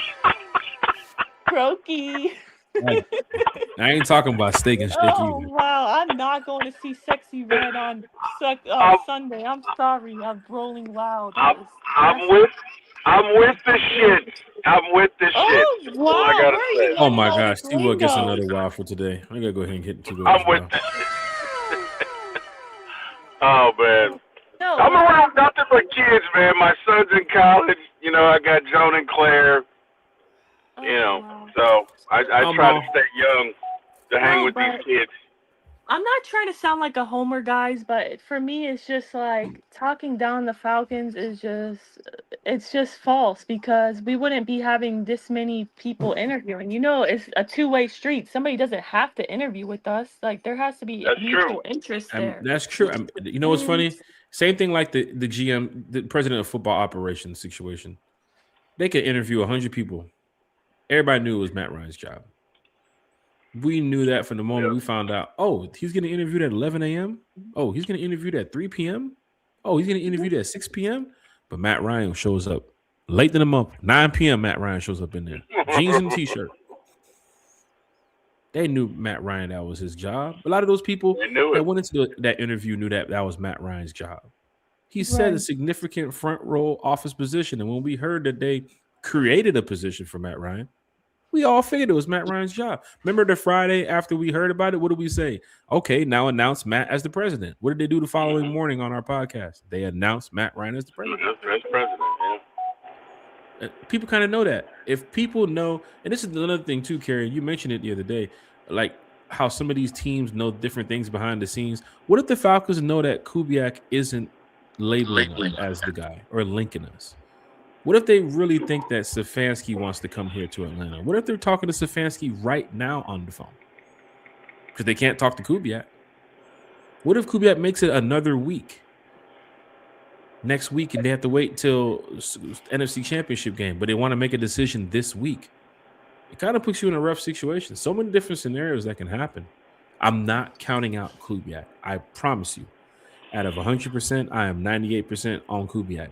But that 2% is there are other teams that are going after the hottest candidate sure. right now. And every fan base could say the same thing. Right. Well, the Cardinals can't say it because the Cardinals wouldn't get him. The Titans can't say it because the Titans wouldn't get him. I don't see the Raiders getting him. I don't see the Raiders Browns getting him either. getting him. I don't see the Browns get. I don't see. I don't even That's think what the I'm Browns even saying. asked to interview Clint Kubiak. Yeah, it's like, yeah, I get there's 8 openings, so yeah, there's definitely competition there, but outside of Baltimore, in my opinion, and arguably maybe Pittsburgh, as far as the ownership, okay, that's a great, And the fan base. But I mean, fan base, And sure, of course, but they're they going to don't lock care. you in for 20 years. They're going to tell you straight up, you're not leaving Pittsburgh until you're over 60. Right. But respectfully, they don't really look at the fan base. Like, I know as fans we want them to, but they don't really. For me, at least in my opinion, they're going to look at quarterback, they're going to look at the roster, and they're going to look at the ownership, the GM, the front office staff. Like, who am I working with? Is this a secure organization? Are they, like you said, are they going to fire me? Are they going to give me a multi-year deal? Is my job secure? Kubiak going to say, oh, DK Metcalf over there? Oh, okay. The Dixon way, T-Will. Lotto or Glorilla? Yeah, Glow. No, I'm kidding. Bruh. I don't know, man. That's tough. They all have their own je ne sais quoi. Like they all have their own aura. Like I like them both. I like Lotto, but I I like Glorilla. She don't care. She does not. She has no F's to give. Like She from Memphis, man. She from Memphis, man. Hey, let me tell you something. Yeah, Glow. I don't know. That's tough. What do you say, Carrie and Jay? I gotta go. Let Carrie answer this one. This is. I'll get it today. You're going tomorrow, right? Okay, I'll get it today. T was at the cookie shop. Now he done pulled up to Medea's cookie shop. Now he. No. I was giving Kim Zach's game. Oh, Carrie, Glorilla or? Hey Kim, I'm gonna go watch the car. Wait, she gotta be there at 2? Okay. Carrie, you there? Carrie, you there? I think she's stepping away. She probably has a phone call. Uncle Lou in the chat. Shout out to the Algier family. Uncle Lou's in the chat. He said Kubiak what up, boss? or McDaniel. I'm all for it. Carrie, you there? Can you guys hear me? Yeah, we hear you. We can hear you, Carrie. Gosh, Yeah, we got you. Sorry about that. I keep getting calls. Okay. Unfortunately, not from Kubiak's agent. Damn. Or Matt Ryan either. Carrie, Glorilla or Lotto? For me, it's Lotto, but to be honest, I'm not really and this is nothing against women, because shout out to women. I love women, like nothing against women, but I'm really not into female rappers like that. Like I don't know about, do you guys just bump female rap music like She will that? ask her Drake or Kodak. Ask her that one. See what she says. I Okay, think anybody not named Drake, I'm she's Team going Kendrick with. for one, and number two, I'm from Yeah. Florida, so I love Kodak. So Right. my I dog could is have told literally you named that. Kodak after Kodak Black. So I could have told you that. It's that I Kodak coulda move told right you there that. too. right. So I mean, Who but you- no, nothing against any of the female rappers. Shout out to them, but I'm not into female rap like that. I like to listen to like male rap. I don't know why, but Yeah, I can probably listen to like maybe 30 seconds of Glorilla, but then it's like boop up, changing it. I like Whatever, female man. I like R&B them both. more than I like personally. Well, T, I'm well, you're not- at a point in your life where whatever's on the radio, you're just gonna listen to. You're driving to. not really. Most of the new stuff I hear from my kids. Right. You know what I mean? I mean, did they It'll put you be on Maya game with or some of the Zach, and they'll be, YNs? oh, you listening to? Did it put you on game with some Yeah, of the they do. YNs? I Or know what is the it just like YNs straight, are. is it just straight mainstream for you, T. Will, or did they put you on game with some of the people that's out here? No, I mean, so my son loves Huncho. To me, Huncho is a lot like Future. Again, this is me. Right. And I'm not a big fan of Huncho. Not a but big my fan son either. loves him. Right. My son loves Huncho. So, but like, I like Glorilla. I really do. And I like Lotto. I like them both. I like, Glorilla has moxie to her. I don't know what it is. There's something about her, but she doesn't care what you think. She really does not care what you think. And anybody that has the stones to go up against anybody and be like, you know what? Hell or high water, I don't give a damn what you think, I'm here, deal with it. I love that. So you bump like yeah. female rap. See, I'd rather listen to like early 2000s female rap. If I'm gonna listen to female rap, I'm gonna be listening to like Lil Kim, The Brat, Trina, Missy Elliott. Like that's my female rap. I'm not a I love fan all of them. Yeah, if I'm gonna listen to female rap, I like old school female rap. I'm not into like my best friend. She loves what's her name? Not Nicki Minaj. What's the one she always has a beef with? Cardi B. Cardi. Oh my God, my best friend is like the biggest Cardi B fan, and I like Cardi B. Yeah. I don't like. I don't like the music. I don't like the music. I don't know. general. It's different to me. It's like their music compared to the early. Love the 2000s personality. female rap. Yeah, I don't know. No, I like what's that song? I like it like that. Yeah, baby. I like that.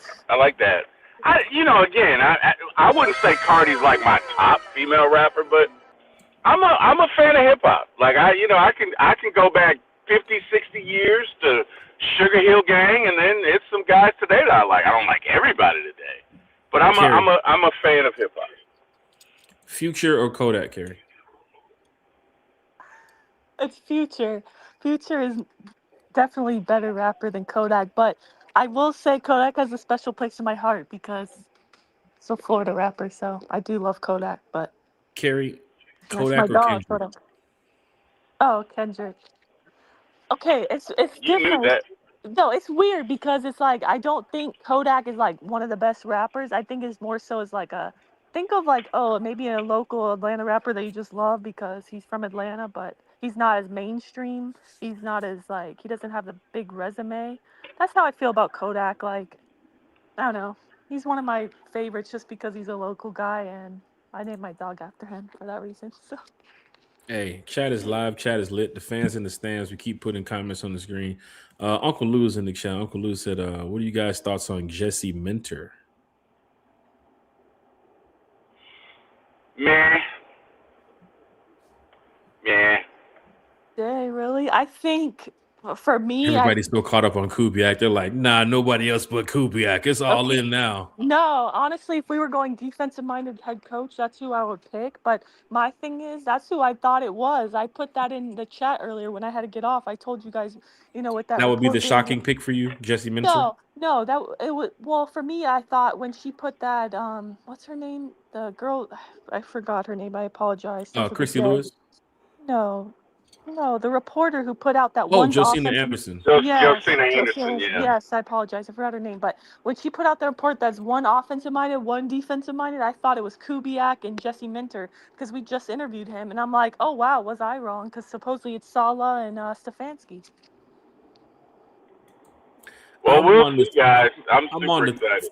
Yeah, I don't know. I'm just kind of caught up on some of the names that they originally put out there.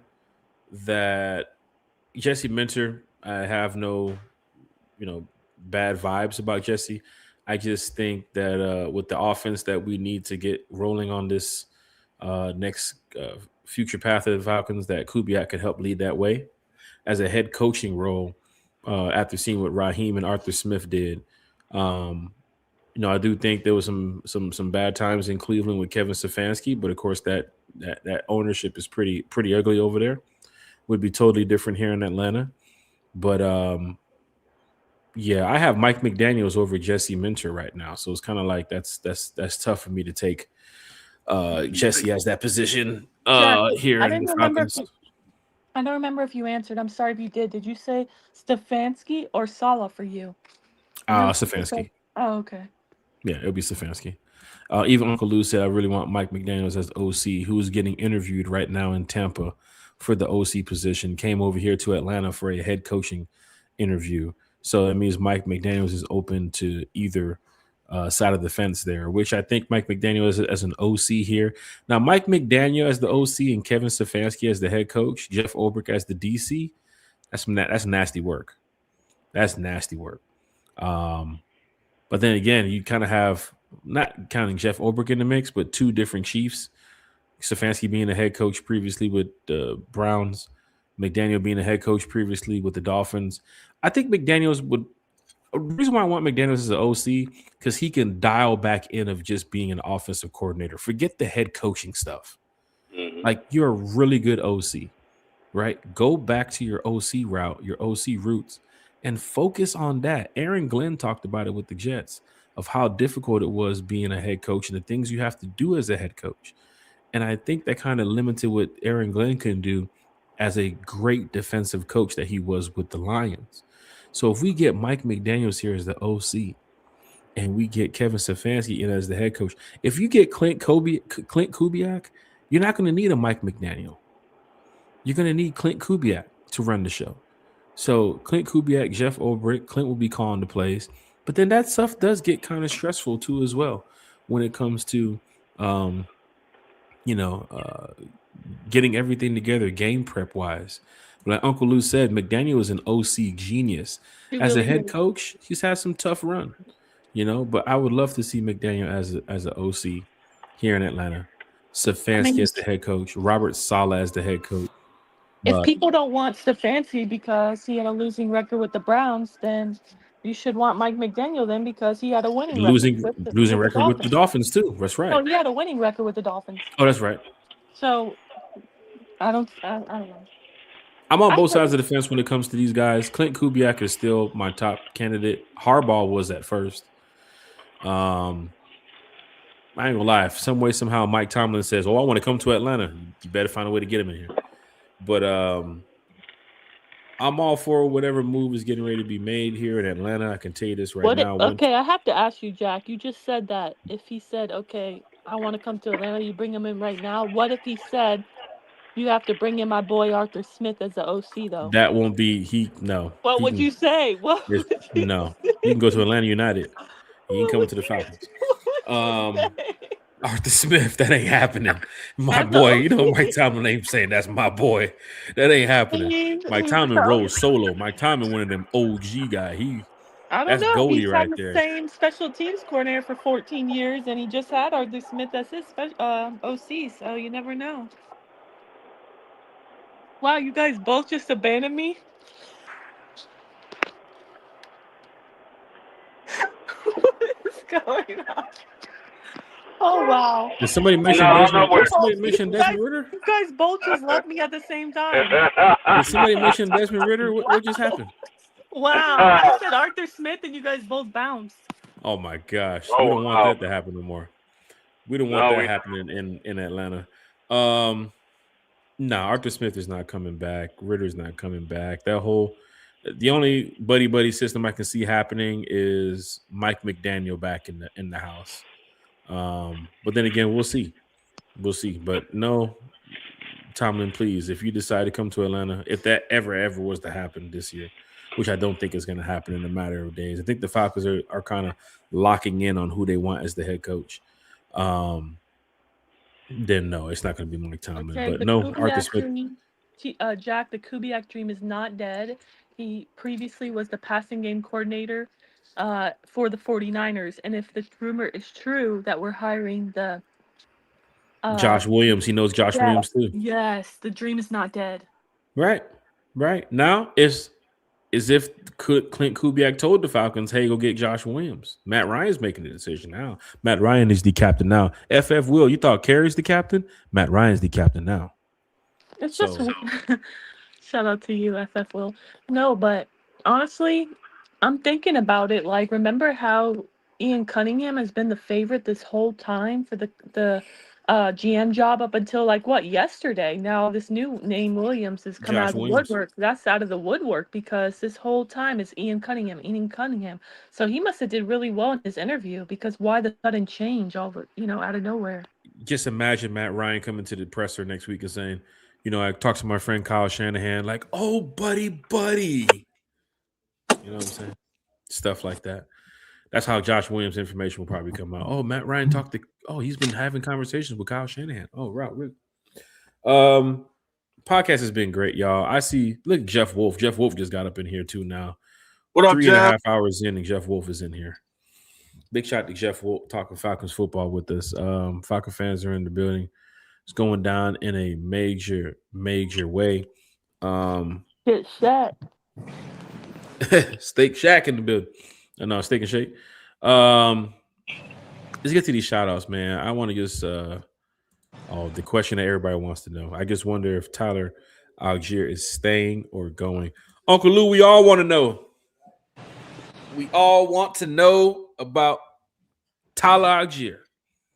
So we'll probably be finding that out within a matter of weeks to maybe a month or so. I think if Clint Kubiak, here's the funny thing, if Clint Kubiak comes over here, even Kevin Stefanski, you have a dynamic duo at running back. And Kevin Stefanski remembers that two-headed monster that he had in Cleveland. I would be looking into probably keeping Tyler Algier. Honestly, if more Kevin Stefanski was here, I would be looking into keeping Tyler Algier. Clint Kubiak, offensive-minded guy, who knows what route he can go. Stefanski remembers that two-headed monster he had. Matter of fact, Seattle has a two-headed monster with Charbonnet and Walker. So maybe, Kubiak looks into it and says, hey, Tyler Algier and Bijan, we don't have to use Bijan 80% of the time. We can switch it up and give Tyler what the workload that he really needs. And the Falcons just announced that they have just finished their interview with Antonio Pierce. So, oh, wow. right. How exciting. Oh wow, Carrie's I thought you were gonna give me some good news. Carrie's super excited that Antonio Pierce is leaving Flowery Branch right now. Did No, he drive or did he Uber? That's the question. I mean it in no disrespect to Antonio Pierce, but I'm sorry, he does not move the needle for me. Oh, Right. wow. Guys, what would honestly, chat? What would Wow. be your reaction if we hired Antonio Pierce, like the Falcons announced your new head coach, Antonio Pierce? I just be like, You know, and I don't I mean see it right now. That'd be savage. That'd be so I savage don't if the Falcons announced Antonio Pierce is the next head coach. I mean, with all the candidates that are available, Right. just like I've said, multiple times about Raheem, I'm so thankful that we did not run it back for the third season like we normally do. Because imagine if we would have, with all these great candidates who've become available this coaching cycle. Oh man, I would have been so upset. So yeah, if you fumble and you hire somebody like Antonio Pierce, respectfully, nah. Well, I can tell you this, Gary. Whoever we hire, you're gonna have Falcon fans on the fence about it. If it's Clint Kubiak, you might have more of the fan base saying, "Yeah, that's right, we got our offensive guy." And you're gonna have some people on the other side of the fence and saying, "Yeah, but we don't have no quarterback." And you have some people that's gonna be looking on the Kevin Stefanski side saying, "Oh man, we should have got him. He could have did this, that, and third." You see what's going on with Antonio Pierce once you mention that. Pierce is a joke. Raheem 2.0. Jay Kidd said he might cry. Me too, J Kid. I'll cry right there with you, probably. Michael said same old losing Falcons with Pierce. Jeff Wolf said not surprised because the way he's looking at this organization. Uncle Lou, Tyler Argier's family said we need a seasoned head coach in here. Eric Okay. Parker's giving the mean emojis. Shout out to Uncle Lou. My boy King of Atlanta supporters said Raheem might return in that situation. That's tough. That's tough. Dre the Boxer, oh yeah, we're sick right now with all the movement right now in the NFL. And Falcons said we trust in Ra. Yeah, I'd be so upset right now if we just decided to run it back and all these available candidates are out there, Right. and then we would have fumbled, honestly. But I do want to tell you, Jack, that I did put out a poll 3 days ago on Twitter. There was 1,511 votes, and I said, who would you like as the Falcons' next head coach? 61% voted for Kubiak, 19% Harbaugh, 9% Stefanski, and 11% McDaniel. Kubiak well, you know what that was means. over. Falcons going to go with the 11%. McDaniels is your next Nah, head coach. They're gonna go with stop. But I wanted to put that out there because, to your point that you were just making, no one's ever gonna be happy, right? Like obviously with anything, like there's always gonna be somebody who's unhappy. Not everybody's gonna agree on the candidate, but 61% of Falcons fans pick Kubiak. I mean, that's the majority right there. So I don't know. Well, I can tell you this, Uncle Lou, no more Morris and Robinson. We are traumatized. Hey, the way they Same. the way they operated this season, I know a lot of fans are traumatized. Uncle Lou, what you could do is just, next time we go live on Sunday, why don't you send Tyler the link and maybe he can come in here and talk some Falcons football with us. Nah, I'm just But yeah, big shout out to Algier, man. Like we'd love for Algier to be here. I'm gonna tell you right now, straight up from my opinion, I'd love Algier to be here in Atlanta for the years to come. That two-headed monster. I mentioned it, I think it was earlier this year, maybe last year I mentioned it. It's so tough to keep the two-headed monster thing going because that second running back or that first running back, they all want to get their fair share of playing time. And a lot of teams do have two-headed monsters. I remember when Ezekiel Elliott and that other running back, I think it was Pollard, they were crushing it in Dallas with the two-headed monster system. And then sure enough, what happened? One had to go this way, one went this way. Now you don't even hear about the running backs no more when it comes to Dallas in that situation. I think Bijan and Tyler are a really strong duo. David Montgomery and Jahmyr Gibbs won't be in the Lions camp forever. So people look at that dynamic doing saying, man, that's nasty right there. Yeah, they're a good, solid combination, but it won't be there forever. Same as Charbonnet and Kenneth Walker. There was a joke. I think Kenneth Walker was on a podcast the other day, and or it was a couple weeks ago, and somebody was joking that Charbonnet's taking his snaps and taking his touchdowns and stuff. And he wanted to go to the next question. He wanted to go to the next topic because that stuff does hit home. Remember, Tyler Algier did have 1,000-yard season with us. Then they drafted Bijan, which I think both of them right now are working extremely well together. But the problem, Kerry, can you agree or disagree? The main problem was Zach Robinson's offense. That was the main issue. It wasn't a Penix thing. It wasn't a offensive line thing. It was Zach Robinson not knowing how to use players on this team. And that's where we are right now. Why we're looking for a new OC, why we're looking for a new head coach. And Raheem plays into that too as well. Because okay, I'm sorry, I don't mean to interrupt you, but we do have a vote for Pierce. We need him for the culture. Shout out to Iron Mike 404. We got one vote for Pierce. I mean, you have a black fan base. You have a fan base that would probably support Pierce. Cam Newton has said it when it comes to this type of fan base we have. But in that locker room, I saw how, the Raiders were excited in one moment because they was winning, but they was still a losing organization. Like you was winning 2 or 3 games. You didn't go out there and make it to the AFC Championship game. You didn't go out there and win the Super Bowl. So I know some players rallied guys, but players rallied around Raheem. It's not that big of a deal for that. Jack, to your point, I just feel like the whole argument, okay, Kubiak is not proven as a head coach, but then you're going to take a guy like Pierce? What is he proven as a head coach? Right. You skipped over Jesse Mentor to go get Pierce? You skipped over Mike McDaniels to go get Pierce? At least they coached last year. And a team that went to the playoffs, like at least the only thing I see is buddy with CBS with Matt Ryan. Pierce probably hit up Matt and said, it's funny. Pierce probably hit up Matt as soon as he got that job and said, "Hey Matt, I'd love to interview for the Falcons if you don't mind." Like, who's calling Antonio Pierce these days? Not to be disrespectful, but who's calling Antonio Pierce? He was on CBS just chilling. Honestly, if Bill Cowher wants to come back and coach, hey, just put it out there. And I probably have a feeling that Rex Ryan is going to end up calling somebody in a minute too as well. Rex Ryan's going to be sitting over there like, oh, I can't wait to come back and coach. Mike McCarthy, still no word about Mike McCarthy in Atlanta. Michael L. said, stop drinking the Kubiak Kool-Aid, folks. Kerry, you're gonna have to sell Kubiak to Michael L. He's not buying it. He's not buying it, but okay, so he wants Stefanski. Who's your backup then, Island Mike?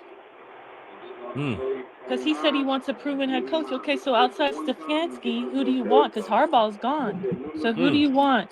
You got to have more than one option. 596. T was over there ordering cookies. Oh, he's over there ordering dessert. Let me check in on this Zach Robinson situation. Man, we are live today. We are live and lit. Oh, Zach Robinson is interviewing for the Eagles offensive coordinator. Wow. Eagles just fired their OC too as well. And here comes Zach Robinson in to come save the day with Jalen Hurts.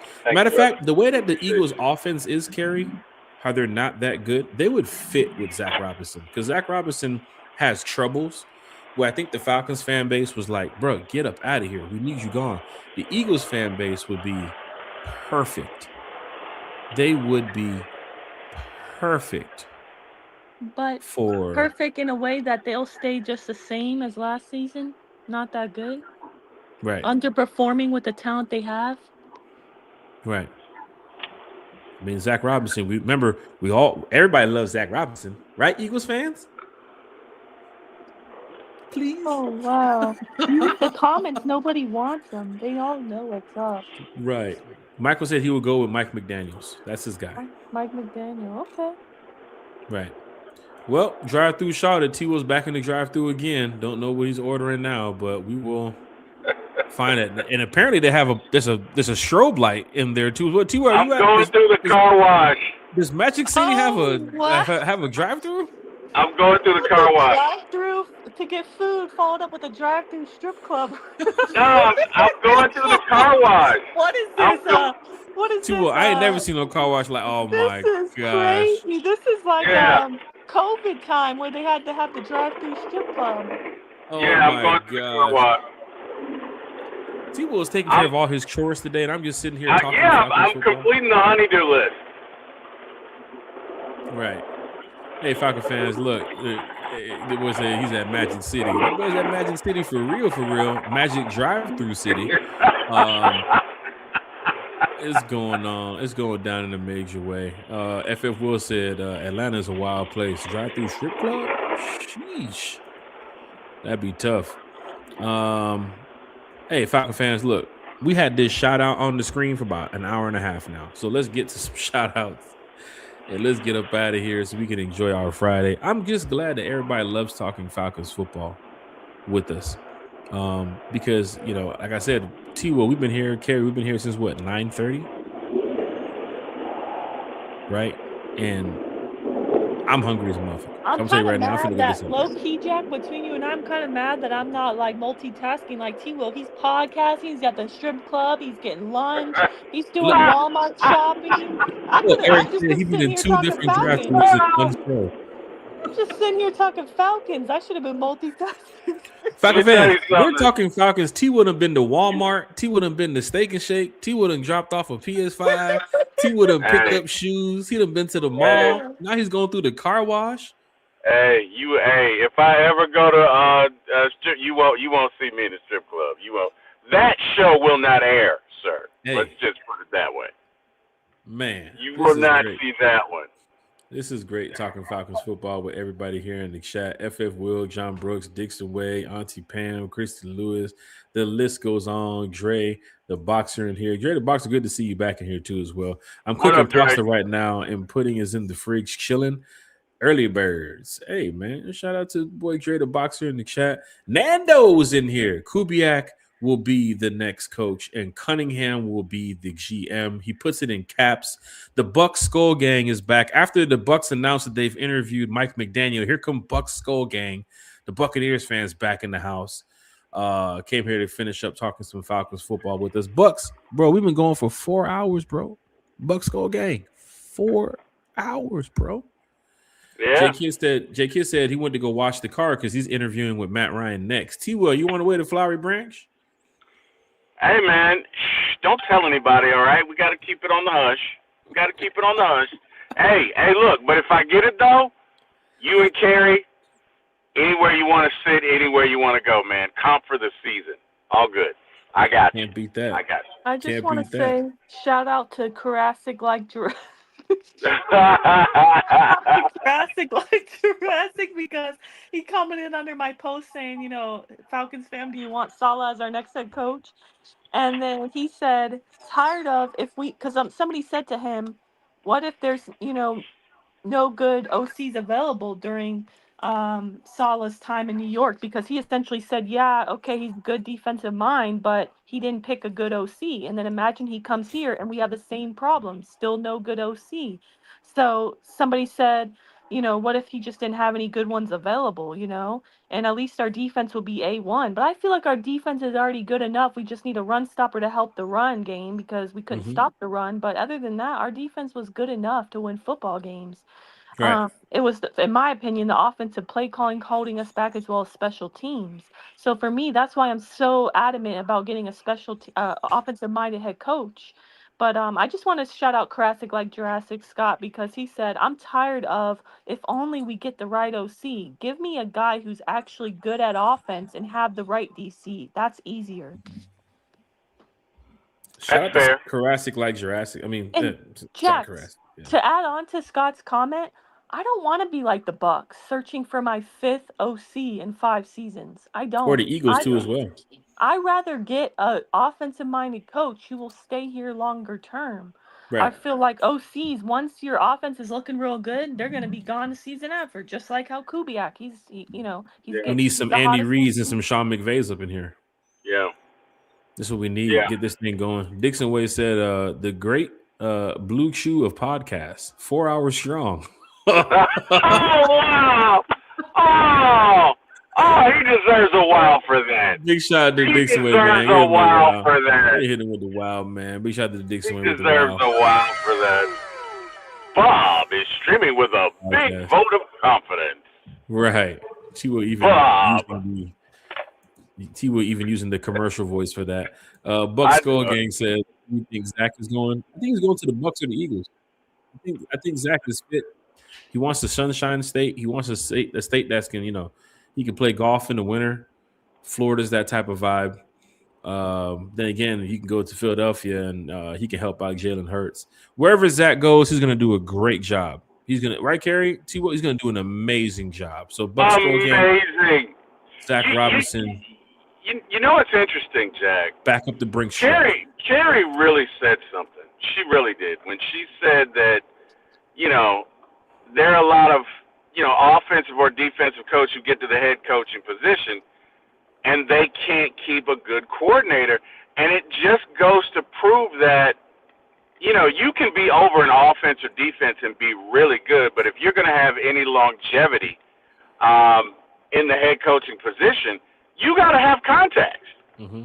Because you got to be able to get, because let's go to Dan Quinn, right? He hired Kyle Shanahan. That was great. He never recovered because he couldn't get another offensive guy in here that could equal Kyle's success, right? So you got to have contacts. And I tend to agree with what Scott said. If you already have an offensive guy, then really all you got to do is keep a defense coordinator. But the whole point is it's not easy, right? The Eagles, who won the Super Bowl last year, will not repeat, but they won't repeat. Why? Because Kellen Winslow left. And the guy that Pachulo was, not the greatest, right? Again, Super Bowl winning team last year fell far short of that this year. So for the Shanahan comment, I did not expect Shanahan to make it that long in San Francisco now. I did not expect that. Like, he's an offensive-minded coach that has taken that team to another level. Now, I know they haven't won the big game, but he's that one coach who's a head coach right now that is like one game away from winning it. Honestly, this year, if they randomly make it to the championship this year, this might be Kyle Shanahan's season. It's random because they have Brock Purdy, but I'm still thinking about Rams, Bills, Super Bowl. But I honestly, like you said about Dan Quinn picking Kyle Shanahan back then during those times, even Shanahan's resume wasn't like, oh, he's going to be the best coordinator in the NFL. Now Shanahan, years later, he is top notch. He's probably top 5 when it comes to offensive play calling. And he can take a quarterback like me, Eric Parker, T. Will. He can turn us into all pros. It's just random. It's just so random. Michael L says, who do you guys want if Kubiak goes elsewhere? I want Stefanski. Mike McDaniel, Antonio Pierce. No, I'm just playing. Offensive-minded head coach. Yeah. Mike McDaniel, Kevin Stefanski.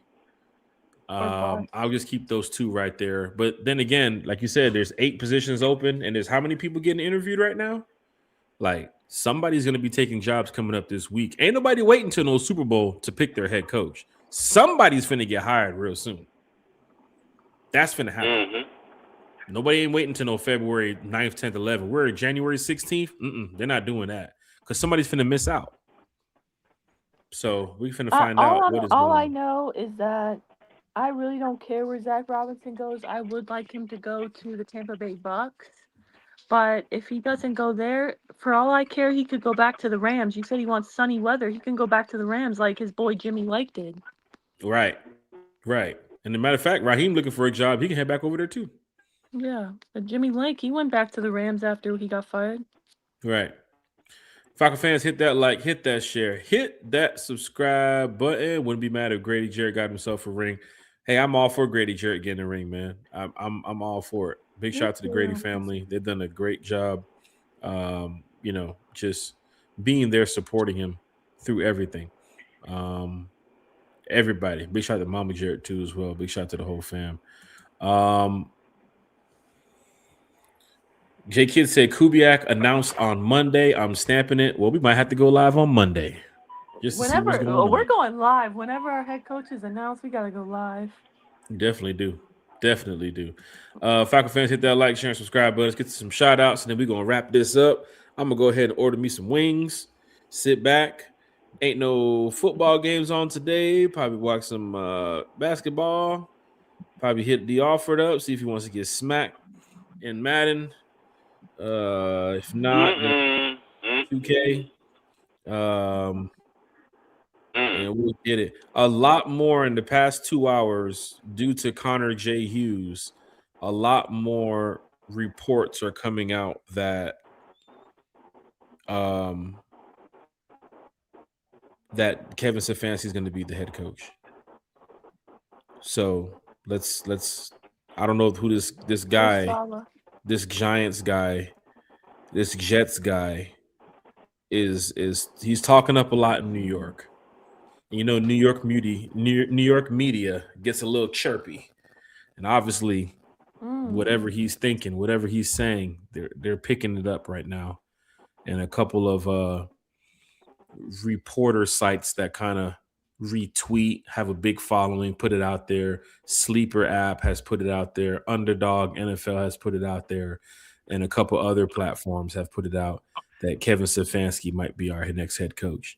So let's just keep that in mind. But Falcon fans, 4 hours and some change talking Falcons football with everybody. And I'm telling you right now, I love it. I love every minute of it. I know T-Will was doing his shopping and listening to Glorilla and doing all this other stuff today. And Carrie was wherever she was in Florida, probably on making her way to the yacht. But it's a great time talking Falcons football with people when they can talk Falcons football back with you. I can't even have a conversation sometimes on the phone with a Falcon fan for about 20, 30 minutes. But sitting here on the podcast, 4.5 hours talking with you all has been truly amazing. But I can tell you right now, it's time for me to go eat because I'm sure Carrie ate. I'm sure T-Will ate. I got to go eat something too as well. I got to relax and chill and enjoy my day. If anything happens today with breaking news, of course we're going to go live tonight. If anything happens tomorrow with breaking news, of course we're going to go live again. And of course, Sunday night, scheduled time, 8 p.m., we are back talking Falcons football. And it's going to be a great time. Just like hey, you guys had a great time today, we're going to have a great time on Sunday night. But yeah, let's get to some shout outs. We're going to wrap this thing on up. Carrie, would you like to go first? For the second time, everyone. Oh, Carrie's second shout out of the day because she left around 11. 4 hours and 20 minutes. My goodness.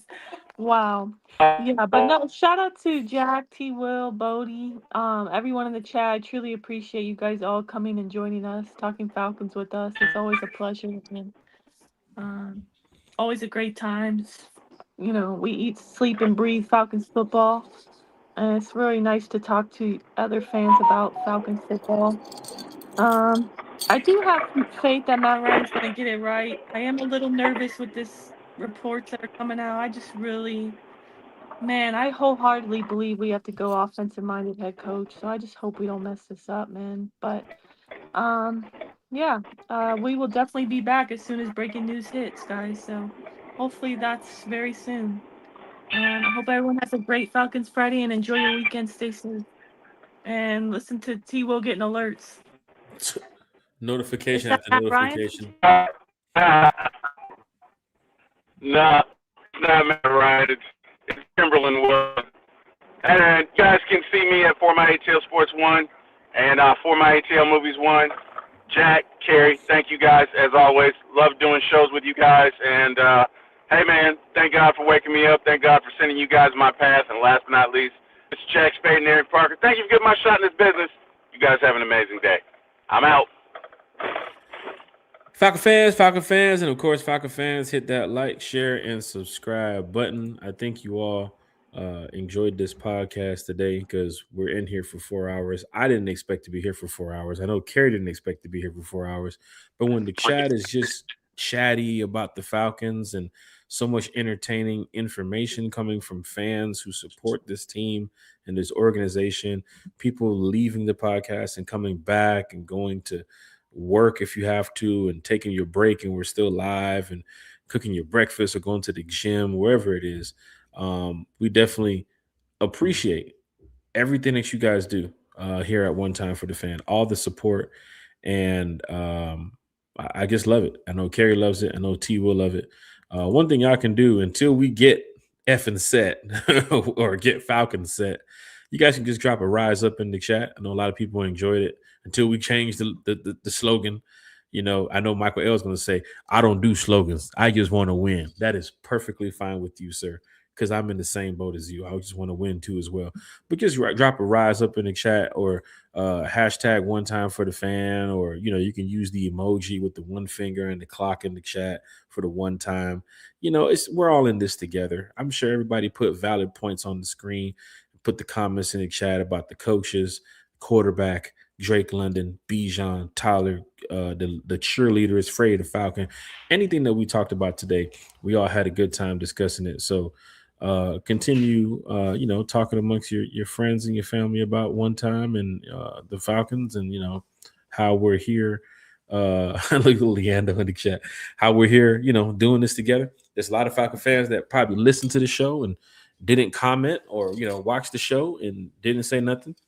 It's perfectly fine. At the end of the day, you got a chance to talk Falcons, probably whoever you were around when you're sitting here watching us. So, you know, if we gave you an extra bit of energy boost for this weekend, then we're definitely glad that we was able to do that. But thank you all, man. 4 hours and a half. I didn't expect to do this. I'm finna go eat good. I might go get some lobster mac and cheese. Oh, wow. Dre the Boxer's in the chat. Time to get some lobster mac and cheese, man.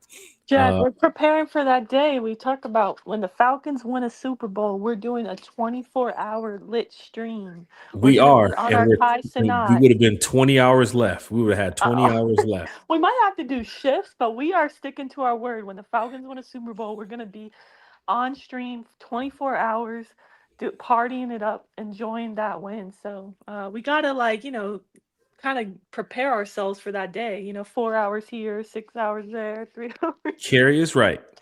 When the Falcons win the Super Bowl, and we said it first, so I don't want to hear anybody else tell me, oh, we doing it too. We doing it. I don't want to hear it. Carrie said it. We've been saying this for a while now. When we win a Super Bowl, and it could be this year, could be next year, but when we win a Super Bowl, we are doing one time for the fan, 24-hour stream. We are going to be talking about, the first hour will be about the 1965 Falcons. The second hour will be about the 1970 Falcons. Third hour, we're going to go back to Michael Turner days. We're going to go back to Michael Vick days. We're going to go back to Joey Harrington and Byron Leftwich days. But it's funny you say that, Jack. We're going to have to really, you know, collaborate and talk, you know, with One Time for the Fan crew and see how the stream will go down. In my mind, what I like pictured happening is like everybody's just watching us celebrate, partying, enjoying having a ring in Atlanta. Not more so much like just talking Falcons football. Right. So that's the cool thing about it, Carrie. You're right. We can chop it up to where, like, in the middle of the night when we're sleeping, like, we have like the party atmosphere going on with the DJ and the music and, you know, the lights and everything. So whoever jumps in, sleeping, Jack. We're not sleeping. Oh, we're not. Okay, now we got to talk about this because we got to take shifts. We got a lot of talking to do, because I thought this was going to happen like as soon as the clock struck 0 and we win the Super Bowl, we turn on the lit stream and we just celebrate. We're not sleeping. At least I'm not sleeping after we win. Well, remember, we have to remember too. If I'm at the game and we win, I'm running on the field, so I have to bail myself out too as well the following day. So it might be, you know, if I'm telling you right now, if I'm at that game and we win the Super Bowl, they're gonna be like, "Who is this Falcon fan running on the field?" True. And it might be me. Dre the Boxer has a great point. Just start the stream as a watch party. Then you only have to do 16 hours after the game. Hey, you might be onto something. That kind of helps us out too. It cuts us out 8 hours to carry. He might be onto something. Because right now we just did 4.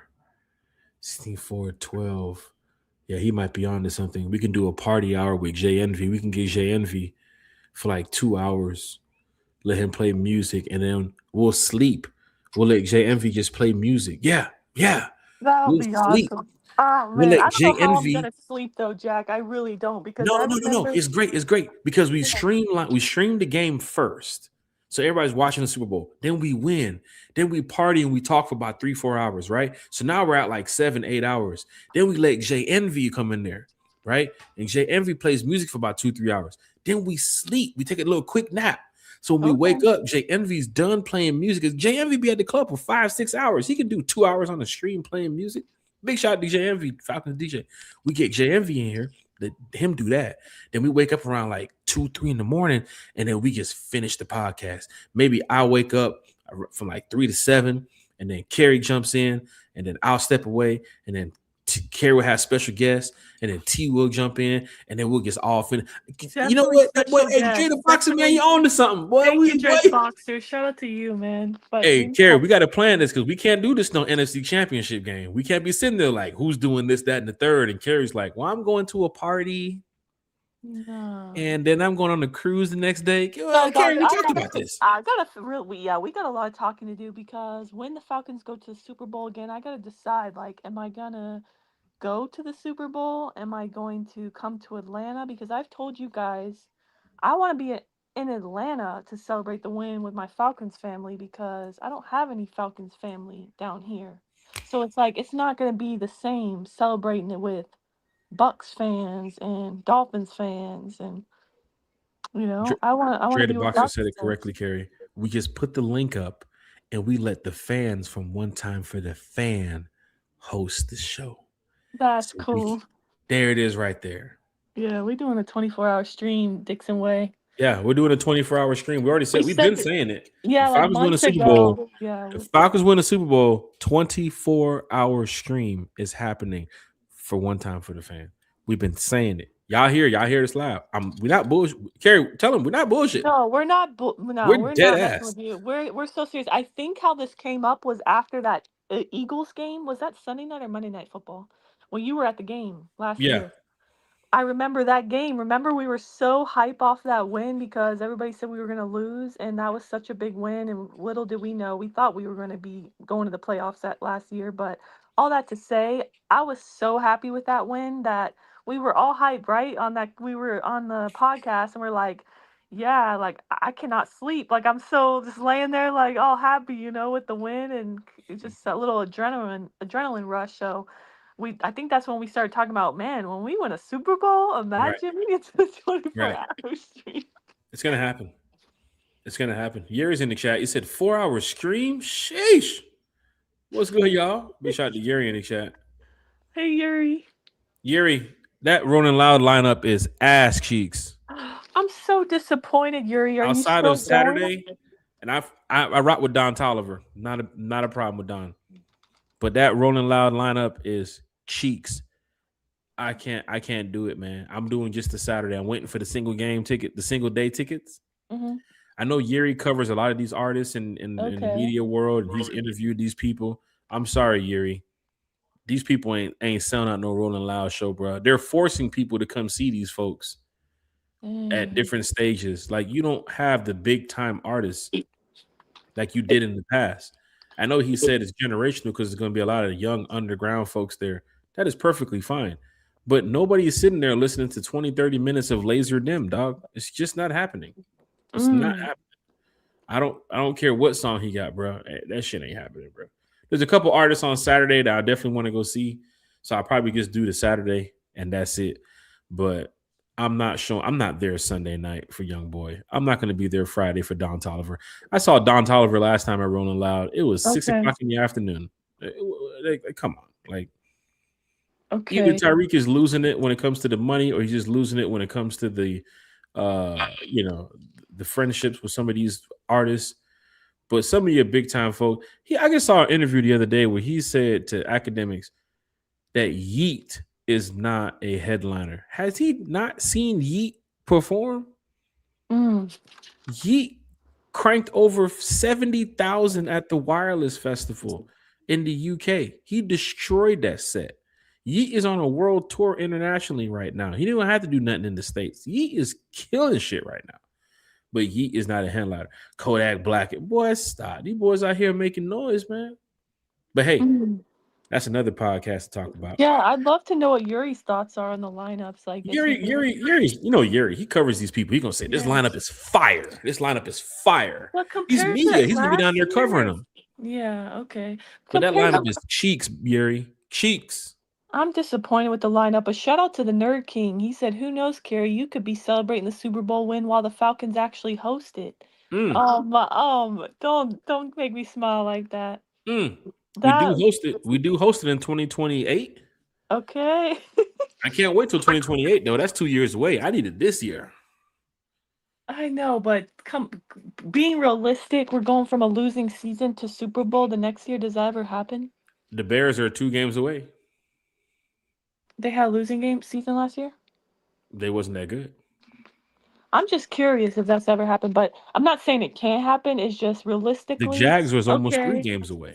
Okay, let's make the playoffs this year. Then, like, next, 2026, 2027, we'll make the NFC Championship. 2028, let's host the Yeah. Super Bowl. Carrie, I don't want to take up too much time since we've been here 4.5 hours, but Yuri just posted a comment.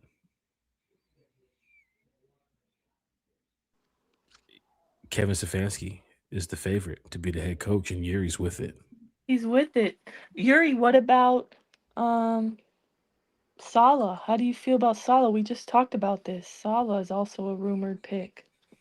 And he has the same agent per Scott Karasik like Jurassic as Josh Williams. This is getting very interesting right now. That's funny. If Saleh comes over here and Josh Williams comes over here. Buddy. Carrie already knew it was about to go. Carrie already knew it. She heard them names. Buddy. Saleh's a great coach, but I think he's a better DC than head coach. Just shout out to Yuri. Yuri was with me in the pits at Rolling Loud. He understands what's going on. Yuri was with me with all that media equipment. I said, Yuri, you sure you finna go out there and go mosh pit with some of these YNs with all that camera gear on you? He's like, yeah, Jack, I'm fine. Gary's don't give a fuck about anything. Yeah, I'm good, bro. I'm good. It's like, all right, bet. Went out there and had a great time. Yuri said, Rolling Loud 2023 in Miami with Jack and VIP was legendary. Yeah, man. Those stories, me and Yuri got some stories in Rolling Loud, man. That was random as hell because I went to Rolling Loud. I was down there. I was in the VIP, me and Bodie. And sure enough, I look over and said, that's goddamn Yuri over there. Yuri's in the VIP too. So we had a great time in Miami. 97 degree, 98, I think it was Saturday. It was like 97, 98. I don't get how you guys do it. I'm a Floridian. Carrie, it was blazing. And I don't understand, why do they do it in the summer in Florida in the hottest time of the year? I don't know. And they picked there had Orlando. to be people passing out. I'm Oh sure. my gosh, you should have seen. You should have seen the amount of people passing out. I was at a Giveon concert in St. Pete area a couple years ago, and everyone in the crowd kept having to stop him on his opener on the stage. Hey, over here, and people just kept passing out because it was an outdoor concert in the summer. It's bad. And don't forget, it's much better when you're walking around the grounds. For those that haven't been to those big festivals, like you're walking around. It's 70,000 plus people, and there's 3 different stages. So you're walking around these fairgrounds, these campgrounds, like you're going to see different artists. But then you'll have like 2 of the stages closes down about 9 o'clock. The main artist or the top 2 headlining artists will go to the main stage around 10 o'clock, 11. So now you'd split the crowd up from 3 stages and brought them together for 1 stage for these artists. So you're talking about, I could throw somebody out there. Kendrick Lamar. Kendrick Lamar's performing over here. No, he's a headliner. So, okay. Kodak Black. Kodak Black is performing over here at the Sprite stage. And Key Glock is performing over here at the Coca-Cola stage. And then at the main stage, the Fanta stage, it might be Lil Uzi. So at 9 o'clock, at 8:30, you already know Key Glock is over here. The other artist is over here. But at 11, Lil Uzi's performing at Fanta. So this artist finishes up their set at 10. This artist finishes up their set at 10. You got to make a decision on who you want to go see, because they're both performing at the same time on different parts of the campground. But then when it gets to 11, everybody wants to go see Uzi. So now that crowd that went over here, that crowd that went over here has now mixed into one. And everybody who's not going to see those 2 artists, they're sitting right there at the front of the Fanta stage. So they're not moving. They're there since 9 o'clock. They're not moving. I have to ask you, Jack, do people wear deodorant? There was a Please. lot of musty ass folks in there. I hate Oh to say it. my. It was That's my that fear. Miami weather would get you. But then I saw people's book bags where they had like, they had their stuff on them, like the body Okay. spray and the axe and stuff. But Carrie, Yuri can tell you when Travis Scott came out, I was standing next to Bodie. Bodie was literally standing right next to me. When the first word from Travis was played over the microphone, I said, Bodie, where you at? Bodie. But Bodie got pushed in that pit from where I was standing to Wow. about 15, 20 feet away. I didn't see Bodie until like the 5th or 6th song. Bodie Oh, randomly bumped into me during the did 5th people song. I get said, stomped on? Like, does anybody get oh, hurt? yeah, Bodie took a fall too as well. Bodie went on the ground, but he got back up. But I remember when But does Bodie anybody get trampled? That's what's you can easily get trampled because so scary. first of all, you're talking about 70,000 people moving around like this. And then the artist is on stage. You got the lights flickering with the strobe lights. The heat from Miami is hitting you as well. And then just everything is playing into the environment where it's like you've been drinking all day and it's like my hot God, as Jack, it's you're not selling bad. me on Rolling Bet Loud. I'm sorry, my friend. It sounds like a nightmare, to be So honest. because I've already done the pit stuff, if we was to go, we're gonna be probably on the what's that stuff called, Yuri? I'm The looking loud for pump. somewhere to watch from a yacht or something nearby. No, so they have another stage where you can go as a VIP to watch from the loud punk area. It's a more air-conditioned private section with couches. See, that's what I VIP. need. I'm a That's wimp. I more of can't. the vibe. I told Yuri and Bodie, I'm here to go see Cardi and Uzi. I want to experience what these jokers are talking about with this pit. And I will never do the pit again. I'm never doing the pit again. I'm telling you, I can show y'all pictures and videos. People was around me left and right I'm talking about just This sounds like a nightmare for just me. thrown around. And I'm sure I had a dude with me. He was I met him on Friday because he was in the pits with me too for Uzi. And he's like 6'5", like 240. He's like damn near Brandon Dorless. He's like a big offensive lineman looking motherfucker. But he told me, he was like, yeah, man, I'm down from Atlanta by myself, bro. I'm just chilling watching the show. So I told him, I was like, bro, if anything happens, bro, you're going to have to be mowing these people up out the way. I'm looking at bro like, bro, you're going to be pushing these jokers out the way. He was like, don't worry, I got you. Sure enough, when that shit started, he throwing people. I'm looking around like, God, look at this dude. Hey, the Falcons need to sign him. But he was throwing people around left Maybe and he was right. a Bucks offensive lineman or something. Gary saw him. This dude was like 19. And I'm looking at him like, yo, what happened? He was like, bro, I'm just throwing people around. But sure enough, he was there for the music too. He was a fan of Cardi and Uzi and all them. So when Travis Scott came out and he hit that first note, matter of fact, when Cardi came out and they heard that damn guitar and them lights went dark, oh my gosh, all you heard was open it up. That means open that pit up. Oh my goodness. That's all you just saw was like, don't come out there with no jewelry. Don't wear the freshest shoes. Don't wear the freshest clothes. Because you got people that's doing like this. They got the drink in their hand, they splash. They destroying. They tearing. You got people opening water like this and just chucking it in the air. So if it hits anybody, it hits anybody. That shit was so rough. I turned to Yuri. I was like, yo, what is going on? How are they doing this? Bro. Wow. And then they got the people that come with the face paint. Like they got their face paint. They says Mosh Pit Authority. Like they came over there just to mosh. That's all they came to do is just throw people out the way. Crazy. I felt sorry for these two girls. There was like maybe 19, maybe 20, couldn't have been no more than 22. But they were wearing like dresses. Like they were, dolled up. They was sitting there waiting for Cardi. And they said they're fans of Cardi. And I remember their dad was right next to them. Me and Bodie told them, we was like, what are y'all here for? And it was like, oh, we're here to see Cardi. And so we told him, this is the VIP though. And I'm telling them, I said, you guys might not want to be in this spot right here. And they were looking around like, wow, what's going on? What's the reason why? And me and Bodie is trying to explain to them. And there was a couple others that jumped in around us that explained, this is not the area to sit and watch the show. You might want to go back there. Anywhere near this stage. And you saw the video I sent you when I was that close to Kodak. Anywhere near this stage, you are going to get trampled. Now, I will say this. 21 Savage, they don't mosh. Ice Spice, they don't mosh. Key Glock, they don't mosh. Kanye West, they're not moshing. They're watching the show. ASAP Rocky, they're not moshing. When Uzi and Travis and Cardi and those guys come out, it is a full-on rage fest.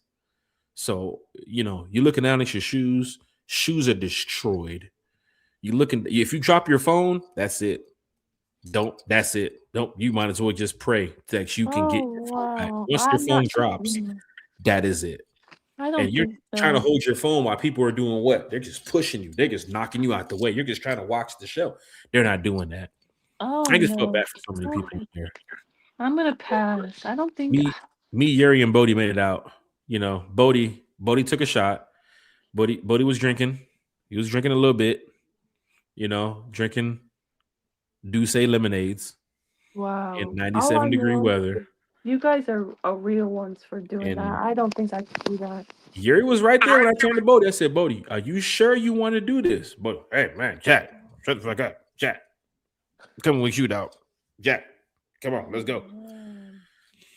All right, Bodie. Yeah, I just want to shout out you guys for, being in the trenches for that, because I could not. And, I'm used to this Florida humidity and heat, but no, thank you. If we go this year, Carrie, we'll be what Yuri said. He's going to be at the Loud Club. So that's where it is. It's called the Loud Club. It's a private area where you can see it's elevated. You can see the show. You can see the crowd, but you're not in the pit. Yeah. But Cardi's there. Shout out to Yuri. Shout out to you and Chris Titmore, One Forever Sports in the chat. And also to Buck Skull Gang in the house. He said, that's crazy that people are passing out, but it happens. Yeah, Tampa Heat is real. He said when Falcons and Bucks game freaking hot. And that's true. That's why this season I was so happy that they made the Falcons versus Bucks Thursday night football a night, 8 p.m. game in December, right? James. Yes, in December. Oh, that was so nice. The weather was great. I could actually wear a jacket and pants. Because normally for a Tampa game or when I go to a game at Hard Rock Stadium in Miami, it is so hot. It's usually in October. And we play preseason in Miami. So that's like what, August, September. So it's like probably August. So it's like you are not needing a jacket and you are sweating. Like the heat is not a joke. So yeah, I was happy when they made this game Thursday Night Football December. I was like, yep, I'm there. To give a small example of Rolling Loud in Miami with the weather. Imagine Tampa, like Carrie just said, a game is being played at 1:00 in September in Tampa. Imagine being at the Falcons Stadium on the away side when they open the roof. Oh, wow. On the away side, not the home side. On the away side. That's like sitting at the pirate ship in Tampa where the sun is just beating on you. Oh my gosh, it destroys you. Imagine a Braves game July 4th at Truist Park. For those fans that know about all three of those, you know how hot it is. Miami was 10 times hotter. But Jack, at least those things, you have your own seat. You could sit down if you want. No one's like, you're not in a mosh pit. That is crazy. Right. And don't even let me get started on the fire when they start fire in the middle of the crowd. I didn't even get to that, did I? Fire? Yuri, you better tell them about the fire pits at Rolling Loud. These jokers come in there. I don't know how they get the kerosene and the flares in, but they flip that flare, kerosene. They start blowing them fire bombs in the middle of the crowd. You're like, where the hell? How the hell you get that in here? Security. But security ain't gonna get to you either. They're not gonna get to you. You in the middle of 50,000 people, and that's how people get that Travis Scott show and all the other stuff. Sad situation, but that's how that stuff starts. Security can't see you. They're on the same level as you. you're looking at security in the face. If somebody is down, nobody is coming to get them up unless somebody tries to push people back and tells them, hold on. By that time, everybody's all zooted off this damn show. They done already jumped all over this person 30 times already. That's the sad part. You know, that's why I'm glad when the situation that Bodie had, the dude came up to me and was like, yo, this your homeboy? I was like, yeah. He was like, yo, your boy just hit the deck. You know, but you're pushing, everybody's pushing and grabbing and pulling people and throwing. That's why I was telling the offensive lineman, like, you good, bro? You good? Everything good? Come on, who you going after? I'm finna follow you because you 6'4", 260. I'm following you. So tough times, man. But at the end of the day, look at Bodie, look at Yuri. I forgot about the fire. Yuri, oh yeah, we're having a good time. Oh yeah, there's a fire pit over there too. You gotta be careful. 3 dirties in the chat. Fans are in here talking Falcons. Look, Carrie gave her shout outs. I give my shout outs, man. Thank you all. Y'all are great. Everybody's in this chat is amazing. Almost 5 hours today. Make sure you retweet it. Make sure you go screenshot it. Put the time up. Tell your Falcons friends and your Falcons family that we talk Falcons for 5 hours. Right? We'll be back Sunday night. Sunday, we ain't doing no 5 hours. I'm telling you right now, we ain't doing no goddamn. I got work Monday morning. We ain't doing no 5 hours. But tell your Falcons friends and your Falcons family, this is what you get with One Time for the Fan. We love talking football with everybody. We love putting the comments on the screen. We love y'all telling your people about it because we are in this together, right? So thank you all for the people that showed up in the beginning, the people that showed up in the middle, and the people that showed up in the end. Carrie, as you know, any breaking news between now and Sunday, I'm sure we'll end up going live again. But of course, Sunday night at 8 p.m., we are back on the stream. Carrie, I have the mouse now hanging over the end stream sign. So this is where I say rise up to you, my friend. And we are about to get up out of here. So thank you all for being a part of One Time for the Fan. Carrie, Hi, everyone. Terry, Bodie, rise up, y'all.